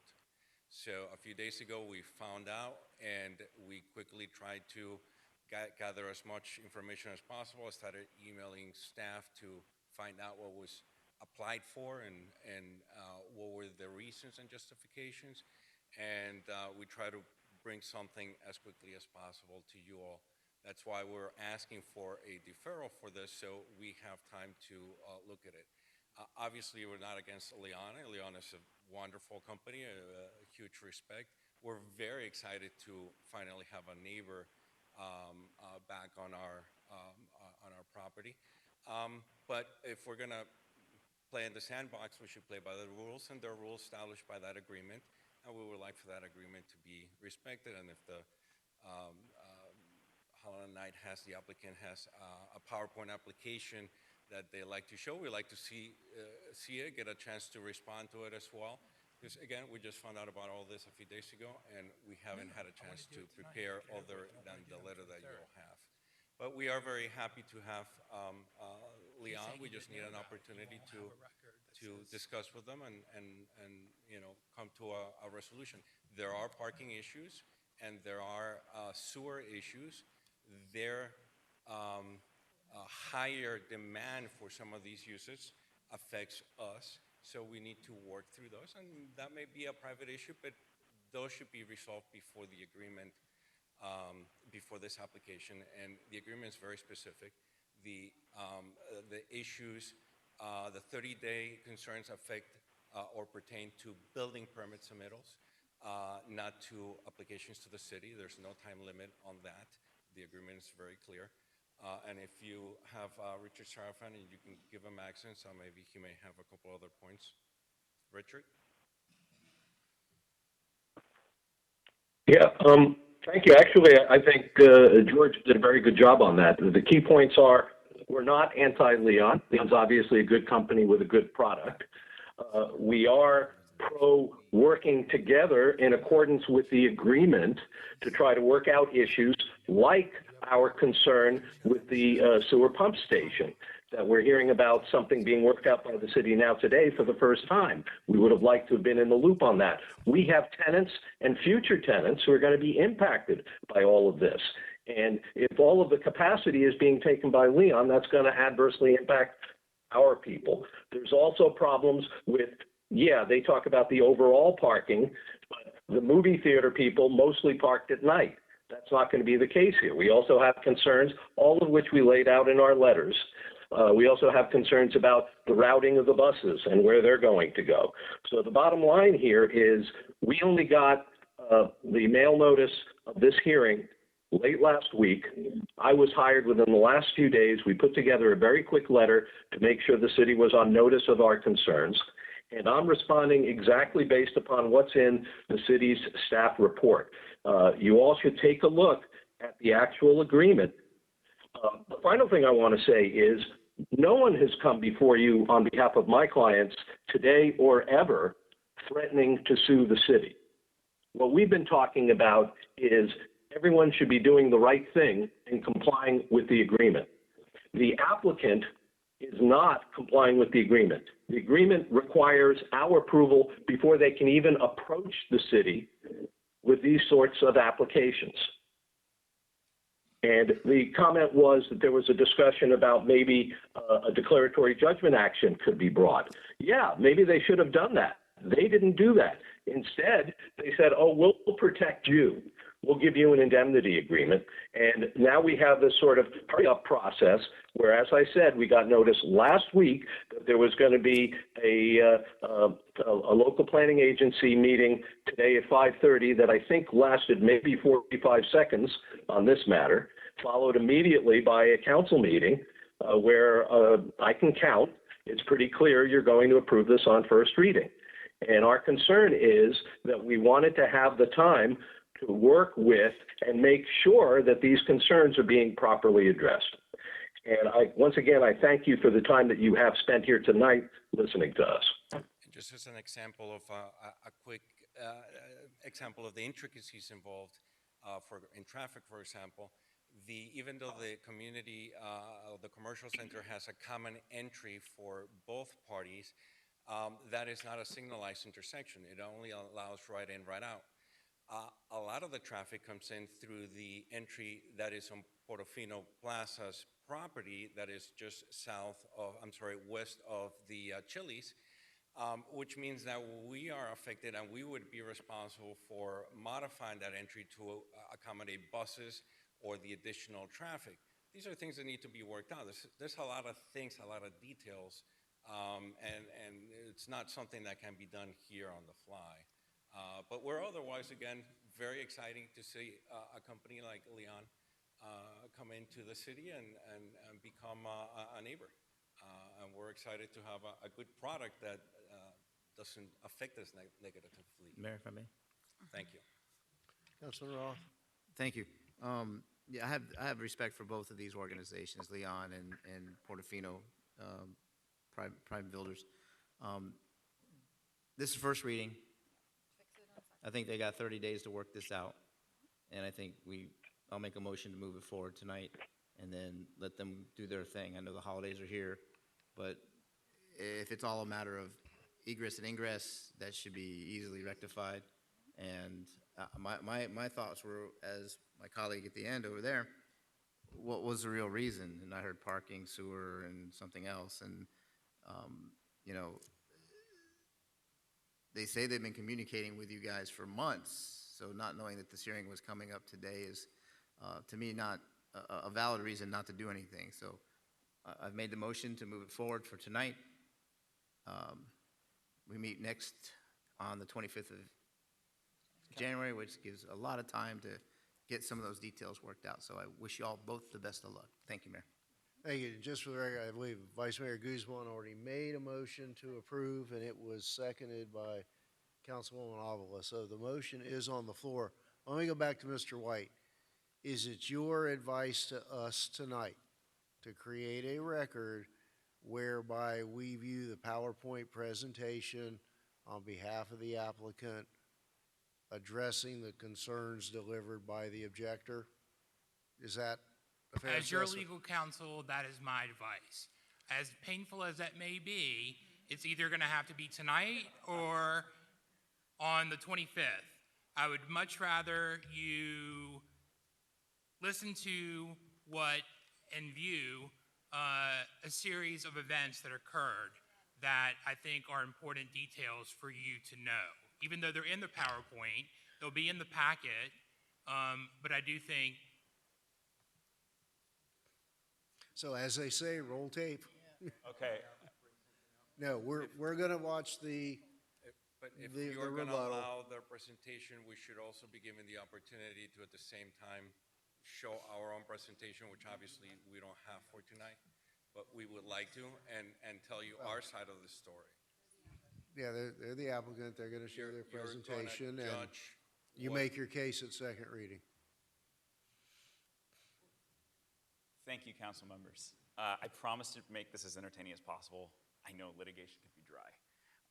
So real quick, just a quick, yeah, I'll put on the hat for you, sir. Just a quick thing is background, these are private contracts. As you can see, we have a reciprocal easement agreement and you have a development agreement. The agreements were executed by the respective owners. As your city attorney has pointed out, the city is not a party to these agreements. The city is not a beneficiary of these agreements. These agreements, frankly, have nothing to do with the city legally. The parcel that we are talking about tonight that applicant is concerned with is referenced in the agreements as the movie theater parcel, and the adjacent parcel owned by Prime is the retail parcel. I just have here some quick inserts regarding the language, relevant language from these agreements. And as you can see from the first one, the owner of the retail parcel, which is Prime, has a right to approve any alterations, constructions, or reconstructions upon the movie theater parcel. And it specifically states these approval rights have to be exercised in accordance with the process described in this paragraph. When you go a little bit farther down in that paragraph, it has the following sentence, that they are subject to the approval of the owner not to be unreasonably withheld or delayed. This is, as I'm sure you all are very familiar with real estate contracts, this is something that is pro forma, and courts, it's not just the common layperson's understanding of unreasonably withheld. There's actually a lot of case law behind this to say what you can and cannot object to. So now that we set out their standards, the agreement itself gives a little more about the process, which is the owner of the retail parcel has 30 days following receipt of any of these plans to thoroughly review them, go through them, and provide the owner of the movie theater parcel with either a written approval or specific objections to the plans. And the reason for this is simple. The process envisions the parties going back and forth every 30 days. Hey, you know, as I think Councilmember Roth mentioned, it's about an entryway. We don't like the entryway here. Okay, fine, we can fix that entryway. You kind of go back and forth. So it needs to be specific to be progressive. If the owner of the retail parcel fails to provide these specific objections, and this is the language of the agreement, within 30 days, the plans as submitted shall be deemed approved by the owner of the retail parcel, i.e., you don't give the specific objections, we're going to just assume you approve it. So now what actually happened here? Far more than a sneak attack in the middle of the night, this process has been going on for a year and a half. I have personally been back and forth with them on multiple emails our clients' representatives have. There's honestly no surprise here. You don't have to read through this entire timeline, but I do want to highlight a couple things because it was brought up tonight. Early on, you know, we wanted to be a good neighbor, frankly. And we said, okay, what are your concerns? And at the beginning, we weren't thinking about this, whether or not these concerns are specific or not, in terms of the legal thing of fighting them. It's what specifically are you upset about, and we'll fix it. We never could get an answer, just never. It was just parking and traffic and the noise, and there's really not much you could do with that. So what did we do? We said, well, we don't want to fight with you. Here's an independent parking study. The city, here's their parking requirements, and we're giving over 90 extra spaces over what the city of Homestead requires, and our own parking analysis says you have plenty of parking. And by the way, you're so concerned about traffic and noise, we'll go the extra mile. We have a center in Bird Road, in the Bird Road Plaza. It's a Publix-anchored area that is strikingly similar. Our center was a former movie theater. It's in a retail, we have retail neighbors, and we went to those neighbors and we said, look, we have somebody that's kind of concerned about the traffic and the noise. Would you be willing to sign a sworn declaration just to kind of tell them that it has not devalued your property, you haven't seen a lot of traffic and noise? And they said, absolutely, upon demand, we'll give it to you. And we provided that to Prime. And we said, here's our study, you can look at our study, here's our neighbor at a similar place, here's all the materials. The response was just, nah, parking, traffic, and noise is the same thing. And we said, well, any more specifics? Do you have a problem with the study? Are you looking at another expert study we're not? Nope, just parking, traffic, and noise. And then we really got to the crux of the matter.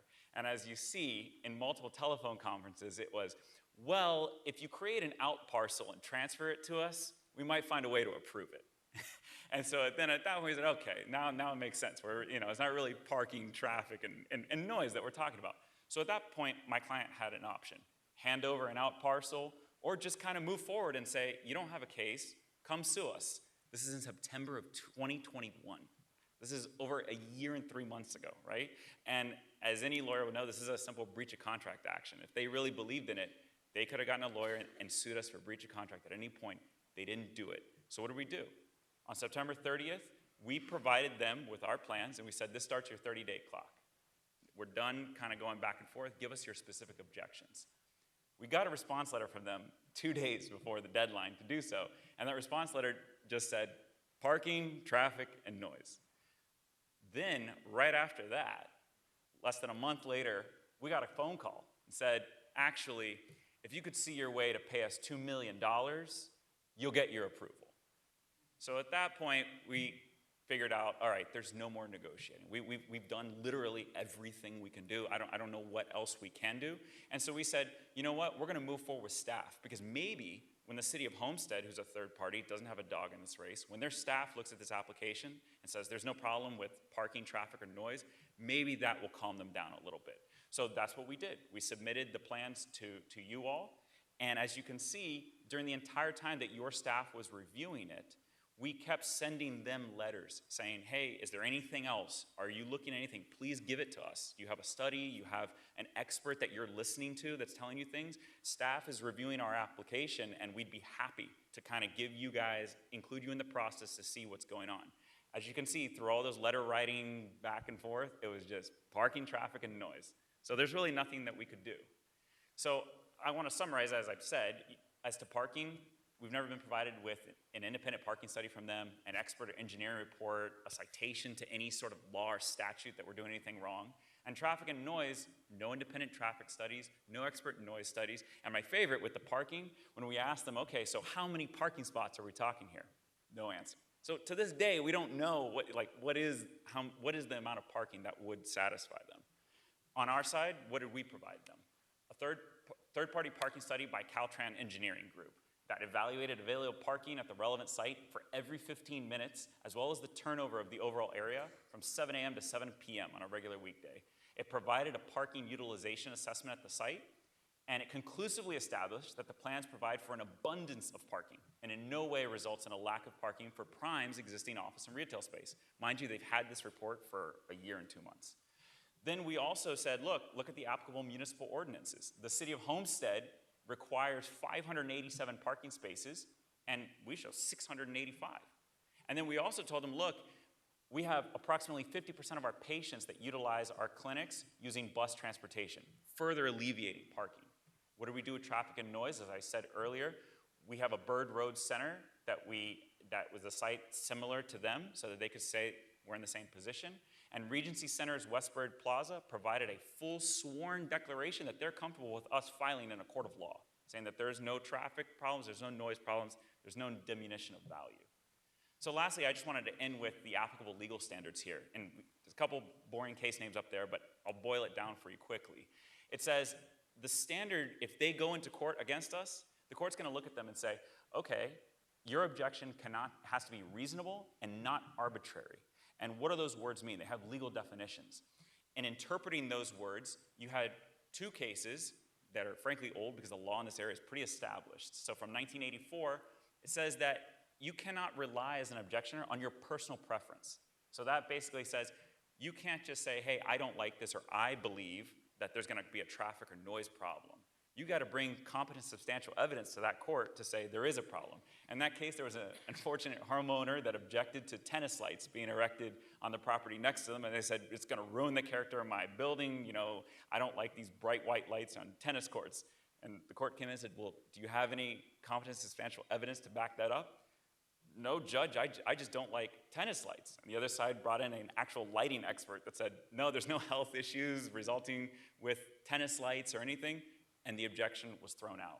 You compare that with somebody who has succeeded when they're objecting. There's a Coral Gables investment case where it was deciding between wood shingles and fiberglass shingles. And there, the court specifically said, the objectioner wins because of the fact they brought in an expert who explained to us that this type of shingle that the applicant is trying to do will actually have objective material effects. And the court makes a note in that decision of saying it's not just the personal preference of the objector. So, ladies and gentlemen, what do we have here? We have a personal preference objection that, frankly, I'm not in their head, but just from what they've told us, we think this is a money grab, frankly. And we believe that your staff has looked at all the information that we've provided. Independent studies have provided it. There is no problem with traffic, parking, or noise. We look forward to being a great neighbor of the city of Homestead. And we also provided you with an indemnity agreement because my client is willing to pay both his court costs and yours if we need to go into court to do this, because he has seen all this evidence. And frankly, it doesn't take a lawyer to see they don't have much of a case. Thank you very much. Thank you. Appreciate that. Very enlightening.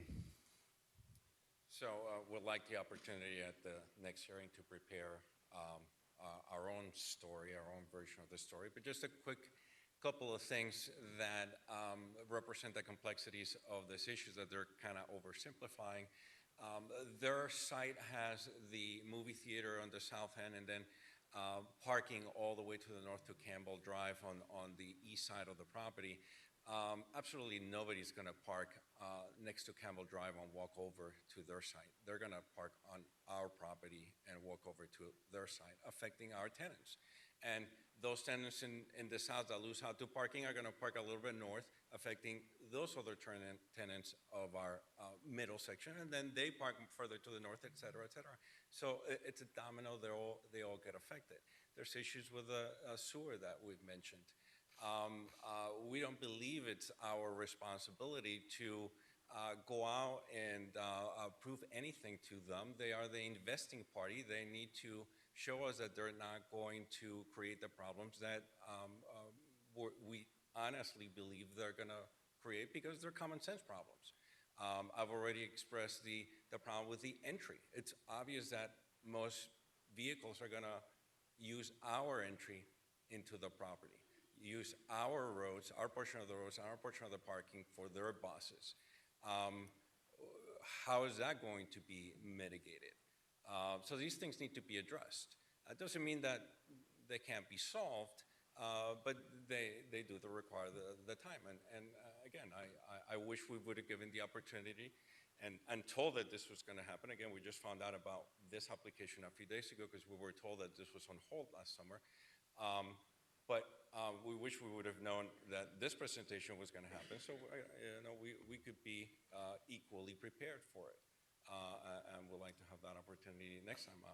Richard, do you have anything to add?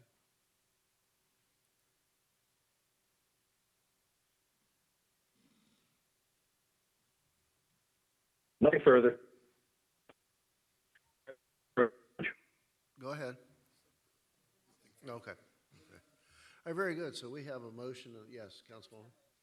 I just have a question before, I'm ready to call the question because as I mentioned, I have to leave. But as you prepare your presentation for the next reading, and I'm, again, reading through these concerns, and I'm really struggling with the one in particular, number 4, when you discuss the water. Okay, so this is a medical facility, and if we're working together, I don't understand the concern that a multitude of multiple examination rooms with sinks will undoubtedly put a strain on water supply, which can in turn create a fire hazard. Well, there's been a... I'm not asking you to answer that tonight. Be prepared to answer that because it just makes no sense to me, and I need you to make it make sense. They need water. There's a water pressure problem in the area. And it's going to create a fire hazard because they have sinks in the rooms. Lower pressure could become a problem. That maybe it's not well enough explained. The problem is that medical uses have a higher water use. So how are you willing to work with them? They need water. So what do you propose? We need water as well. No sinks in the examination rooms? We have tenants that would like to use that water. So that's Okay. what we got to. So they need to use water too, but I'm not asking for an explanation tonight. That just makes no sense to me. And then I also would love to know how you have all of these concerns. How would $2 million or an out parcel make those concerns go away? Just something to think about. It's called the question. Thank you, Councilwoman. All right, so we have a roll call vote, please, Madam Clerk. Councilwoman Fairclough Staggers, Yes. Councilwoman Bailey, Councilman Roth. Yes. Councilman Fletcher, Yes. Councilwoman Avila. Vice Mayor Guzman. Yes. Mayor Losner. Yes. The motion carries. All right, we need a motion to extend the meeting from 8:30. It's now 9:10 to 10 o'clock. Going to be sufficient? Move to extend to 10. Second, all in favor? All right. Okay, next item, I believe, is first reading of tab 16. Is that correct? That's Mr. correct, Mr. Mayor. Moving on to legislative matters, tab 16, car number 3746. This is the first reading of an ordinance of the City of Homestead, Florida, amending the City Code of Ordinances by amending Chapter 33, Signs and Advertising, Article 3, Signs, modifying regulations related to off-premise advertising, providing for conflicts, severability, and providing for an effective date. Just to reiterate my comments in quick sum, not different from what I said during the LPA meeting. This was the direction you all gave us to work with staff to provide for off-premise advertising along the Turnpike corridor. When we come back for second reading, we'll have a map and we'll have identified those areas within the Turnpike corridor that are commercial or industrial zoned that result in the total number within the municipal boundaries in that corridor. Thank you. Anything further, Mr. Cordino? No, sir. Yeah, and that was going to be my comment, is that on second reading, if we could have, a narrowing down of the available locations and a number of how many, that map would be very, very beneficial, so I can, support this to move it to that point so we know exactly what we're looking at. Anything further from council on that matter? Is there anyone here in the audience wishing to speak on this item? All right, do we have a motion for approval on first reading? Moved by Councilwoman Avila, seconded by Councilwoman Bailey. Roll call, Madam Clerk. Councilman Fletcher. Yes. Councilwoman Fairclough Staggers. Councilwoman Bailey. Yes. Councilwoman Avila. Yes. Councilman Roth. Yes. Vice Mayor Guzman. Yes. Mayor Losner. Yes. The motion carries. All right. Next item is a second reading on car number 3670, Florida Power and Light City of Homestead Electric Franchise Agreement. You, Mr. Pearl? Yes, Mr. Mayor. This is second reading of an ordinance of the City of Homestead, Florida, granting to Florida Power and Light Company, its successors, and assigns a non-exclusive electric franchise, imposing provisions and conditions relating thereto, providing for a monthly payment of a franchise fee to the city, providing for adoption of representations, repealing all ordinances in conflict, providing for severability, and providing for an effective date. Thank you, sir. Anything further, Mr. Manager? The second reading? Second reading, Mayor. All right, very good. Any questions, comment? Moved by Councilman Fletcher, seconded by Councilwoman Bailey. Any public comment? To close the public hearing. Roll call, Madam Clerk. Councilwoman Bailey. Yes. Councilwoman Avila. Yes. Councilman Roth. Yes. Councilman Fletcher. Yes. Vice Mayor Guzman. Yes. Mayor Losner. Yes. The motion carries. Thank you. Next item is the second reading on tab 17, or tab 18. Yes, sir. Car number 3709, final fiscal year 2022 budget amendment. Mr. Pearl. Yes, Mr. Mayor. Tab 18 is an ordinance of the City of Homestead, Florida, amending the budgets for each of the several funds and departments of the city for the fiscal year beginning October 1, 2021 and ending September 30th, 2022 by increasing the total budgeted revenues and expenditures by $2,543,000, providing for severability and an effective date. Thank you. Mr. Manager? Nothing additional, Mayor. All right. Moved by Councilman Roth, seconded by Me. Councilwoman Bailey. Any public comment? Roll call, Madam Clerk. Councilwoman Bailey. Yes. Councilwoman Avila. Yes. Councilman Fletcher. Yes. Councilman Roth. Yes. Vice Mayor Guzman. Yes. Mayor Losner. I suppose. The Yes. motion carries. All right. We are up to second reading on tab 19, Mr. Pearl. Yes, Mr. Mayor. Tab 19 is second reading of an ordinance of the City of Homestead, Florida, amending the budgets for each of the several funds and departments of the city for the fiscal year beginning October 1, 2022, ending September 30th, 2023, by increasing the total budgeted revenues and expenditures by $9,035,940, providing for repealer, severability, and an effective date. Anything new, Mr. Manager? Nothing additional, Mayor. Let's have a motion. We have a motion for approval by Councilman Fletcher, seconded by Councilman Roth. Roll call, Madam Clerk. Which means nobody say a word. Councilman Roth? Yes. Councilwoman Bailey? Yes. Councilman Fletcher? Yes. Councilwoman Avila? Yes. Vice Mayor Guzman? Yes. Mayor Lawson? Yes. The motion carries. Second reading, tab 20, car number 3715. Mr. Pearl? Yes, Mr. Mayor. Tab 20 is second reading of an ordinance of the City of Homestead, Florida, amending the budget for the Electric Utility Fund and the Electric Utility Bond Debt Service Fund for the fiscal year beginning October 1, 2022, ending September 30th, 2023, by increasing the total budgeted revenues and expenditures by $6,760,000, providing for severability and an effective date. Thank you. Nothing to add? Nothing additional, Mayor. We have a motion to approve. Moved by Councilwoman Bailey, second by Councilman Fletcher. Any public comment? We'll close the public hearing. Roll call, Madam Clerk. Councilwoman Bailey? Yes. Councilman Roth? Yes. Councilman Fletcher? Yes. Councilwoman Avila? Yes. Vice Mayor Guzman? Yes. Mayor Lawson? Yes. The motion carries. And now, tab 21, car number 3705. Mr. Manager? Thank you, Mayor. At the February 9th, 2021 council meeting, council authorized staff to work with Florida Power and Light for the design and construction of a new electrical grid interconnection point to be located at the Renaissance Electrical Substation situated in the Park of Commerce. The city executed a letter of intent with FP&L for the new interconnection. The agreement was brought to council and approved on July 27th, 2022. FP&L has requested the addition of certain protective language which the city agrees to allow, and the construction option has been changed from option 1 to option 2, which is more operationally effective for the city. The changes are highlighted in blue in the amended agreement. Staff recommends that Mayor and Council authorize the city manager to approve the attached amendment to the agreement between the city and Florida Power and Light for the construction of a grid interconnection project at the Renaissance Electrical Substation. Thank you. Council, any questions, comments? Motion? What do you need? All right, moved by Councilman Roth. Second by Councilwoman Bailey. Public comment? Roll call, Madam Clerk. Councilwoman Avila? Yes. Councilman Roth? Yes. Councilwoman Bailey? Yes. Councilman Fletcher? Yes. Vice Mayor Guzman? Yes. Mayor Lawson? Yes. The motion carries. And the next item is tab 22. Mr. Pearl.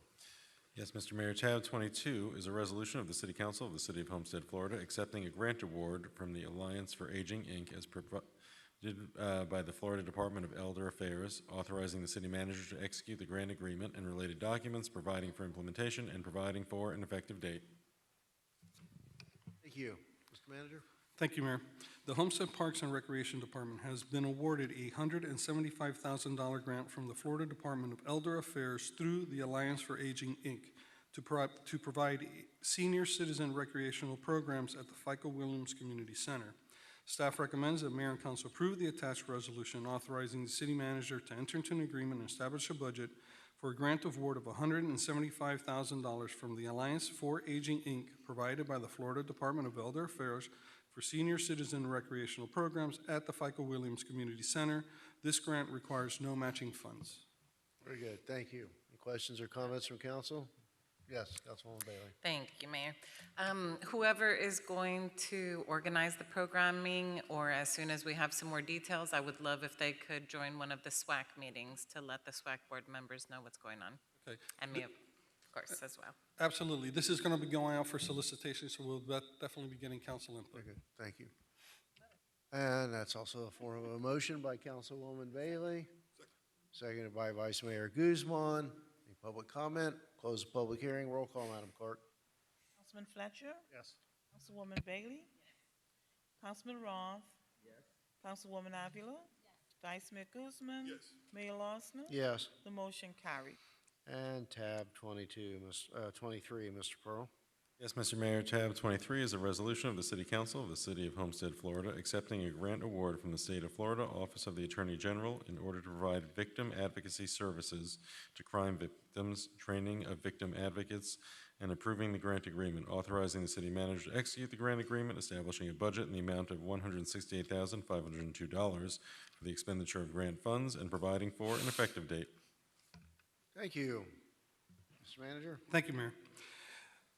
Staff recommends the mayor and council approve the attached resolution authorizing the city manager to enter into an agreement and establish a budget for a grant award of $168,502 from the State of Florida Office of Attorney General for victim advocacy support services.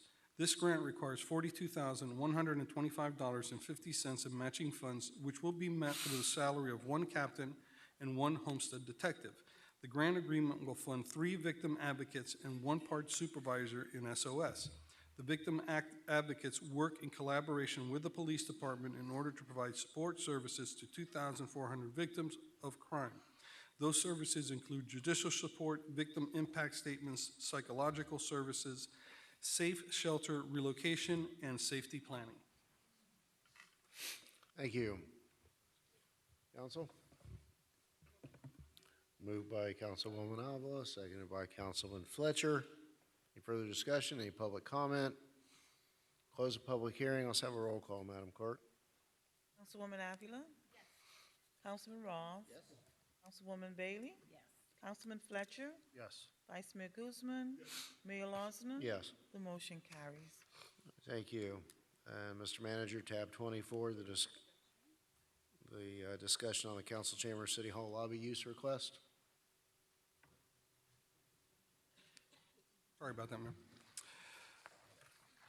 The Economic Development Council of South Miami-Dade has requested the use of City Hall lobby and council chambers for their State of South Dade event on Thursday, February 16th from 8 a.m. until 12 p.m. The event will begin with a light breakfast from 8 a.m. until 9 a.m. in the lobby, followed by a formal program inside the council chambers. The program will include updates from South Dade municipal and community leaders. Staff is seeking direction with this, and I believe the EDC might be here. They were here 3 hours ago. And this, as I understand, this is similar to the event they had some time ago at the Seminole Theater. It's kind of a South Dade update. This is what we've accomplished. This is what we're looking forward to. Kind of moving that event to this venue for this year is I think what they're looking for. That is correct. That's our understanding. So you're looking for a nod of If approval? it's okay, then we'll go ahead and coordinate with them. Any objections, council? Any parameters? Okay. All right, I think you got your consensus. Very good. Thank you, Mayor. All right. I know that several of those who signed up under public comments, sorry. I'm trying to skip it again. I hate to disappoint you with this. If we must, tab 25. Go ahead, Joe. Let's rip the Band-Aid off. Thank you very much. We'll try to make this brief as possible. So we were asked in May to go back and do analysis of properties in the KROME Avenue corridor that didn't have a matching future land use designation and matching zoning designation. And we found 38 properties that were inconsistent in that. And so what has happened is that zoning has existed forever in Homestead. It was around from basically the very beginning. Zoning represents the future, or the existing condition of a property. In the 70s, the state came in and made us do comprehensive planning. And in there, in the land use element, we get a future land use map. The future land use map is what we want the property to be at some point in the future when we grow up. When we put the future land use map together, it doesn't necessarily have to or coordinate with the zoning map. When the property redevelops, it has to coordinate with the future land use map. And so what typically happens is the property owner or the new owner or the developer will come in and then, like we do all the time, is make sure that the future land use map will say, this land use designation is implemented by these zoning code designations, just like we dealt with in the A1, A2 thing. The applicant then gets to come into one of those zoning designations. That's what I think has happened here. We have 30 different things. These properties haven't redeveloped yet since the future land use map had been put in place. And typically what we do here is the applicant comes in and makes those changes. These aren't mistakes. These aren't mapping errors. They're just comp plan that is working with a redeveloping corridor, and the underlying properties zoning-wise haven't caught up with what we wanted to see in the future. And I can answer any questions if you have them specifically. On this. Thank you, Joe. So, thinking of the 38 properties, and back when we had this meeting, or when we started talking about this, we were going to have the city take the responsibility to fix the inconsistencies. So, what I'd like to proffer is, instead of putting all these properties in a package to do, to get the inconsistency all on the same page, I would proffer that each applicant who's ready to move forward come to the city and express their interest in making that process start, and have that applicant go ahead and submit whatever he needs to submit. The city then takes responsibility on a case-by-case basis. And I think that's a good way we can start as we move forward through the process. And if they all happen to come at the same time, then it's done. So if you guys, my colleagues, don't have any objections with that, I think it's a good way to start. I guess my question is, when you say we take responsibility, does that mean we're going to bear the cost of? Correct. That would be up to the manager to guide us on how we would pay for that, because that was initially what we agreed on when we first started having this conversation. The city would have to absorb the cost of if we're going to pay for the rezoning. I mean, a regular application, Joe, how much? Yeah, well, typically we get an application fee, we've got the cost recovery fees, we've got the advertising, we've got the surveyor, we got the legal fees. So these things can cost, the initial changes for rezoning, we start off at $8,000. And if it's a clean application, which it would be, because we're doing it, is the opportunity, we give refunds on good applications that don't end up in the DRC process for months. But just for argument's sake, you said about $8,000, and we're talking over 30 properties. You're only talking 200. Right, exactly. And I just want to put it on council's radar. If we do this here, don't be surprised if somewhere else in the community they start showing up asking for the same And Joe, would it be accurate to say that in addition to those city items of cost, that in order to prepare a package, those applicants have to bring in surveys, they have to pay for notice being given out to property owners.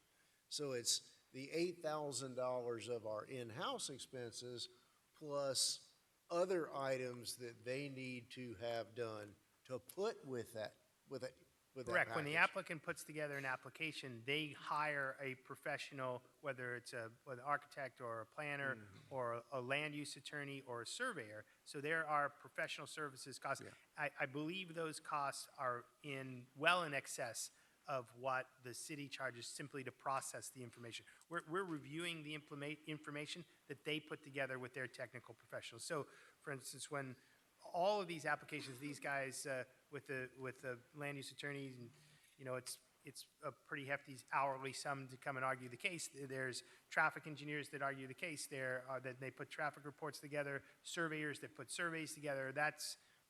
I estimate that's like 3 to 4 times as much as the review work. As the in-house fees. Correct. That was my point, that it's not just 8. That if we were going to take the entire burden per site, it's far more than $8,000 a site. you know, it's interesting, in the last, I guess, what, year and a half, we've had a handful of properties in that area come in, and I received a phone call the other day about one where, you know, in order to expand an existing business that's been there for a long time, they're under an R3, and that's not compatible with what's there. That could really be a very deep rabbit hole of expenses, but I guess really we're kind of casting about for how do we help folks redevelop or expand existing businesses and deal with this inconsistency without some of the cost and delay. I mean, obviously, it's not the old days where the city attorney just waves his magic wand and the rezoning is done. And look, I know that's what was done a long, long time ago over by attorneys long in the past. I mean, literally. So, you know, I guess we're probably looking for some help as to some creative solutions as to what we can do to remedy that without spending $750,000 or more. And then you've got, it's kind of like the student loan thing. You got the people who just spent the money to do it, and then you're going to tell everybody else, don't worry about it. Joe, Okay, what? well, James, if I could help, ask. yeah, I mean, to help facilitate, I mean, this is not a unique problem to Homestead. You find this in older cities, and especially in older downtown, which this is the corridor that is your oldest and historically, you know, for lack of better words, the original portion of the city, right?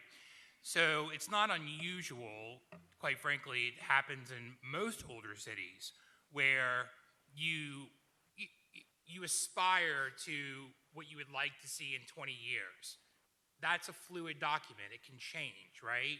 It's based on all kinds of different things. But the way that the system works and the zoning works is that you may have a future land use category that is inconsistent with the zoning that currently is on the property. But that doesn't mean that, I mean, that's where our non-conforming regulations kick in, right? That person, let's just say it's a future land use category of light commercial, but they have a residential zoning, a home there, right? So the non-conforming provisions basically stipulate and say that this gets to continue to exist as a residential home, but at some point there's a benchmark or a trigger that is going to be affected whereby they'll have to come in and comply with a zoning that's consistent with the future land use. So if they voluntarily vacate the property and lose their non-conforming status, or if they redevelop the property, those are the trigger points by which, at that point, they would then have to rezone the property to be consistent with the FLUM. And so not every one of these properties is apples to apples. It's all, each one is fact specific, right? And so I had some preliminary conversations with staff and with some of you about, you know, how do you deal with this? And I think, I mean, certainly we could do like a huge rollout, but that would require a lot of time and coordination with various property owners. And then we have to be very careful that we're not appearing in any way, shape, sense, or form that we are taking away rights that would subject us to Harris Act claims or takings claims. And so I think you've identified this corridor due to the distinct nature and characteristic of the corridor. You've identified these properties, they're on the list, and I think you can deal with them on an ad hoc basis and not open the door to, yeah, you might get an ask for somebody on the west side, I mean the east side, but that's a completely different factual scenario than the built environment in the old city KROME Avenue corridor that's distinct and different from other areas in the city. Could you address it by enacting an ordinance, and again, I'm just, off the top of my head here on the fly, that if a property lies within this defined corridor and its proposed use is in compliance with the FLUM, but the zoning is not, how do we create a situation where you don't have to go through the rezoning process, or the redevelopment, upon permit and site plan approval and so forth, is deemed to be a rezoning? No, legally you wouldn't be able to do that. You'd have to go through the steps. To advertise it. Right. Yeah, I mean, there's a whole due process, notice provisions in place. I mean, that could be done unilaterally, right? We rarely do that. I mean, it's applicant driven. We've done it for our own property several years ago, where we had a number of properties that we owned when we were redoing Losner Park and police station. There were a number of properties that we were in control of, and we were able to do several properties all at the same time, a future land use designation change as well as zoning change. But that's not the situation here. So the solution, a reasonable solution, is really precluded by state statute. Is that the bottom line? Vice Mayor? James, are we allowed to put a time limit on when the city is going to assume the responsibility and payment of fees? Can we put, let's say, 365 days? If you submit and you wanted the city to assume the responsibility, you'd have to apply or come request that within a year. You could certainly do that. I mean, if that's the policy direction that you all want to establish, I don't think you need to codify that. I think direction to staff, if that is the parameter that you want, I think we would notify as a courtesy all those people that that option is available to them.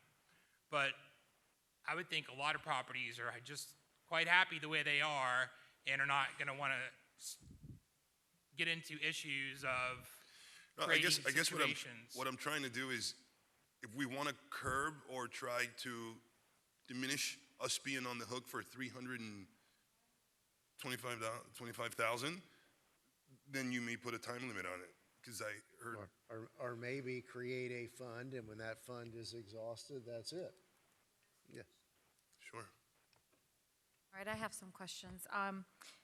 This is in regards to identifying properties that, let's say, for example, are residential and that could potentially convert to commercial because of the inconsistency in the zoning and the FLUM, right? That's one scenario. One yes. scenario. Yeah. Are any of these mixed use? Can they go to mixed use, or is it residential or commercial? There are the land use category. There's one land use category, downtown mixed use, that exists. There's another, neighborhood mixed use and professional mixed use. So there are 3 mixed use categories that exist there, and they're all the zoning categories are either B1A or B1, B1A, R1, 2, or R1, 3, or 4. Okay, and then if we were going to add the ability to become mixed use, that's not taking away rights, that's adding flexibility. Yeah, I wouldn't disagree with that. Okay. I mean, but again, we'd have to look at it case by case to see exactly. So if we were to, let's say, go like, Because, I'm sorry, not to No, go interrupt, ahead. but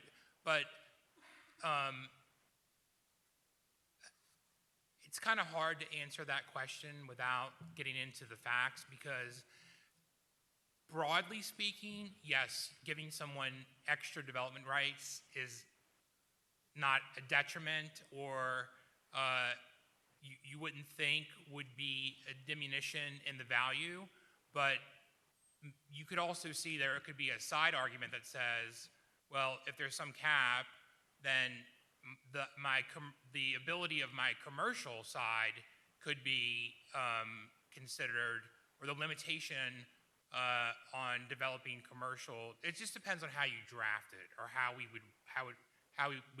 would do it. I mean, there's many ways to peel the banana here, right? So that's why I say each one is sort of fact specific, because they don't all exactly line up apples to apples. But generally speaking, as long as we are not diminishing existing rights and we're adding to it, and arguably adds value, then we should be fine.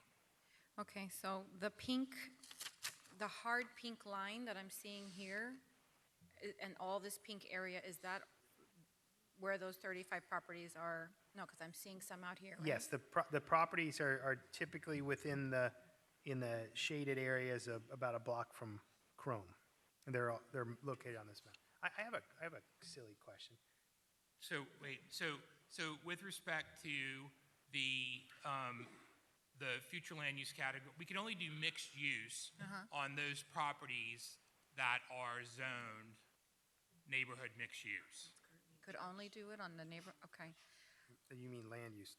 I mean, why couldn't we decide that our vision would be for a whole block, left and right, east and west of KROME Avenue, be for the ability to go, yeah, just like this, right?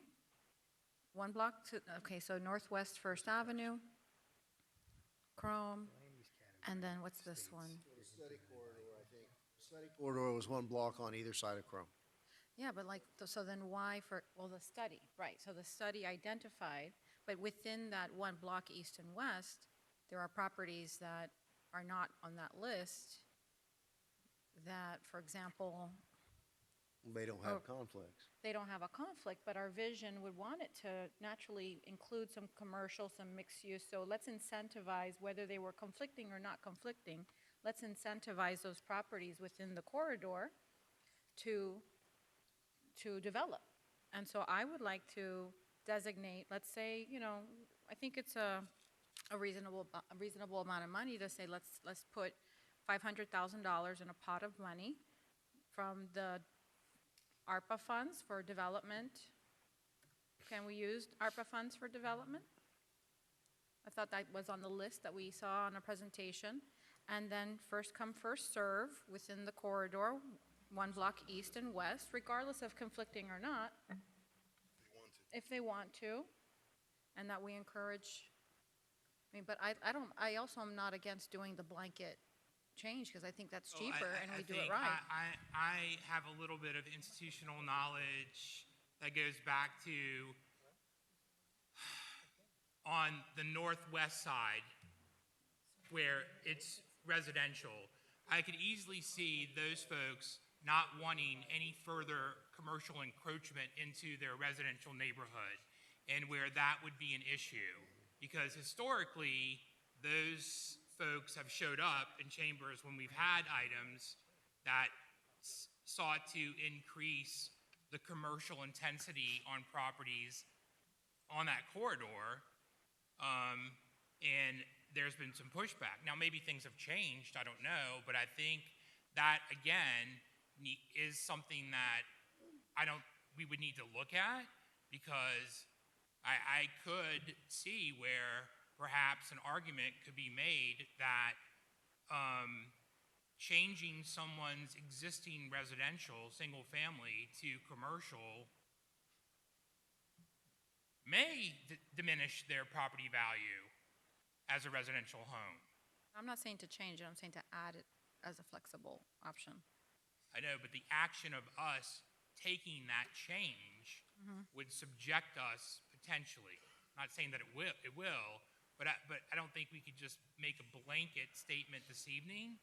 I think we would have to look at it a little bit more to assess. On this map, which color is residential? So, or the yellow? There's very little yellow. Is the yellow, the orange, or the green? May I? Green is hotel, motel, and institutional. Right, it's R4. The yellow, the bright yellow is one family. Is R1. And There's that only a few properties are yellow. There's this light beige, but I don't know if it's the paper or the light. low residential use, I guess, yes. Yeah, okay. that's kind of a R3 multiple apartment. The beige, I don't know, I don't have the beige out there. It's probably a resident. I consider this area as our greater downtown, and so that's why I think that it behooves us to have the commercial up and down this corridor. I mean, if you don't want to go that far north, but what is this, 15th Street right there? I mean, that's busy commercial business. No, it already is, and really, there's only a couple of properties up there that have those inconsistencies. The inconsistency, Yeah. right. I'm saying that It whether they're is- inconsistent or not, I would like to encourage the business development to convert from residential to business to commercial, to create commerce in those areas. So I would be in favor of continuing the A good conversation. example of that would be the property next to John Moss's office. There's a block, and there's just one property that seems like it's an We can't hear Vice Mayor.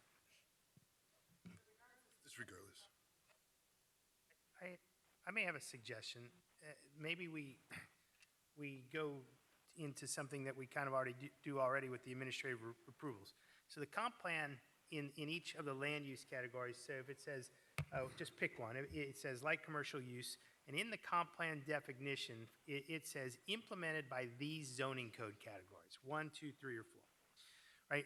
We want, if the applicant's going to change to one of those zoning code categories, what analysis do we really have to do, right? We want it to be that way. The zoning is already approved. It's into, why don't we just do that administratively? No public hearing fees, really no analysis fees. We want to do it. You can't do it administratively. You'd have to Okay, have a but public hearing. either way, we can have a public hearing, but what analysis do we really need to do? Because we want it to be that way anyway. It's not like we should be into a deep analysis of, is it compatible with the neighborhood? Because we know it's compatible with the neighborhood because we want it to be one of those 4 categories anyway. That's And that kind of- should cut. That's kind of what I asked a few minutes ago about, can't we just wave the magic wand? Yeah, I mean, that's kind of your magic wand theory, right? So the applicant goes and puts together the application, and then we can cut probably the bulk of those fees out by just putting those quickly on a council agenda and saying, you know what, this zoning category, this zoning category implements this land use category. We recommend approval. Just like when somebody comes through on a site plan with no variances, why would we deny it? It already matches the code. It seems like maybe that's the easiest answer we could come up with. So I think we just have to come to an agreement as to, well, how wide is the corridor? And because I'm looking beyond just the inconsistency, I'm looking at the overall vision. And then also, why did we stop at 5th Street? Like, is everything south fine on the Well, was corridor? that the southern city limits? Where did we stop? Well, that's 8th Street, and that's, it No, just, you all specifically asked, gave the parameters from north to south. Okay. And how wide with respect to the scope of the FLUM and zoning analysis to see where there are inconsistencies that lies. okay, I'm going to assume that south of 5th Street, there's no inconsistencies and no issues, and that the commercial is pretty much a block east and west. This could be, I mean, if we looked at the entire city, this condition can be all over the city, right? I mean, we have no idea necessarily what comp plan categories aren't implemented by the zoning. And we only find out about them when the applicant comes in to redevelop, and the first thing we do is a zoning check. The very basic 101 is, hey, does your comp plan match your zoning? Oh, it doesn't. Okay, that's how we put their checklist together. You need to do this, that, and the other thing. Okay. We took it down to the north limit of what we've kind of called the core downtown. Okay. Is what the southern limit is the north line of the core downtown. So for the 38 properties that are on here, for those that want to go ahead and start, because then we could always come back to creating the corridor to whatever designated area we want, but at least give the opportunity for those that are in those 38 to go ahead and get started with the plan that Joe just described, which is a lot simpler and a lot faster. In terms of time, can you specify more or less what that would be? You know, honestly, we should be able to do it very quickly because the analysis is simply the comp plan says you're implemented by these 4 categories. You're doing one of these 4.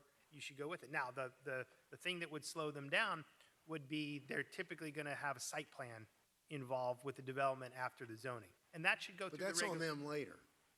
Yeah, I mean, zoning can change first, right? Like the applicant that came through today, he's changing the zoning, but he'll be back with site plan later. So we could change, you know, the zoning should come first. We should be able to do that relatively quickly. I mean, it's got to get in line. We've got to put work together, but it's really almost an administrative, very quick review. So if they had everything ready, potentially in 3 months, they could be No, ready to yeah, go. I mean, I think way shorter than 3 months. I mean, I think, well, okay, staff, but. And the cost would Because be- there's a volume, we have 2 hearings, there's a volume, but it's way quicker than a It used typical to be. DRC analysis where it gets in the hopper with, and then it's got to go to all the department heads type of stuff, and then it comes back and there's a bunch of comments. This is, we get the application, we say, yes, A2 is implemented by EUM, goes to council. I mean, okay. LPA, then council, but it's pretty quick. What kind of cost are we talking about for fees and costs to go that route? Well, the fees are typically public hearing fees, which are whatever it costs. Michelle, what are the public hearing fees? They're by formula.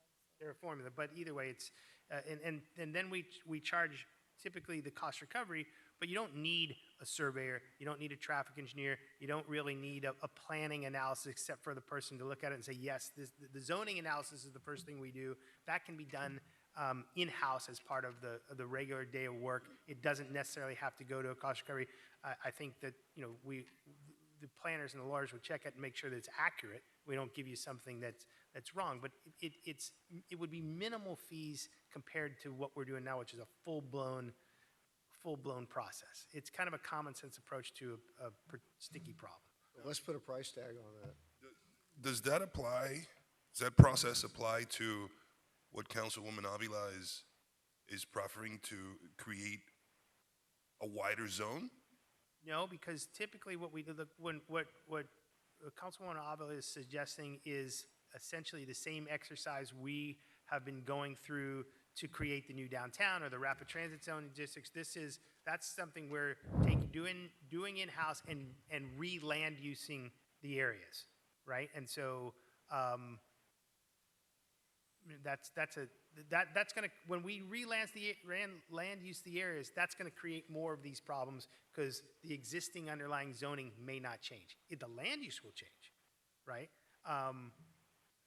Unless the property owners, unless we want to rezone the properties as well. And so if the land use changes to something different and it makes the zoning incompatible, then we've got this mismatch problem. So what Councilwoman Avila is suggesting goes back to what James was saying, that it's a fluid document. We're creating a new vision of a future land use. Yeah, every time you revision the community, your land use necessarily changes. That's your long-term vision. Now, whether you change it for the applicant on the ground or the applicant comes in to implement that vision, that's where they run into this problem of things not matching. The vision's implemented by the adoption of a FLUM overlay. Right, and under today's, there are other things that we need to consider that 20, 30 years ago weren't in existence, right? And so we need to look at, make sure that we're not creating further problems or non-conforming issues for existing properties that may want to expand, but they can't because they're non-conforming. It may not be an issue. I mean, but that's where the study would have to start from. You'd have to start looking at, I mean, if you wanted to just, you know, oh, we want to unilaterally do a future land use change to this area, well, then you're going to have to examine what the risk analysis is in that for all different properties because, you know, all those people have to be noticed. All those people have to be, go through. And so that's a big deal.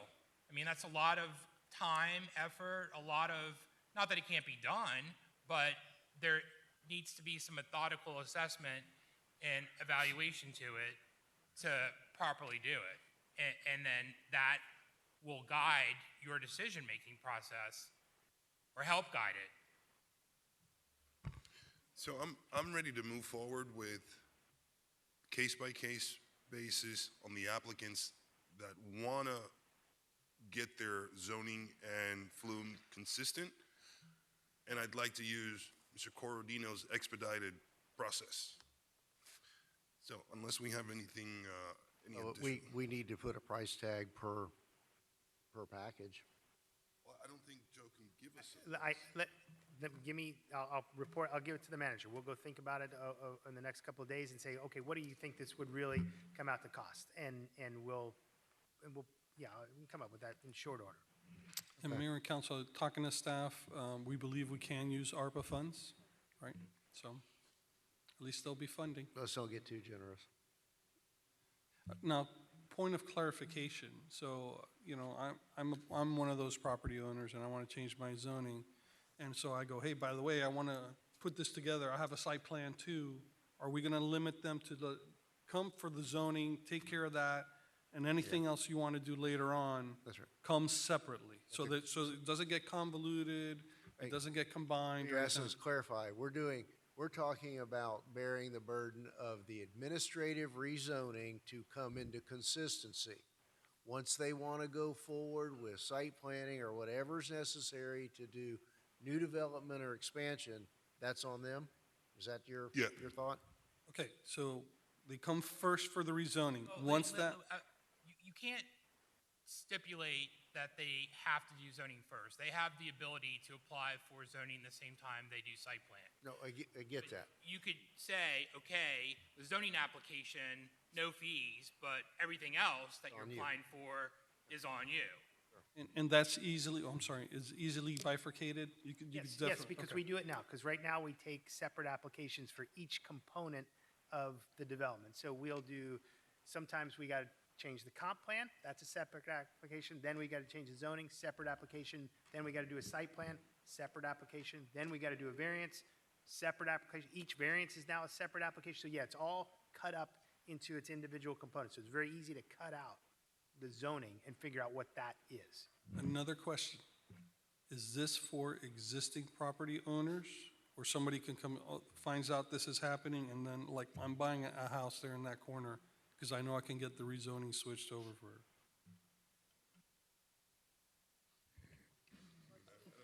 Just looking for direction. Doesn't matter to me either or. Look, if spending a little bit of money engenders investment, that's going to trigger expanding the tax base and more vibrancy. Okay, I'm seeing nods. The ARPA money has served its purpose by creating new commerce. Okay, fair enough. You know, it's interesting, we talk about incentivizing development and what can the city do to do it. And if you pick this quarter and that's where we want to incentivize development and we're giving them an expedited rezonings, that's a really cool city benefit when you get right down to it that didn't exist before. Maybe it does kickstart redevelopment. I have another question. How are we going to advertise this to the property owners?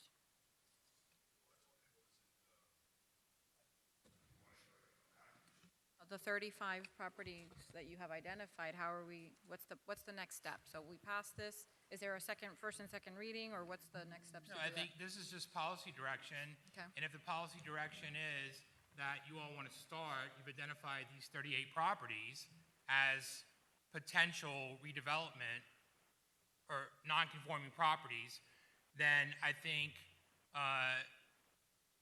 if the policy direction to staff is that if and when these property owners decide to come in, either on their own for redevelopment, or if they lose their non-conforming status, or at whatever point it gets triggered, then the city will cover it. And I think you can simply provide some correspondence by certified mail to the property owners. The 38. To the 38 property owners, just to let them know, hey, by the way. I'd like to put a time for response on it. It's not a we're gonna do this and forevermore, you That's can right. always come back, It's a so. closed-in program. Correct, and maybe we should make it budget, on the budget year, so they have, within the year, they have to provide intent to proceed or notice of intent to proceed, and not necessarily complete it all in the year, but begin the conversations and notifications with us. But I'd like to simultaneously continue the conversation about identifying, a block east and west, and what that looks like, and what that research means, and how that affects the FLUM and the zoning and the whatever else. And that's a related but separate issue. Right. But we notify the 38, but I don't know why, if it's going to be a pretty straightforward situation, why not by the end of next year? You need to avail yourself of this benefit. To reserve the funds, and that way we can allocate the funding and identify the properties, and maybe there's property owners that say, no, I want nothing to do with that, and then we can release the funds to other interested parties within that area. So in the coming days, we'll establish a budget. Okay, and I'm fine with 500 to start with. Right, and I would need a motion to go ahead and be able to use the ARPA funds, but I definitely, if you give us a few days so I can sit down with Joe, we get a calculation and figure out what that dollar amount, as well as how we're going to notify these residents of this opportunity. So just give us a few days and we'll put something together, we'll email you all, so. Because if we're doing 38 properties, 500 is well in excess yeah. of $10,000 a property. So my- we don't need anywhere near. Right, but I was referring to 500 on the overall vision. Well, let's take but that in the next step when correct. we identify and establish the That's fine. vision. Okay, that's fine. So you need a Have motion? what you need? What do you need to go forward? We have your direction, Joe and I Yes. will work together and we'll get you the numbers and the information you need. Thank you, Joe. You're welcome. All right. All right, it's that time of night, and I know we've lost several of those who signed up to speak publicly. We have, it looks like, is it Melinda? Melinda Washington? I know Leela Beasley left, Sandinia Cartier, I think she left as well. Edie Ramos? Robert Anderson regarding garbage pickup. Hi, Mr. Anderson. Thanks for hanging in there. You're a glutton for punishment. At me. Go ahead.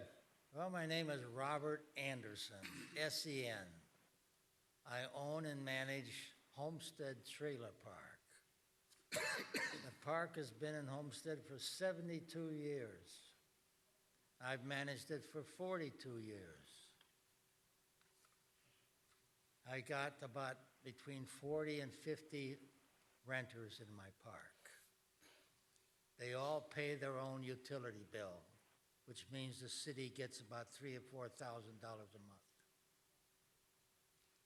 Got a problem. They're not picking up the garbage. I went to the office, the garbage office, or whatever you want to call it. They don't know why. Went for a week. Yeah. It wasn't a pretty sight out on the street. No. So you missed 2 pickups for the entire park. That's right. 40 and 50 people. A lot of garbage. And then you don't recycle. You only recycle twice a month now. Are you going to get rid of that too? No. No? Mr. Mayor, are you familiar with the property? Can we do some research? Do we have? I'll reach out to the department. Julio is here. He's hearing the gentleman as well. We'll reach out to Solid Waste, find out what happened, and we're going to ensure that his garbage does get picked up on a timely fashion. I went to the office twice and talked to the ladies there. They didn't know why. We didn't know why. All right, we shouldn't be here that much longer tonight. I'm going to ask the manager to stick around, and I want you to tell him who you spoke with and some Absolutely. approximate dates. If the weak link is there in our representatives, the manager needs to know that. Okay, So- I have another request. What's that? This lady's name is Ms. Barbara Quenz? Okay, I was close, huh? and she's in charge of utilities. Yes. I'd like to have a face-to-face meeting with her. No telephone, face-to-face. Anybody here can arrange it? Yes, we can arrange I it. think we can. Can you? Turn around. She's behind you. You want face-to-face? Turn around. Okay. She's the lady in pink at the end over there. Lady? Yes. He's not hiding from you. Well, did I get lucky? That's because the cameras are on and there's too many witnesses here. So. Wow, I'm sitting right next to her. But, Didn't even know it. you know, if, I say, famous last words, we shouldn't be here too much longer, and I'd really like you either in person tonight, or if you want to No, I'll talk to him phone tonight. call tomorrow, and let's have a candid conversation about your visits to that department. Yeah, okay, I appreciate it. Thank you, Mr. Anderson. Because it kind of stunk, you know, after a while. Thank you.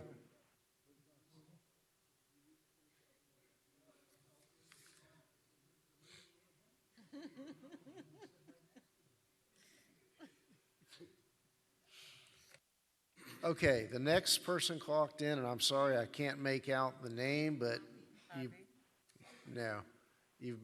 gave me an address in Coconut Creek. Is it Jerry? I think it's Hobby. Javi?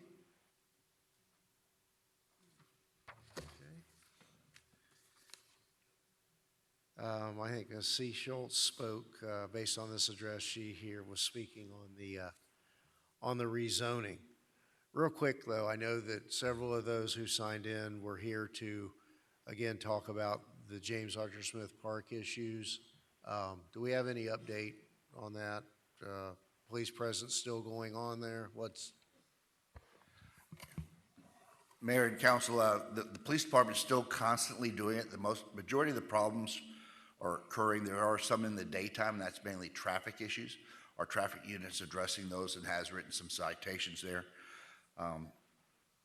The majority of the actual calls there, the nuisance problems that they're having there are occurring after hours, usually between 4 o'clock in the afternoon and midnight. We do have, and I'm trying to get that number now. I don't know if I'll have it before I finish speaking. Hopefully I'll just talk a little bit slower and maybe get that number for you. But we do constant extra watches there every night, and we have made some arrests there. Unfortunately, there are nights with staffing and volumes of calls that we can't address it the way we should, but for the most part, we are trying to stay on top of that. And I hope everyone's having a really good day. Well, I only need a couple more seconds, I should have that number. Very good. Thank you. But maybe, Mr. Manager, I know Ms. Beasley and some of her neighbors, we perhaps have addresses and phone numbers. Maybe we can get them in for a meeting. I mean, they've tried to come before council twice. Mayor, we'll be more than happy to All right, arrange that. the clerk has the sign-in sheets. And Mayor and council, just our community policing unit has stayed in touch with them and been in touch with them. And there's been, in the last 60 days, there's been 266 extra watches conducted at the park. Very good. That's not counting the traffic enforcement. Right. That's separate. And I want them to be clear and understand what the efforts that we've gone to there. We'll be there with the police department as well. Very good. Okay. Anything further, Mr. Manager?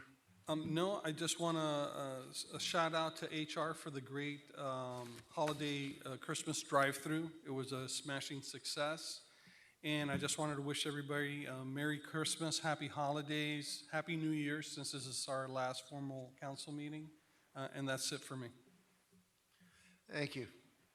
Mr. Attorney, do you need any executive sessions, or we took care of that? Very good. Thank you. All right, Councilwoman Avila. Merry Christmas. Good night. Good night. Councilwoman Bailey. Thank you, Mayor.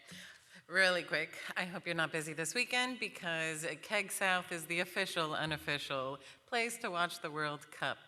So Saturday and Sunday, they will be supporting AYSO with Giving Back to Them. So both games, Saturday and Sunday, are at 10 a.m., but it is going to be a guaranteed good time. The kids are going to help decorate. So it'll be Argentina plus to be announced in tomorrow's game. So Saturday will be the third place qualifier, and then Sunday will be the finals. Right after the Sunday game, we also have snow again at Roby George Park. So if you have any little ones and want to come by and play in the snow, join us. Canvas art, beautiful local performances, service in the park, lots of fun stuff. Thank you. Thank you. Councilman Roth? Thank you, Mayor. Just, I have one thing that I would like to bring to the dais. And I've known Chief Roll for over 30 years. And I would like to ask that the city attorney, and with your blessings up here, to put together a resolution, and we can talk about this a little bit more, but in naming the police station after our chief. He started with this city back in 1980, 42 years ago. And I don't think there's any public servant that has served this city with his desire to serve, his loyalty to the city, and I believe truly that people who have earned these honors should be able to see them prior to their departure. And I'm not saying that he's leaving, but I really think that we need to recognize him for his service, his loyalty to the city. I know that when I'm out with him in public, I'm astonished at the reception he receives from the public and from the people he served for all these years. So I would ask that the city attorney tell me what the process would be. I watched it happen once before. I wasn't a part of that process when it was Roscoe Warren Park. So if you could just kind of help me out and figure out if there's a desire to do such a thing. That Roscoe Warren Park is a reason, one of the many reasons there is a process now in place for naming. And it's certainly not bringing it as a non-agenda item at 10 o'clock at night.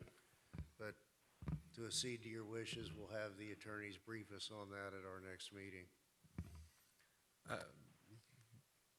Historically, these facilities were done, there was a process, now the naming process of the street dedications, which were a little separate, but for our own city facilities, there's been actions taken by the council of Roscoe Warren, 2005, I think it was 2005. There was a resolution that was adopted that made that designation. If it's, the will of the council, you let me know, and I will, put something together for you. You just need direction, what you want to do. Well, since I brought this up, I would like to ask that you provide that for our next Cal meeting, the resolution, and we could decide that night. Okay. Thank you. The other is the same as the city manager. Wishing everyone a Merry Christmas and a Happy New Year. We will see each other again next week. Until then, God bless all of you. Thank you. Vice Mayor? Good night, everyone. Thank you. Not to belabor the night, but I want to shout out to all of our staff who helped put together that tree lighting. That was phenomenal. There may have been more folks there than there were at the grand opening. If not, it was pretty doggone close, and just the spirit that was there throughout that crowd was tremendous. I want to thank them for that. And again, my best wishes to everyone for happy holidays. And then we'll be back at this a time or two more before the clock turns to 2023. So with that, do we have a motion to adjourn? A motion to adjourn, but I want to say thank you to Lori for the goodies. Thank you very much. All right, we're adjourned. Thank you.